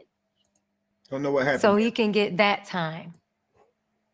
I just want to hang out with you and Trey so we can get that time, just y'all, or just us. You know what I'm saying? Yeah. So even when you might see them like together, you're thinking like, oh, he's just, spending time with him. Like, Trey deserves to have his time. Brother deserves to have this, right? Right. And by now, the grandmother has now brought David, which is number 5, the son. Mimi's son. Okay. Yeah, so he's now at the house. And Lupa, crazy. It's a circus. But in between those circus moments, it was like he would find these little tidbits of intermission. And that's when he would get in your head and say, I can see us together. What do you think about trying again? Are you against it? Stuff like that. Okay. And then offering you every dream you've ever had, every want that you've ever wanted in terms of your career. I can get Braylon a trainer. I know Tyler Perry. We good friends. I can get you a house out here if you don't want to stay at the estate. All these things. And I'm thinking, well, He offering you all this, but he bad at communication. Let's continue.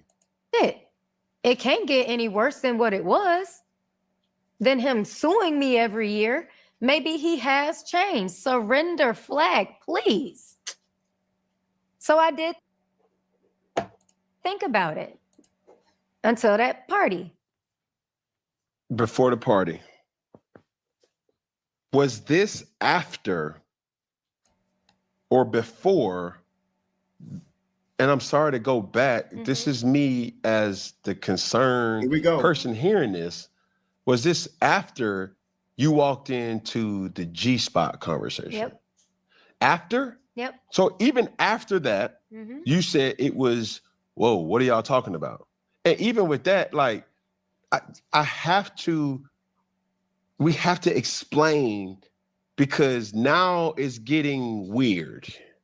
I ain't gonna lie. It's weird for me even asking this shit. But was it just a talk, or was it like,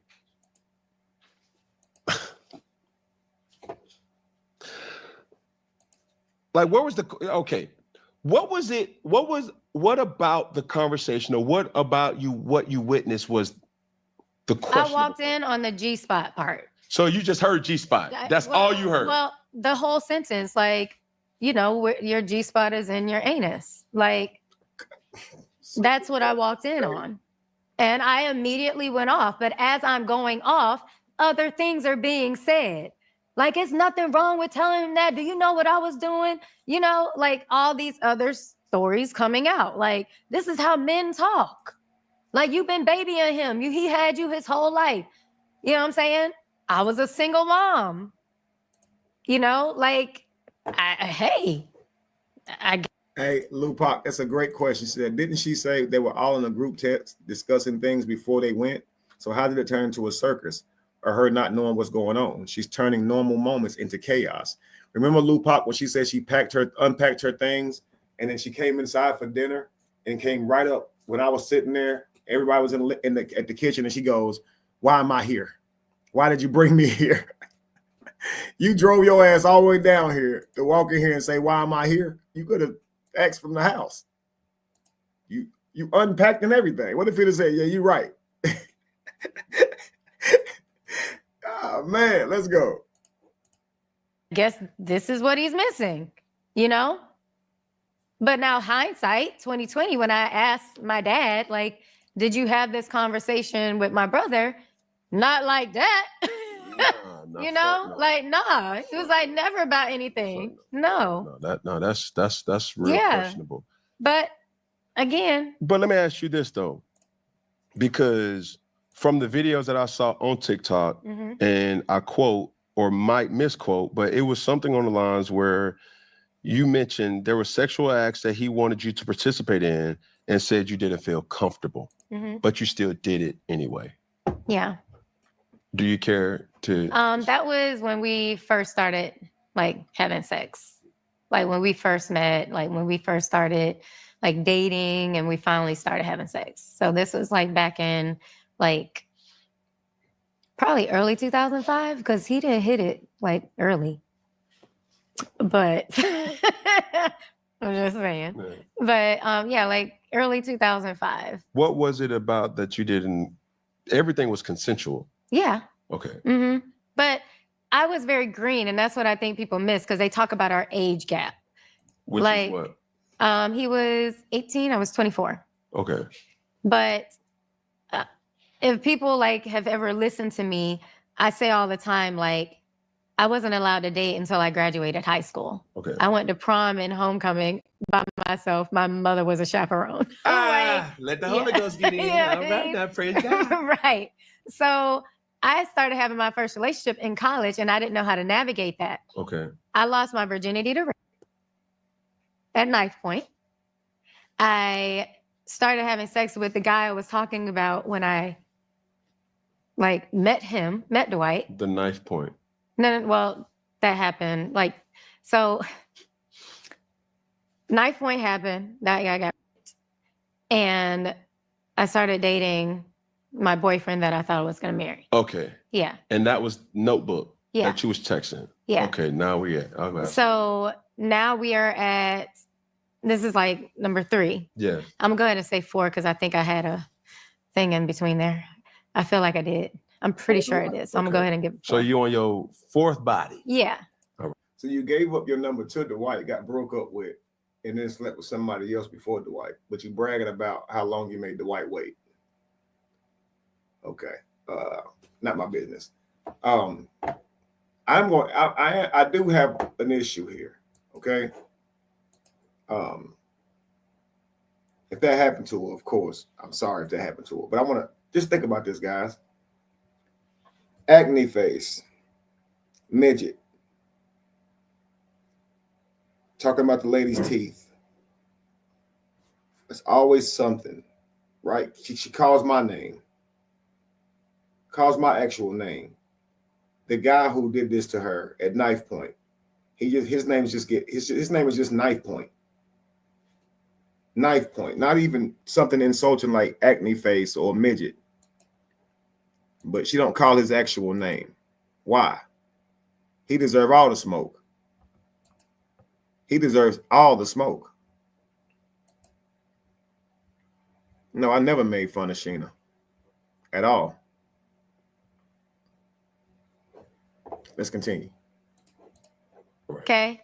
And, you know, I'm like, he's like green, just like I am. But, you know, this is something he wants to try. And I'm like, maybe this is how you explore sex. So it was, I didn't like it. But, you know, he would like my finger. Wow. I've never liked that. I mean, we already here. Fuck it. Mm-hmm. Is he gay? I think he's curious. Have you ever witnessed him in some gay shit? Curious is one thing, but you ever witnessed him on some gay shit? I have never witnessed him doing it, but by, Yeah, my point I mean, DC. No. Because that's a strong, But this out of all this shit that we're talking about. She's still trying to allude to it, right? I never seen him doing it, and Cam ain't letting her. So they see this as Cam being messy, but Cam is not gonna let her sit here and play with his name like that. You either gonna say it or not. Because you can't say that, right? Well, because I don't want to say, okay, you ever been in a house where you're like, how did we all get here? She's still doing it. You know, like it is such a variety of people. And like you would never probably even speak in like just the regular world. Mm-hmm. It was like that.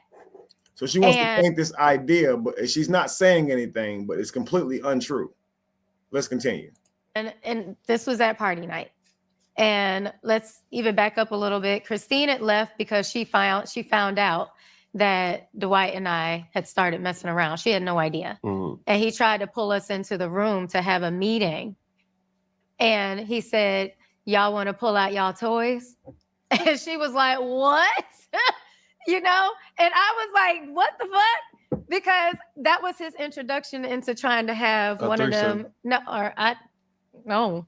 Well, I guess, yeah, but I was saying the polyamorous because he said thing. no to that. Okay. So he asked about toys, and Cam said he asked him about threesomes. She's like, no, not nothing disgusting like that. He asked him about poly. Ain't nobody gonna ask you to pull out no damn toys and then ask you about poly. Yeah, but that's still a threesome. I know, but I okay. Well, yeah, if he's asking about toys, but anyway, she ended up leaving like I think the next day because she like lost it. Mm-hmm. I was laughing. I thought the shit was funny because I was like, why would you even try me like that? Was you intrigued? No. Okay. And I've had a threesome, but no. With him? No. Ouch. Mm-mm. Damn. That's a lie. Yeah. You did? I did. I was about to say. Thank you. Thank you. Thank you. Okay. But why did you lie? Why did you lie? Why? What are you trying to do? Because I know the truth. And I called her on it last time. That's why she did this, y'all. Y'all remember the first time she didn't do this. Well, but only him? Huh? No. Ouch. I've had two. But I don't lick marbles. Mm-hmm. I don't lick marbles. Just imagine your son hearing all of this, Royce. Like, seriously. Let's continue. Well, we done talked about it all. When you say marbles, what the fuck is you talking about? Like, I'm not ever going down on a girl. I'm never. That's a marble? Yeah, that's what I mean. Yeah, so you'll eat pussy. No. That's a fact. I don't even like hearing it like that. What's your word? Vagina? I don't know. Just eat me out. Coochie? Or something like. I don't know. Sexy but no, red. I'll never Let do that coochie that. breathe. Yeah, I'll never do it. Okay. Mm-mm. So back on track. The parties. Yeah. All right. have you ever witnessed him being with another man in the bedroom? Yeah, all the time. They took mushrooms together. And then they were like in the bed moaning and like touching themselves. Yeah, but they said that's an effect of taking mushrooms. I didn't take them. I pretended to, but I didn't take them. I spit it right out. Because why would I take mushrooms with y'all? I don't even know you like This that. is still the same party or a No, party? I'm sorry, I'm like jumping around, but this is actually, I want to say the first, second, third day we were there. This was still quarantine. Yeah, but it was like way in the beginning when they tried to get all of us to take mushrooms. It's like way in the beginning. But then I think it was like the second day. Okay, Yeah. now this is another question that sparks concern. Where the fuck are the children? They are upstairs in their rooms with the nanny. But part of me is like, that's fucked up. But another part of me has to keep it a buck. You were a part of that too. Yeah, it was quarantine. Everybody was chilling. Everybody was outside in their own yard. Like, come on, everybody was probably Now, I've said this before, but I'll say it again. She came out trying to act like Dwight was a negligent parent because he did shrooms during quarantine with the children there, with the nanny.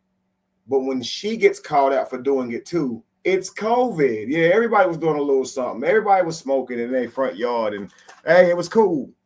Yeah, it's cool long as she doing it. But if Dwight doing it, he's a horrible parent. It's so crazy. You know what I'm saying? Like, that was not a problem. Weed was not the problem. I don't think that's the problem. We wouldn't even mention. I don't even know how she moved it to weed, but let's go. Problem. I think what the problem is yeah, substance is cool. Like, whatever the fuck floats your boat, you do that shit, but keep the kids out of it. There's nothing, it's like a cookout. When you look at the cookout, motherfuckers is drinking, they smoking, they playing spades, kids running around. You know, it's just a part of the aesthetic. Yeah, so when this would happen, it would be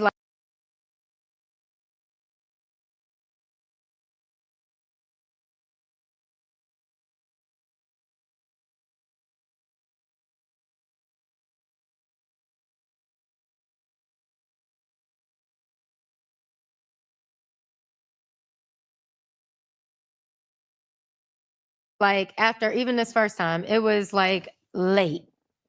So they were like done for the night, right? But again, I didn't take it.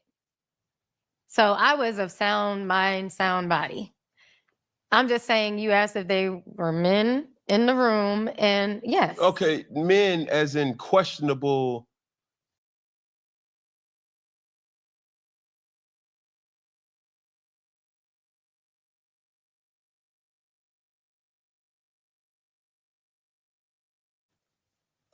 Like, were they blatantly, noticeably gay men? No. Or they was just, I mean, like, one you takes know. one is Kevin Wesley. You know, the guru. I don't. People know who he is, but it's crazy. But he was there, but he looks straight-ish gay. Like, he could go, you know, either way. Like, you wouldn't be shocked if he said, I'm was coming gay. Yeah. Right. You'd be like, well, I had a feeling, you know? Like, I knew it. Yeah. And then there was another person in there as well, and Christine was there as well. But she was fine. Like, she seemed like she was chilling. But they, you know, but apparently, you know, they took more than we did. But I mean, I didn't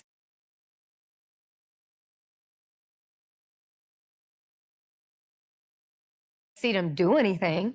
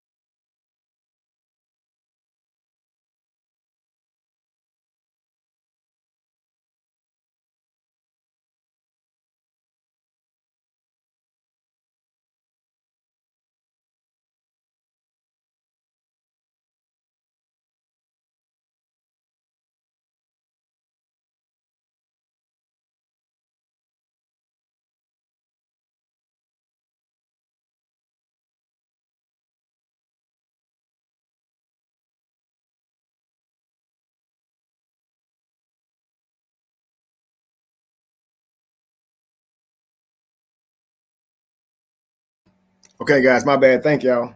It didn't freeze, y'all. It's my bad. Okay, let's go, guys. This is the lady. Or anything like that. But so Sheena, right? I'm saying your name right? That's funny, Lupa. Yeah, Sheena. Okay, Sheena. So you was there that night? Yes. Royce is talking about. Yes, and I didn't even know that was Dwight's house when I first got there. Because I met him on the internet, and he started messaging me. He jumped in my inbox like a fan, talking about how he was so, like, I don't know. He was acting like a fan. He read the messages. But I met him. I was living in Chicago at the time, and then I had went to Atlanta because I was in the process of relocating to Atlanta. And when I went there, I let him know that I was in town. And so that's how we ended up meeting up. And it was actually the day that his granddaughter was born. So when I first, all he gave me was an address. So when I first got there, I didn't know whose house that was. So you went to Dwight's house? Yeah, I was in his house, in his bedroom. Yes. And I was surprised. Yeah, I was surprised that we were even in his bedroom. I thought that was weird. So, but I was, I had my, alerts up in case something weird did start happening, because I was thrown off by that. I'm like, why are we not in the living room or in some common area? Why are we in this man's bedroom while him and his baby mama is on the bed? Guys, this is the lady who was in the room while Royce is saying me and Dwight are moaning, touching ourselves. Okay, she is the lady who I invited. She can't stand my guts, but she's speaking the truth on most of this. It wasn't nothing sexual. I'll say that. It wasn't nothing sexual going on in there that I saw. But again, I was on mushrooms. So I don't know what Royce saw, but I didn't see anything sexual. But I was in my own little world. So you have had the experience of mushrooms. So mushrooms. Oh yeah, I'm very at Superman house. Mushrooms is a thing at Superman house.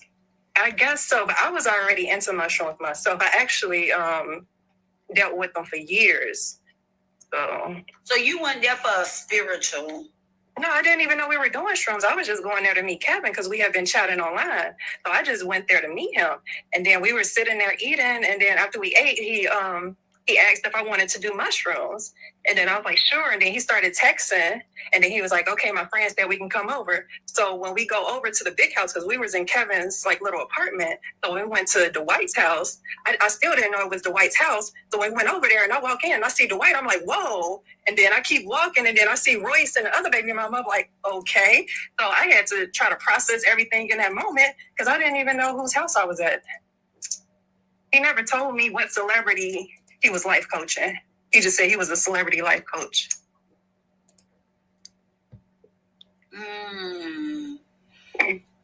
Oh, okay. So he did tell you he was a celebrity life coach when he jumped in your inbox? Yeah, because that's how he was parading himself on the internet. So when I was just following him on Facebook, he was, talking about how he was this.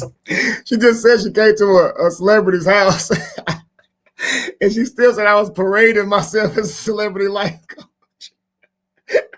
That's crazy, yo. All right. Celebrity life coach, but I didn't know what celebrities he was coaching. So he just jumped in my inbox. That's a good catchy phrase. If I was a male and I'm trying to come on to a woman, that kind of make me look important. First of all, that make me look like I got my shit together.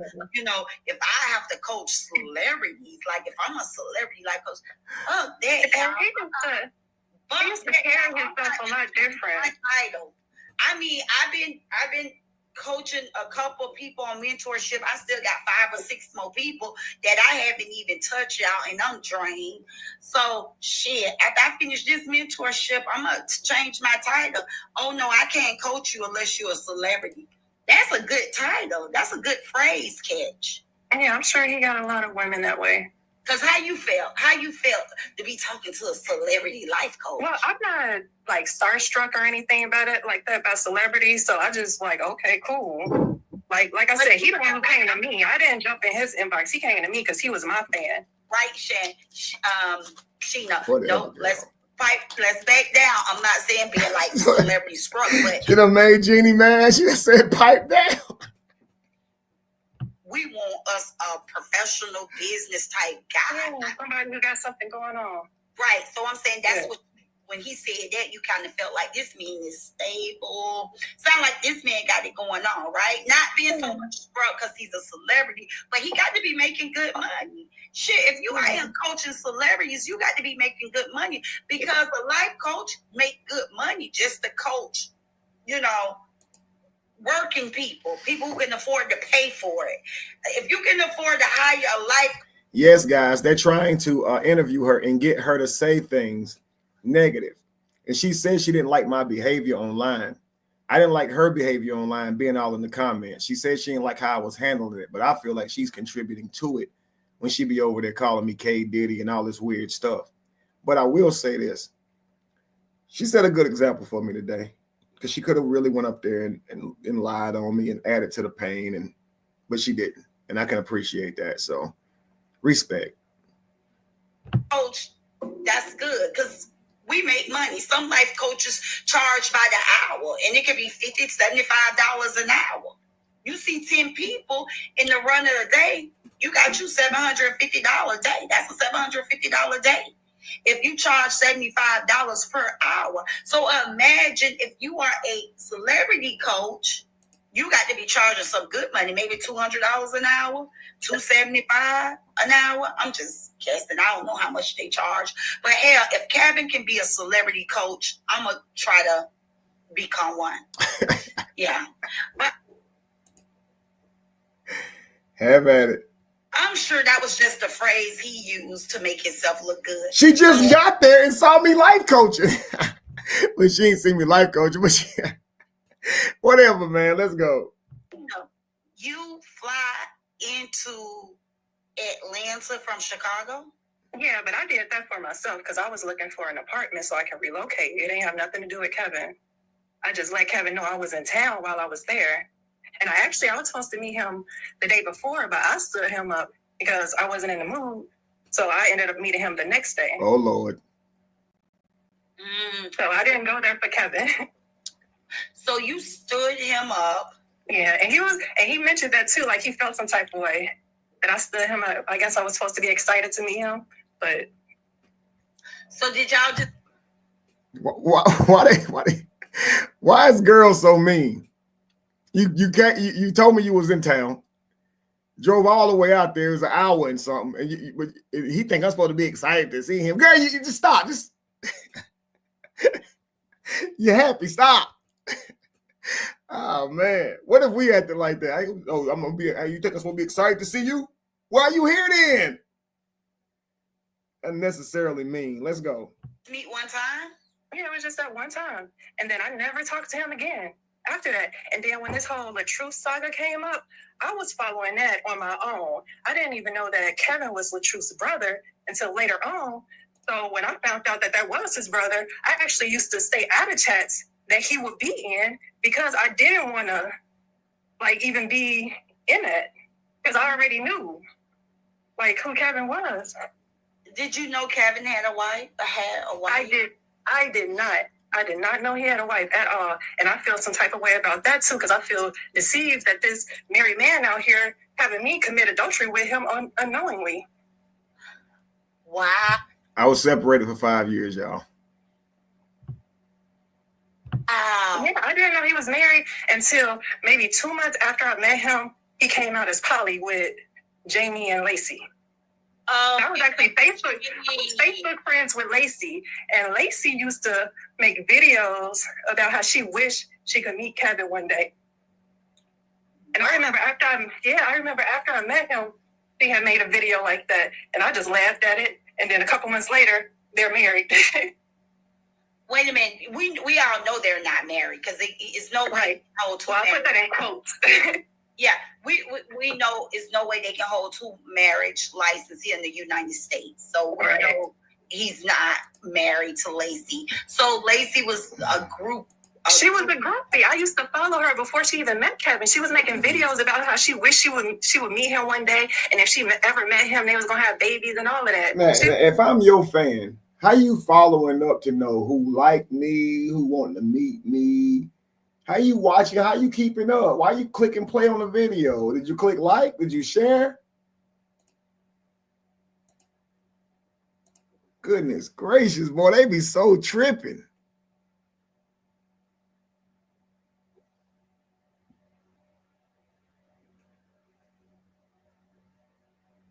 I ain't say none of that. Talk to people. I've been separated for 5 years.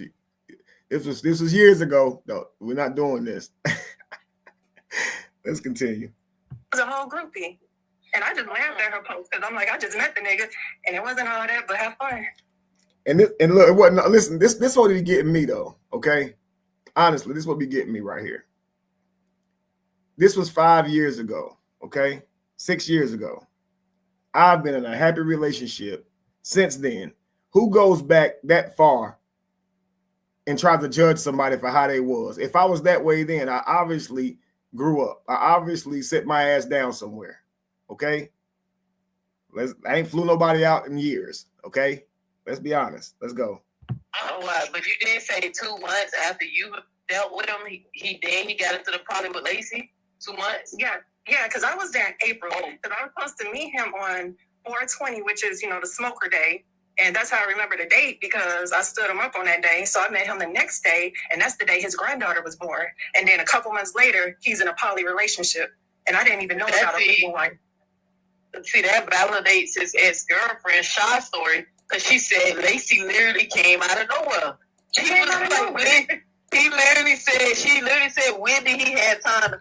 I bet Royce don't know Lacey. I bet Royce don't know Shy. They keep talking about my ex-girlfriend like she's so damn important and shit.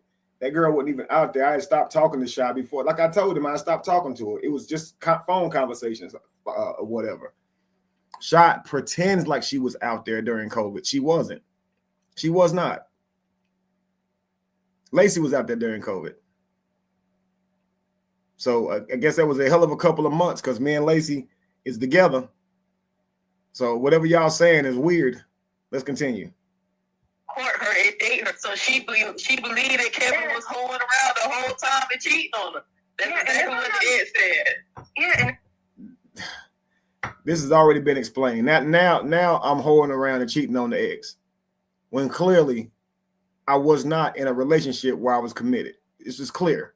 She wasn't committed either. She could have done what she wanted to do, and she was. So let's go. If I'm not mistaken, Lacey used to make videos in her car asking for money, and I think that she was homeless. Here we go. Or she was staying with somebody, and she was trying to raise money so she can move or something. Here we go. That's what I remember about Lacey. She was a bomb. That one. Now they got Lacey asking for money. Yeah, and I actually know people who donated to her. Lacey, now they know people who donated to you now. Now no longer are you paying my way. But now we in cahoots now. I already know the lane they're gonna take on this one. She what? I said I know people who donated to her when she was online begging for money. Dang, so she been a beggar. That's why they get along so much. See how they believe everything and just run with it. The whole time I thought girl was like educated, had a job. I thought she was the one paying the bills. But she just you thought she was the one paying the bill, so you got online and said that. And when I told you she wasn't, you still said it. And now you look stupid. Let's continue. Professional beggar, got it. Yeah, a groupie and a beggar. Yeah, I thought I was using Lacey for money. I'm sorry, Gina. I ain't trying to take over your story. Go ahead. Yeah, but I just want to make sure I heard this correctly when he was trying to expose you, Sheena. Did he say that y'all tried to have sex but he couldn't perform? Is that what he said? He said he couldn't get up. Yeah, that's exactly what happened. And that's why I didn't want to go into detail because I didn't want to embarrass him, but I didn't hear that part. So since he already put it out there, yeah, that's what happened. And then he said he just wanted to be cuddled or held or whatever. So I spooned him, and he was the little spoon and I was the big spoon. And I think that's what I get for playing on her Facebook today. If that's the worst she gonna do, I'll take the big spoon, little spoon. Okay. I asked her to hold me like a 2-year-old. Okay. I'm gonna let her have that one. Cause she could have came out here on a tear and made me in that bed moaning and touching myself. So Sheena, I know you laughing. I know you think that shit is funny. But I only talked about you because you've been sitting here bothering me for months and I've taken a lot. I've actually addressed you on this before and you still continue to mess with me. and you telling me you disgusted with my behavior. Yo, you know I feel the same way. But I'm gonna get that to you, yo. I'm gonna let you have that. I'm gonna let you have it. I really am. Let's go. That's it. But we didn't have sex. So if he's saying we had sex, it wasn't your fault. It's not your fault because you just went with him. And I'm not gonna give Neo no bars. No bullshit. Spiritual reasons, but the whole build up to doing the mushrooms, it wasn't nothing about being spiritual. He was just like, you want to go over and do shrooms? I'm like, sure. Because that's what I do. Like, that's what I did back then. Right. That's what you do. So why do I have to explain it to you? We've talked about all this before. She knew way more about shrooms than me, y'all. She knew how to get the shit, everything. Okay, but let's continue.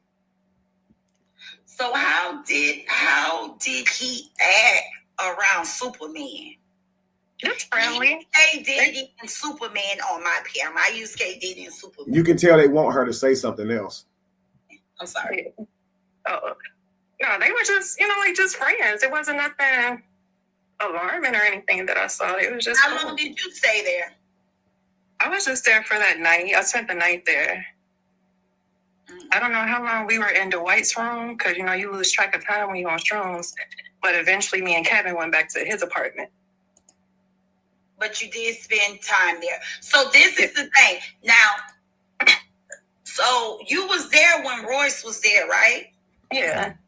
Lupac, you caught that too. First it wasn't good, and now you're right. That's how they be doing. But you got me spooning. I'm okay with it. I'll spoon. I met Royce and her son. And her son. So you left the next day. Have I ever asked y'all to hold me and spoon me, yo? Have I ever asked y'all? I'm not doing this with you. We're not doing this. I'm gonna try to figure out if this is a pattern. Am I doing this shit everywhere? Because this the part where you and Lace get like, this nigga do be asking niggas to hold him and shit. All right, let's continue. She'd have got me. Okay. All right. So talk to me about you and Christine's relationship, because I went back. That's not something that we've talked about. She done put me in the damn cuddling position. Let's go back. Yeah, I left the next morning, yeah. So the next morning you left. That left Roy still there. That left Kevin still there. So you wasn't there when Roy seen what she saw, but you have been present before and been in the room with Superman. She tried to take her out the room with Royce. She want Royce shit the whole weight so bad, yo. And K Diddy. Right. You saying, I just want to clarify that. You're not saying Royce is a liar because you just saying the day you was there, you didn't see it. Right, yeah. I can't speak for what Royce saw, but I just know I didn't see anything. Right. You didn't the day you was there, but you have been in the room with Superman and with K Diddy. Absolutely. And I still have my phone. And you still have your phone. So when you did the mushrooms, they didn't take the phone from you? Not at all. I had my phone the whole time. I even posted a picture on my Facebook page early. Callie, see why I took your damn phone? You see? God damn. You can't tell these niggas shit. You see, they reckless. The fuck you taking a picture for? What are we doing? That's crazy, boy. Now you see why I took your damn phone? You worse than her. You out here on some bull. You said I tried to come on to you. Damn. Yeah. And also, if you know all this is happening, quarantine or not, why damn, hang on. Keep yourself? Hang on, here we go. Today. Oh, you got a picture of you being there? Well, just the sandwich, because when I first went there, this was like 5 years ago. This was 2020. So I had posted a picture then. And so today when he did his little live talking about me, I made a Facebook post and I told him to leave me the fuck alone. And I just took a screenshot of the picture that I took from back then because I was there and I took pictures. So you sure? So I'm reading between that. You ain't gotta say no more. I catch what you're saying. Neo, this proves how dumb you are. See, that's why you shouldn't live in your own head. Watch this. She's trying to act like Sheena had some type of blackmail on me, right? Watch this. Yeah, I was about to say, so sis, with you posting that picture, the sandwich, and telling him to leave you alone, it's something you know. It's something you saw. Well, like I said, I didn't see anything sexual, so I can't, come out here and call him gay or anything like that because I didn't see nothing like that. But the picture is just to show that I was there because that was in Dwight's room. And you know more. You know more than what you're sharing because that sandwich, you reminded him. They really something. trying. Yeah, he even commented on that picture back in the day. And what he said? I think he just laughed at it, but he acknowledged that there's pictures out there of me being in Dwight's room. So how you feel about him? Who, Kevin? K. Diddy? K. Diddy. How do you feel about him? I'm absolutely disgusted by him. And it has nothing to do with me meeting him or knowing him or anything like that. It's because of how he displays himself on this internet. And I've been watching this whole saga from the beginning 3 years ago. And I've seen how he's been, like when he was coming for Brianna and kept fucking with her and putting her business out there and all of that shit. Yeah, I was on the truth side at the time, but the shit got out of hand. And that's when I just stopped fucking with them people. Wow. And so, like, just seeing how he's acting and then how he disrespects you and Amora and Neo, I don't like that shit. He's very disrespectful to women, name calling, all of that shit. And then he acts like a little girl, like the way that everybody else in these chats feel about him that never met him. I feel the same way. I just so happen to have met him. I'm gonna call him Mr. Can't Get Right. Mr. Can't Get Right, where he's gonna be the little spoon. They have no problem. They've been to Dwight's house with me several times. Let's go. So the Mr. Can't Get Right. When you in the room with a woman, and you're a beautiful girl from the pictures. If that's a beautiful woman, that's why I said. Mr. Can't Get Right. Okay. How about them? Okay, he couldn't get right that night. But normally, when the high come down, was he able to get right that morning? No, we didn't try anything after that. I ended up leaving. It was pretty early when I left. It was like 8 or 9 in the morning. Why you left so early? Because I had to get back to my business. I was there for a mission. It wasn't for Kevin. So I just went to meet him that night. And then the next day I left and did my own thing. Okay, so you had okay, it wasn't okay. Yeah, I wasn't there for him. But wow. Do y'all let us spoon that could? So you spooned him, that means you was behind him. Exactly. I was the big spoon. You was holding him. Yeah, like a baby. Yeah, that's such a bitch, bro. Like, you ain't noticed no. Well, like I said, we were on shrooms, so whatever happens on shrooms, it just is what it is. So I'm not judging. Like I've had many trips with different people, so people act differently. You was so K Diddy got this big mouth. He loud, but you holding him. Oh, I can imagine. He probably was shivering and scared. You had uncomfortable. It was like he turned into a baby. He turned into a baby. That's what it was like when I was holding him. We just laid there and cuddled. And then I think a little while later we got up and we smoked and then I left. Hey, Sheena, can I ask you a question? Yeah. He got a big mouth, but do he have a little spoon? This is how you know she's obsessed with me. Why is she asking about my penis size? And this is what I mean by these people act like they are mature, but they'll literally question you about another person's penis size on a public forum. But if you discuss a woman's body, oh, that's doing too much. But this just shows you she's supposed to be some kind of advocate for women's rights. Let a man ask another man about some girl's coochie. I bet she'll be like, how dare you? How dare you do that? It's harassment and bullying. It's every bit of that.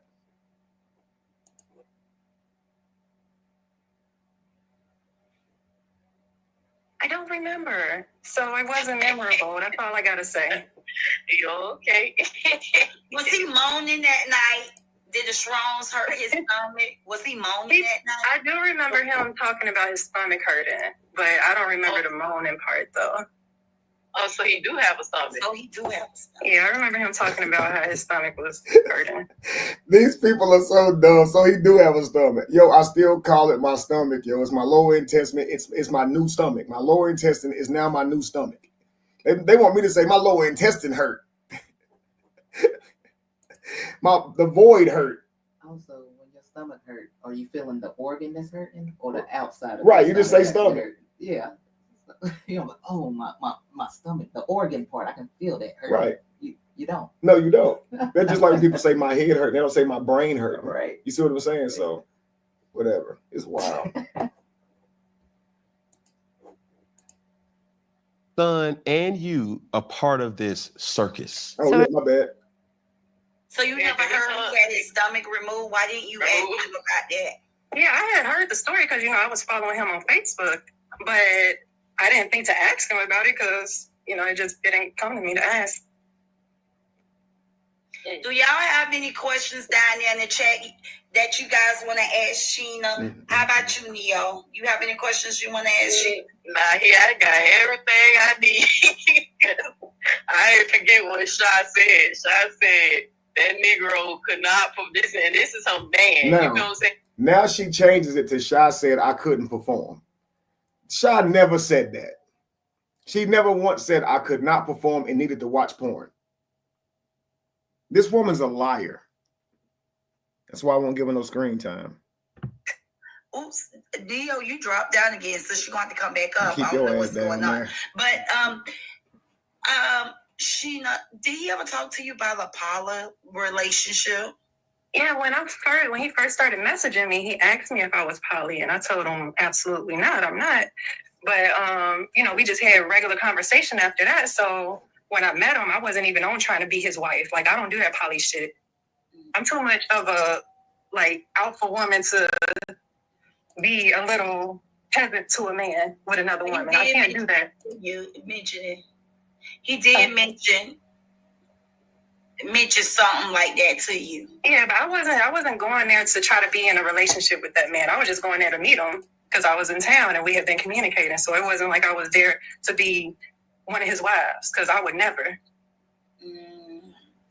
Okay, understood. And that's why I don't like this picture that he's trying to paint of me, because I'm not her. Like you say, Jeannie, I'm not her. So don't try to make it seem like I was competing with Lacey or trying to be one of your wives. No, nigga, not at all. And I noticed that's just his pattern. Anytime a woman come out and try to... Guys, it's pattern, okay? I heard a lot of y'all do this shit. Pattern.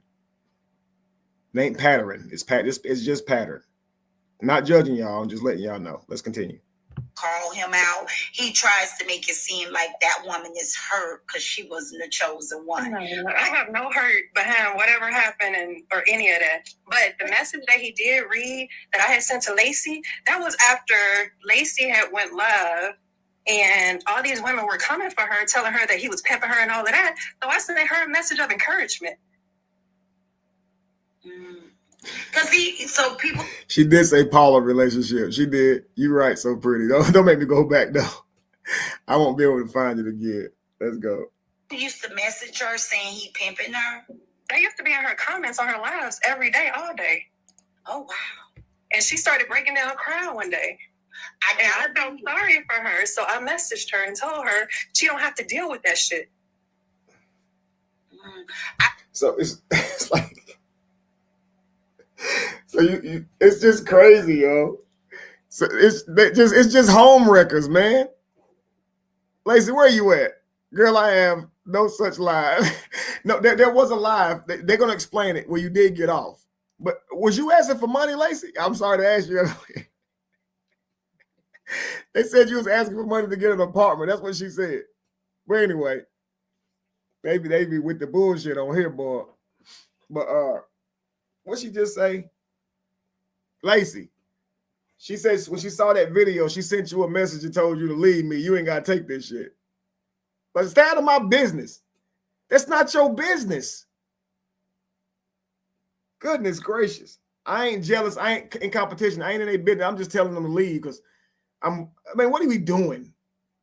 You meddling. That's too far. And that's what I was telling you that day, but we ain't got to go back into it. I'll let you just do your talk.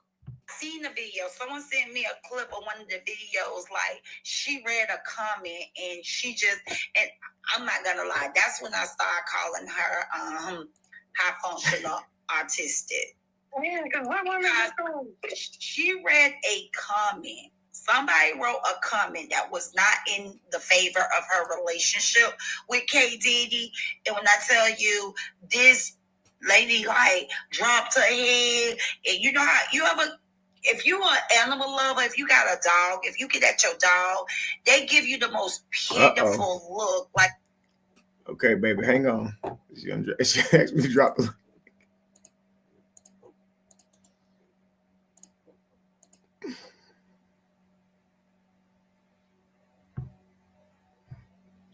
you be like, come here, baby, I'm sorry. She like dropped her head and kind of like turned her head like how the dogs like drop their head and turn to the sideway when they getting in trouble. She looked so pitiful. I feel sorry for her. Exactly. It was like, and she was like, I'll be right back, y'all. I'm gonna go. All right, guys, hang on. Here's Lacey. Hey. Hey. I think there's I'll let you talk because I think the feedback is bad when I talk. So you can hear me good? Yeah, I hear you well. Okay. First of all, I've never been on live saying anything about me needing money for anything. I don't ask for money. I've always made money for myself. And then I've always had a providing husband once Kevin and I met. So I don't go to the platform to ask for any type of money. Second, there has never been a situation where I needed the encouragement of my followers to message me at all. That particular live that they're talking about, the comment was actually made in relationship with my poly union specifically. And at the time, Kevin was going through a lot of stuff on the internet. And so it was a lot of stuff bottled up at the same time. And the comment kind of just pushed me over the edge because I'm the type of person to let Kev handle things. And the comment was more just, it pissed me off. I'm not even going to lie to you because women have been so destructive and just watching it happen repeatedly has just been disgusting to me. It wasn't because it hit home and it hurt my feelings. It was more because, like, I don't understand how women could be so hateful. Considering we come from the same place and we share the same experiences as far as being wives, being mothers, bearing children, you would think that we'd have a lot more respect for other individuals that fill that same position. And I actually said that on the live. So trying to manipulate the situation to make it seem like it was something else is kind of getting out of hand and it's getting old because that video is still up. So there's nothing to be confused about because I actually spoke to what was bothering me. I said it myself with my own words on the video about what was bothering me. So there's no need to speculate. There's no need to put words in my mouth because it's right there. You have someone in the chat saying I remember that as well. And considering being in a poly relationship, you get a lot of flack all the time. The people that follow me understand and know me well enough to know that I handle myself well. Considerably, considering that people are disrespectful. They talk about my child. They try and tell me how I feel and how my value is affected and how I want to be the first wife and I'll never be the first wife and this and that and the other. And I've always responded the same. Me marrying somebody second doesn't take away from my self-worth nor my value. It's my demonstration of who I am as a person that determines that. So it's like, it's egotistical females that think that you can tell somebody else what makes them worth something. There's no way a female that's calling people bitch's, defaming their, you know what I mean, tearing down children and calling people all type of B's, making up stuff that isn't even true, can tell me about self-worth. I choose not to involve myself in most of this stuff because, to be honest, it's childish, it's unbecoming of females in general. Like, real talk. It's so disrespectful. Kevin has literally given y'all so many receipts back to back to back, debunking everything that y'all throw at him. And I don't understand what it is. Sheena, you can lie all you would like to about you messaging me to comfort me, but that's not what it said in that message. Kevin read it out loud.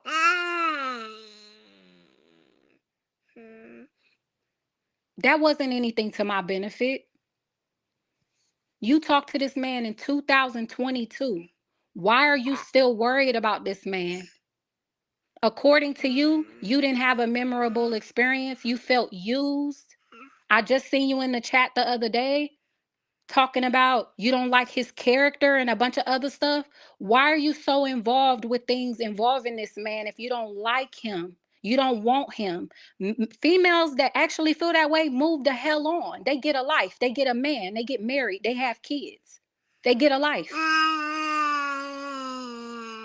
Why are you having conversation about this man's penis like you want this man? All of y'all. Why y'all worried about how Jamie feel about the experience that she chose? How I feel about the experience that we chose? The life that we live in? Why do you give a damn? For real. It's not affecting you. Your pockets. You ain't sleeping with this man. You ain't got to worry about who he talking to, who he come home to, who he laying with, what day it is, how much money he got, what type of roof you got over your head, what type of car you driving, because it ain't for you. Why you so pressed about a man that you don't want no part of? You don't like, you can't stand, you think he gay and all of that. It just make you look like a bum, yo.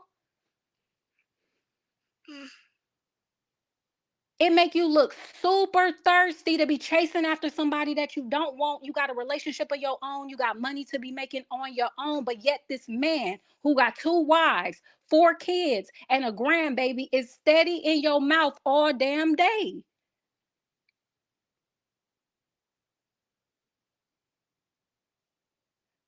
How you gonna lie on Jamie and tell her where she was, while he making money?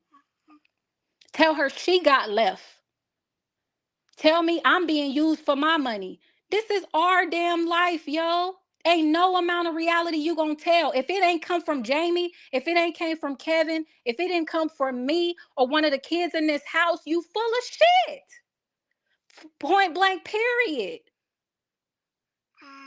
Nobody cares what Sheena say, what Shy say, what Callie say, what Neo say, what Amora say, what Brianna say. Nobody give a damn. Ain't nobody been in this house, yo.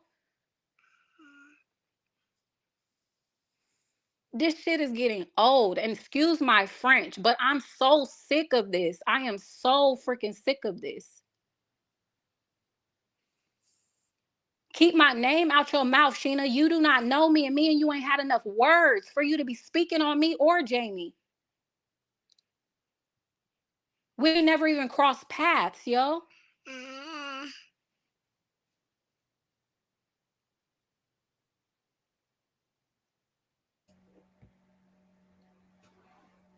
Facts.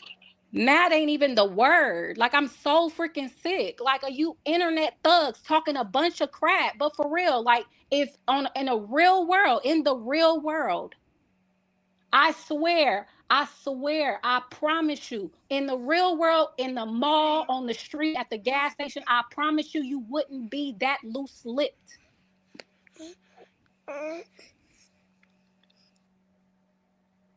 Make your money. Take care of your family. Make memories with your family. Leave us the hell alone.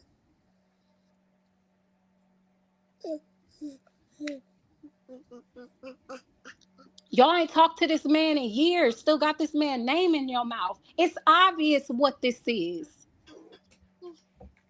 Don't no female do that she don't want, yo. And any woman anywhere from any state, any background, at any age, you can ask that question. No female got a man name in her mouth she's just not pressed about. A woman that don't want you stop speaking on you. She move on. She finds someone better. She upgrades. She show you that it's your loss.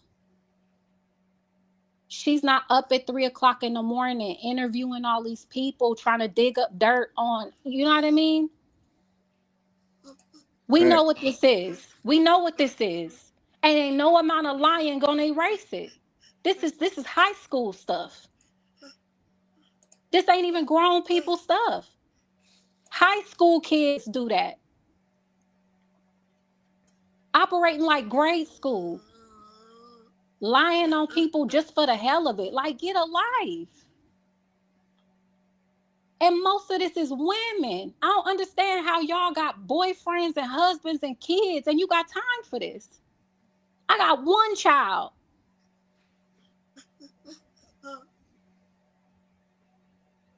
I don't have 30 seconds for y'all, for real.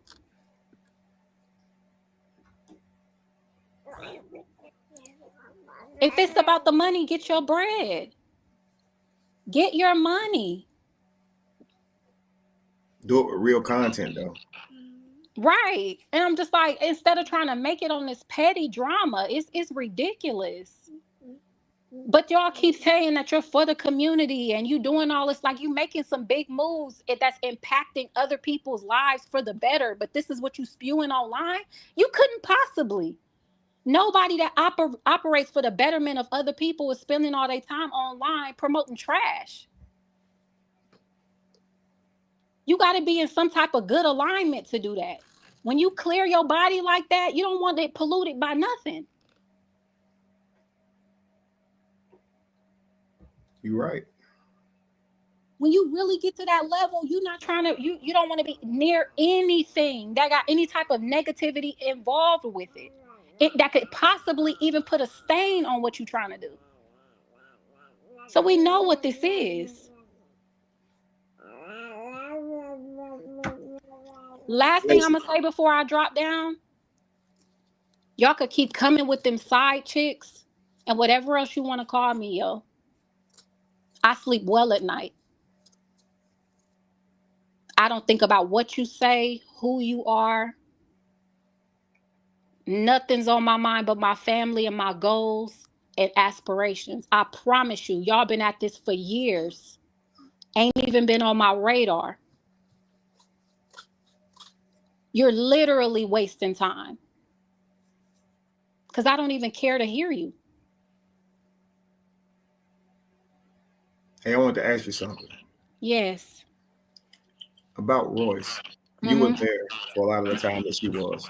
Yes. You mind telling how you felt about her interaction with me, just what you saw? I felt like she operated real thirsty. Like, to me, she was never closed enough for my taste. Now, I know she comes from a dance background, but to me, with mostly children and, men and women walking around, I didn't see the point. Like, of course, there was moments where she said she was working out or whatever, but it'll be hours later and she's still walking around like that. Like, after your shower or whatever, put something on. It was always one of the moments where there's a unnecessary moment to bend over or an unnecessary moment to touch somebody on their arm or their shoulder or whatever. And it's just kind of like, it made you observe in a way that's just that women typically say about other women, like, you're looking for a lot of attention. you know, and you kind of, your radar sits up like, what are you doing? And I remember saying such a thing, like, isn't she here for Dwight? Why she moving like that? I thought they were doing, you know, the poly thing or, you know, whatever. I didn't feel like how she was moving spoke to her being off limits. I'll put it that way. And I didn't particularly like it. I had heard that things were said. One night in particular, she has made a remark to Kev about her not hearing anything coming from the room. And I remember telling Kev, like, why is she asking you that like it's her business? And that just put a lot of perspective for me. I just didn't understand. I mean, and not from a derogatory place. I respect you so much, babe. But her having access to this, you know, pro athlete, and, you know, most females are chasing money. We're at his house. Mm-hmm. I couldn't understand why in that position she was seemingly focused on you. Yeah, that's what I said. I said the And same don't thing. get me I wrong, can't do nothing for you. like, you know, don't get me wrong, you know what I mean, you're a catch. But I you know, like I said, in the typical modern world, I'll just say it that way, where women are kind of trying to secure a bag with a man that kind of has like endless funds, or he's popular celebrity, or, you know, whatever. Like, for this, you know, man to be a professional athlete, to be in the size home that he's in, and you're actually here to see him, I couldn't imagine being in that position and flirting with people that are there to visit him, or there to, you know, who are working for him as a coach, or, you see what I'm saying? Like, to me, I found that ultimately like highly disrespectful. Especially, I'm all frail. I'm trying to heal my body back. I'm wondering what the hell you want with me. I can't do nothing for you. Work it out with your baby dad. That's what you came here for. And that was my understanding. She didn't seem like she was against doing that. So it seemed too like there might have been some confusion there, because I had seen you sit with him and her multiple times having to talk about this. And they had times where they weren't on the same page regarding it. And you kind of had to play the middleman between them coming to some type of reconciliation. So it seemed like she was on board, but then there were also times where she seemed to be a little more than flirtatious, in my opinion. Now, I don't know her, so I guess somebody that knows her would have to speak on if she's just regularly flirtatious and that's just her personality. She just flirts with everybody. But from what I saw, there were other men there besides you. And she seemed to be focusing that energy in your direction, even blatantly in front of my face at times. Yeah, I remember I would often try to talk you down and tell you, you know, I can handle it. I work here. Just let me handle it and things of that nature, because you wanted to kind of ask her about it. But. And I know we even had a moment, which I'm not going to go too far into. We even had a moment where she made a comment that it seemed like she was kind of trying to show off to Kevin a little bit. And I made a comment in response, because she was looking at him when she was talking. And I responded back to her, and that smile got wiped smoothed off just from what I said in response to her.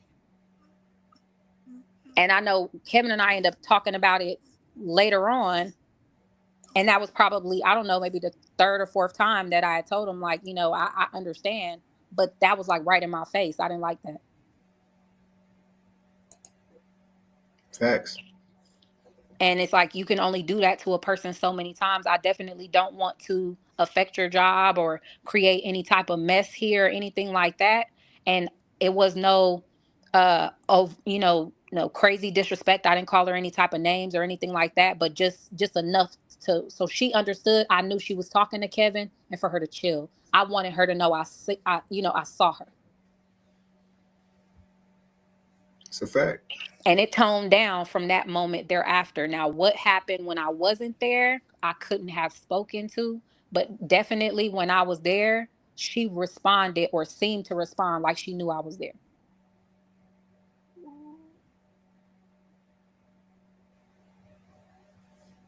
Well, thank you, baby. I just want you to speak to that because a lot of people think you weren't there. They think you came out of nowhere. And I don't think Royce would know Shy at all. I think she would only know you. So I think that's funny that, they try to act like she just got here. So like you just came out of nowhere. Oh yeah, no. And it's crazy. I don't and I guess Kev, on the back end, we can discuss it, but there's been a lot of pictures and stuff like that you've gone over and stuff like that. And we can clarify at a later time, if you're okay with that. But a lot of those pictures I took. Right. Absolutely. You know what I mean? So it's like, I might not be in the photo, but most of those photos, I'm the person holding the camera. Mm-hmm. So there was a nice size time frame where I was there, and even different events that took place that I could verify because I also was there. Only reason why I haven't been super vocal is because I believe that Kevin can handle it, and I feel like he should handle it. The day at the lake, whenever we took shrooms and I walked off and went into my room, and you had to come find me. Yeah. Was Royce there that day too? No, I don't believe so. Okay. No. Okay. No. If memory serves, there were just 4 of us. Me, you, Dwight, and then there was a lady there, but I don't remember her name. And then of course, staff and stuff. Okay. I just wonder. Okay. Well, thank you, babe. Is there anything else? No, I think I'm gonna because I definitely have a lot more to say, but I'm gonna go ahead and let you finish doing what you're doing. I think you've been doing a hell of a job. Thank you. And I appreciate you for letting me up because I think it was a long time overdue. Yes, ma'am. If you need anything further, we here. Okay, babe. Okay.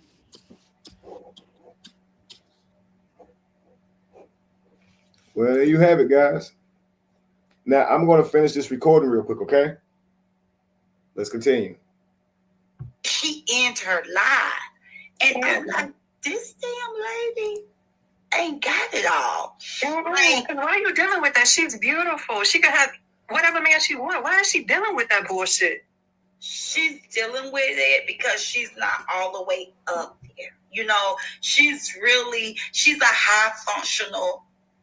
I'm telling y'all, I hate saying it because I know a lot of people on here probably deal with it, whether you a caregiver of one or you have a family member, and I don't want y'all to get offended about it.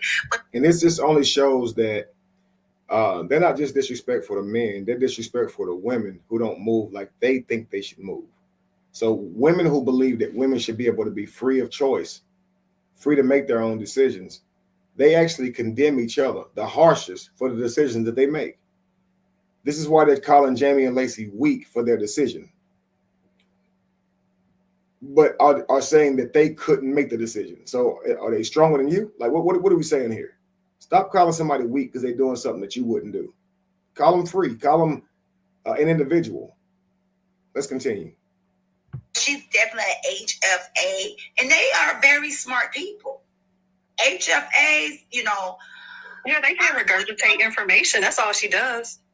Is regurgitate. All she does is regurgitate information, probably whatever Kevin feeds her. Yes, so that's what they do. High functional autism. They will, the way you train them, the way you teach them, that's how they're going to perform. And that's what I pull from Lacey. And now, wasn't you saying she was doing lives before she met me, Sheena? I mean, let's continue. Jamie. I definitely feel like these women, yeah. You can look in their eyes and see they're not happy at all, but they're just going along with it because I guess they don't know any better. They don't. Or they just don't have any like self-esteem. Like they don't value themselves. No, and he makes them feel special. And you got to understand, you watch him out here perform on the internet, how he manipulate people on the internet. So imagine being closed up in the house with him. The mind games that he plays with these women, you know? So I don't care how much content people create. That's crazy. How many inbox you seeing. These women are not going to listen to the outside. They're so sold on what sold. Watch him out here perform on the internet, how he manipulate people on the internet. So imagine being closed up in the house with him. The mind games that he plays with these women, you know? So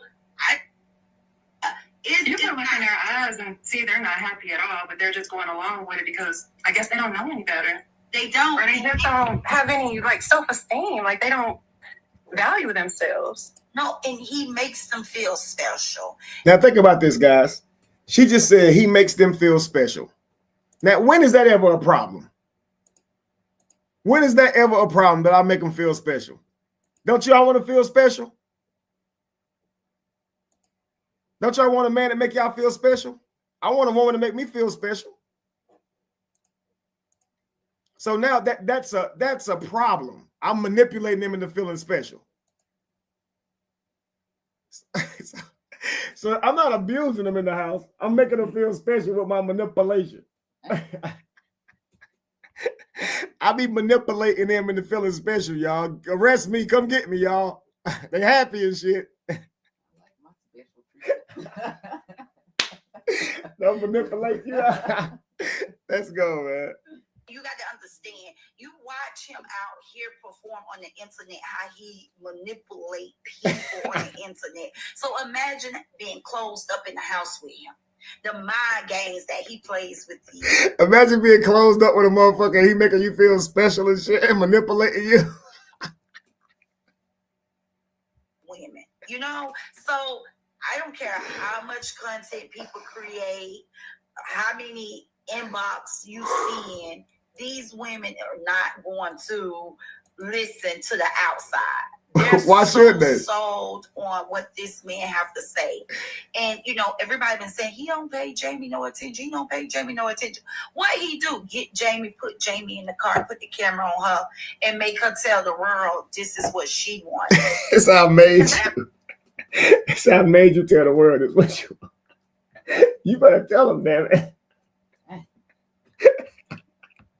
Oh, man, boy. I'm going live. I'm going on the camera right now. You tell them now, goddamn it. Read this shit, say it now. That's the world they create, yo. Like, that's their narrative they spin. Her whole story doesn't even make sense. Right. Like, why would you want another woman unless you're... Why is that y'all business? You want to add another woman to your marriage? You get old. You know, you get old. I guess in so many words, she was saying none of this is their business. Change, so she wants someone in the house that's going to be able to please her husband. Oh my God, that definitely didn't sound right. Yeah, I know a lot of women who do poly. They do it for like the family dynamic. She didn't say for my satisfaction or because I enjoy watching or I, you know. She didn't say none of that. You get old. And I'm like, don't we all get old? Right. Nowhere in hell, my age gonna make me want to bring another woman in my house. My man old with me. Okay, he better be getting old. That's you, Jeannie. Like, I mean, shit, change up. Change up. I mean, if you can't satisfy, you can't please him, then maybe he need to go on about his business. You go on about your business. But bringing another woman in your house to disrespect you and your kids. So disrespectful. And the kids are grown. The kids are pretty much grown. So what was the point of her needing another woman in the house to help? Other than, like you said, just sexually, I guess. But that's stupid. That's so stupid. Jeannie, read my comment. Okay, Kimberly had. Now, my thing is, what if I pulled up pictures of them and they man and tried to just speculate on their relationship and shit, right? Let's go. I hate looking in Jamie's eyes. They look dead and empty. Is that what you're saying? Yeah, Jamie looked very unhappy. Yeah, it's written all over her face. You right, Oh, Lupa. yeah, like she just settled. Like she don't feel like she could do any better, so she just settling.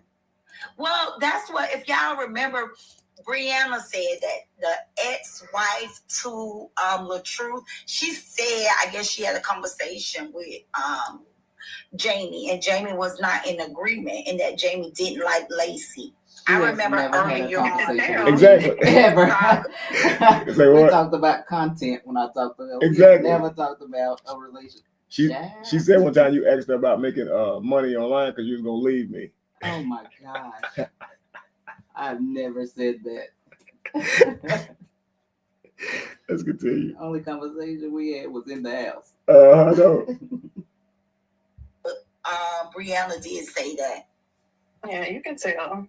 Like, they don't have any, like, they're not friends or anything. They probably don't even interact with each other outside of what you see on the camera. They be in a separate wings of the house. Right. And yes, he likes to manipulate people. Damn. I mean, he does it. This man is good at what he do. He comes out here and he manipulates any situation. I mean, he did it in his brother's saga. Now he's doing it here in his saga. And the only thing is, it's not working in his saga. I ain't manipulating shit. What are you talking about? I'm telling actual facts. I told you nothing was going on in that room, and she's up here to verify it. What am I manipulating? You're talking to a woman who's verifying that there was no damn moaning and touching of themselves, and she don't even like me. What are you talking about? Y'all the one that's manipulating. You manipulating right now, acting like this ain't going in my favor. What are we talking about here? If anybody come to this platform, they gonna know Royce is cap. I mean, I'm reading the comments that these people is leaving in this man. Listen, y'all. Listen at the comments. People are leaving in this man chat. Alley down. He don't want to.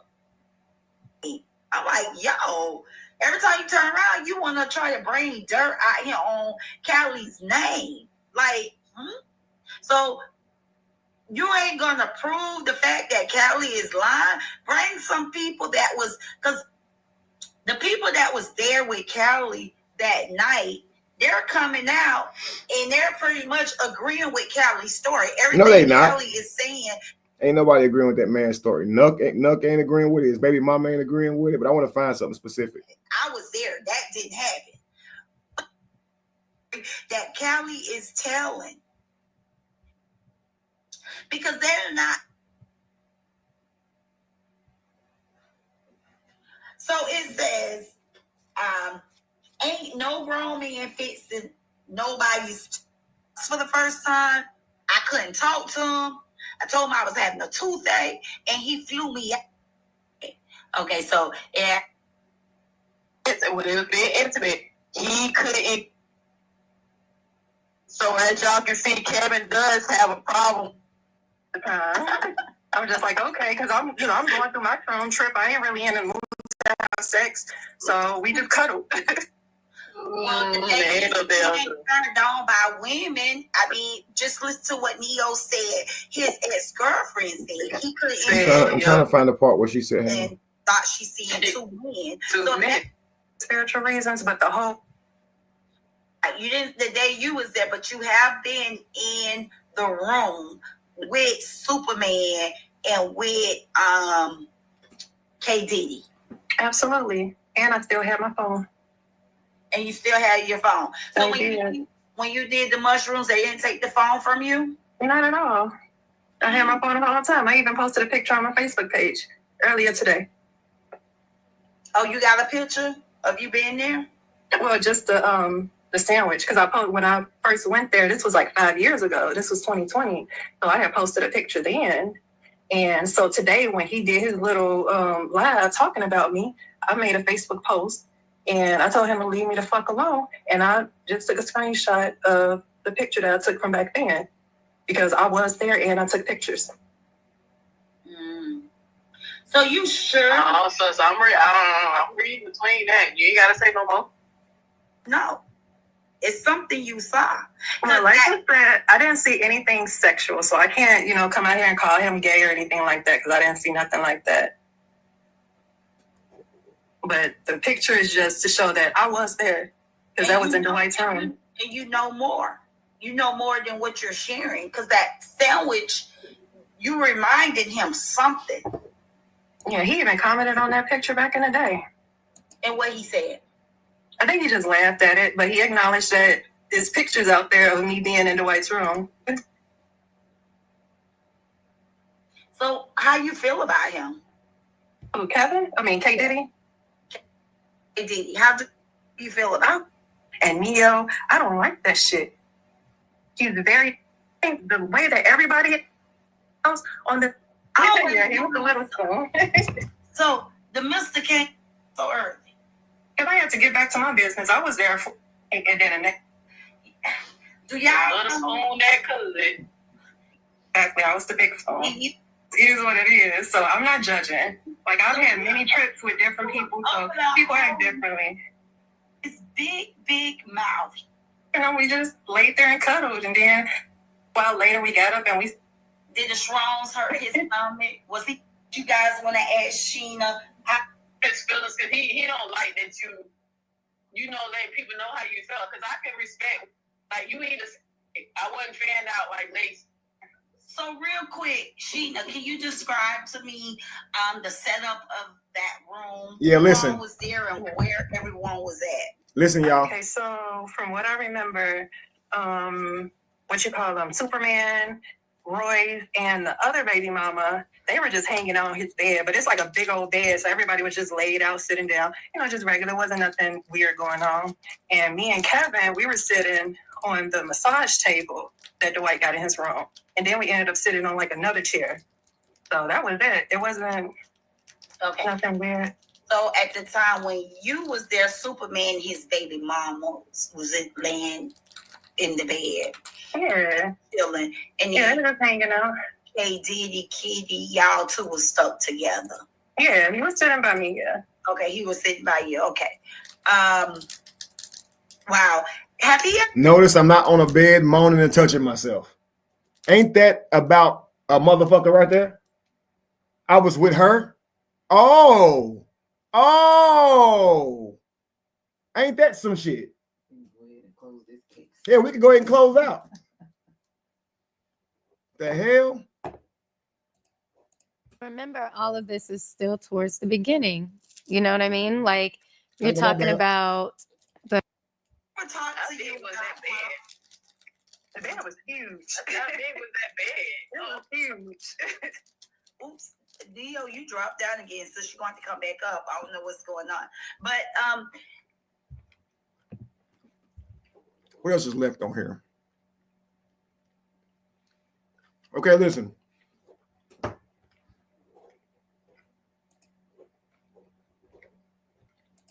This gets real graphic from here on out.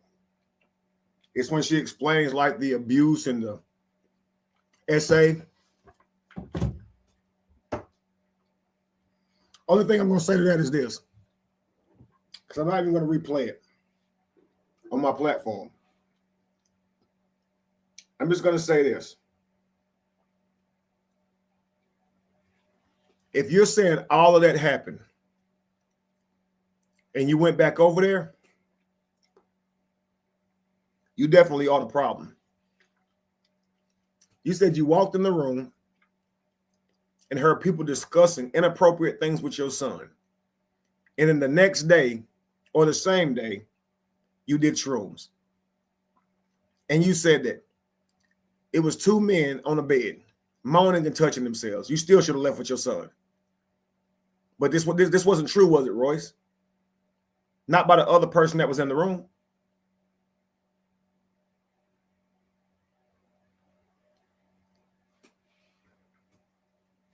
She's going to give these really graphic, horrible stories. And the thing about it, your son can see this. You cannot say that you didn't contribute to how he sees his father. You cannot say that you didn't do damage, Royce. You really can't. You've done damage to so many people. This is why I'm sitting here reviewing your video today. You've done damage to me too. But hey, I can't even feel away because your mother and father even got hit. I mean, you put everybody under the bus. Like you really did. Guys, put a 1 in the chat if y'all think I'm good. I don't need to say any more and just pursue her legally. Or do you guys think I should continue reviewing this video? I'm thinking I'm done. Put a 1 in the chat if we're done. Put a 2 in the chat if y'all want to hear some more. Kevin trying to get out work. A 1 in the chat. We done. My name is clear, right? One person got a 2 in there. Stop.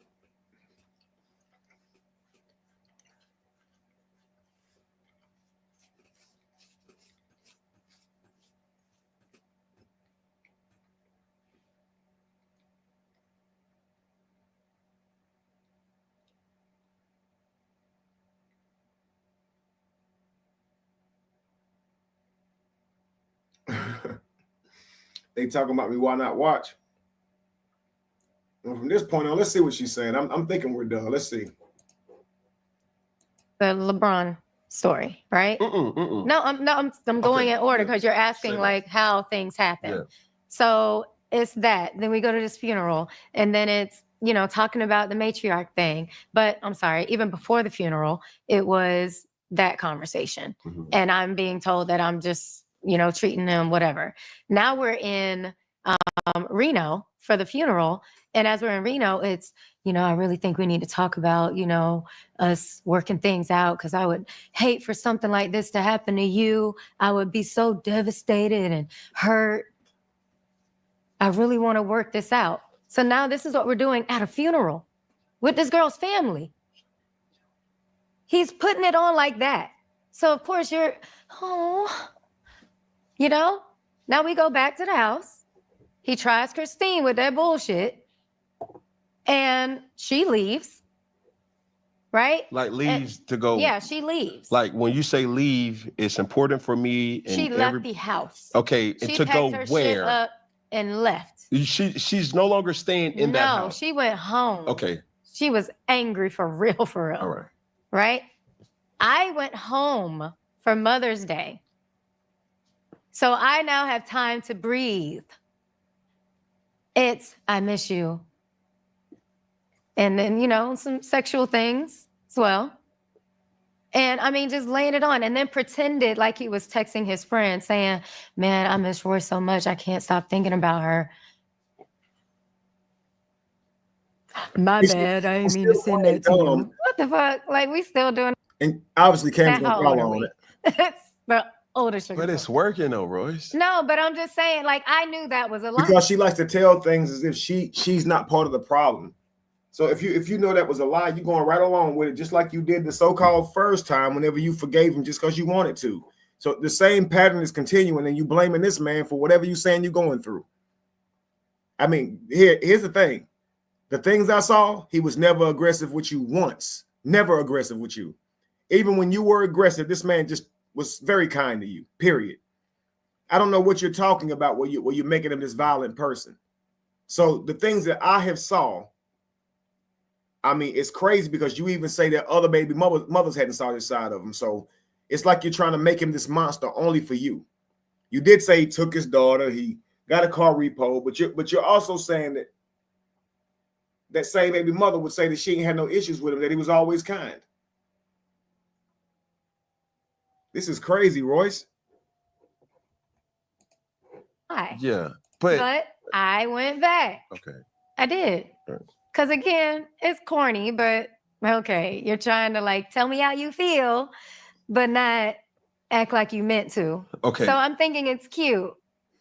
So you and Christine, do y'all ever have a conversation about the status of you guys' now reality now? I tried to, but she thought I was a part of it.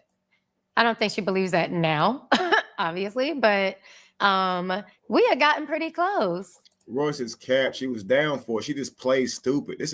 You're a whole problem out here. And this is my whole thing. If you're on here to talk about assault, domestic violence, mistreatment of your son, you feeling like you've been silenced and all of that, why don't you keep it there? But you too busy being a busybody and a gossiper for anybody to take you seriously.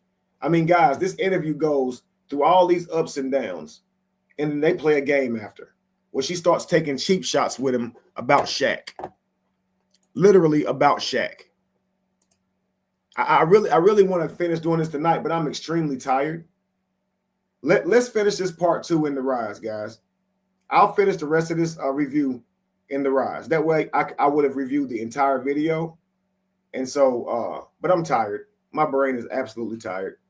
But we'll finish this tomorrow because I really want you guys to see how she tries to throw these little underlying cheap shots at him for no damn reason at all.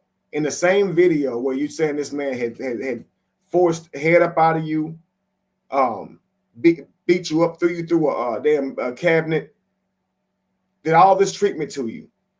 You on the same interview where you've cried and everything, you're gonna play a game in which where you pick Shaq to be an extra, and you just said LeBron was your son's favorite player. You put these things out there, and to me, I just see him as you digging.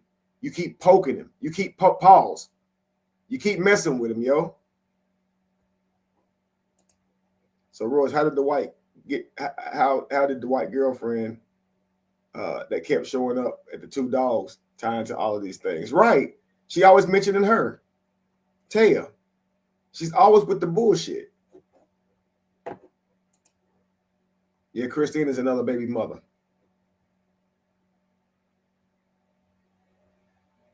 We'll link back up tomorrow, guys. It'll probably be earlier. I might go, it might be around I'll say 9. I'll say about 9 o'clock. 9 o'clock in the rise. All right. Look forward to that, guys. Thank y'all for joining me, man. Make sure y'all share the video, hit the replay. Come back after this video ends and give a comment or something, guys. Show some love, okay? I told you guys I would bring this to you. Hopefully you can see how much this lady is being dishonest and how much she's going around trying to ruin this man's life and everybody associated with him. And she's going to inevitably hurt her own child. And I mean, the things she's doing can affect his parents, her parents. I mean, she's on an emotional tear. And she said all of this happened because of an argument with Braylon on a PlayStation in front of his friends. All of this happened from that. And you think that he's worse than you. Oh my gosh, Royce. He got in an argument with his son on the PlayStation in front of his friends. And you went out here and did all of this. It ain't even close, Royce. It's not even close. Peace, everybody.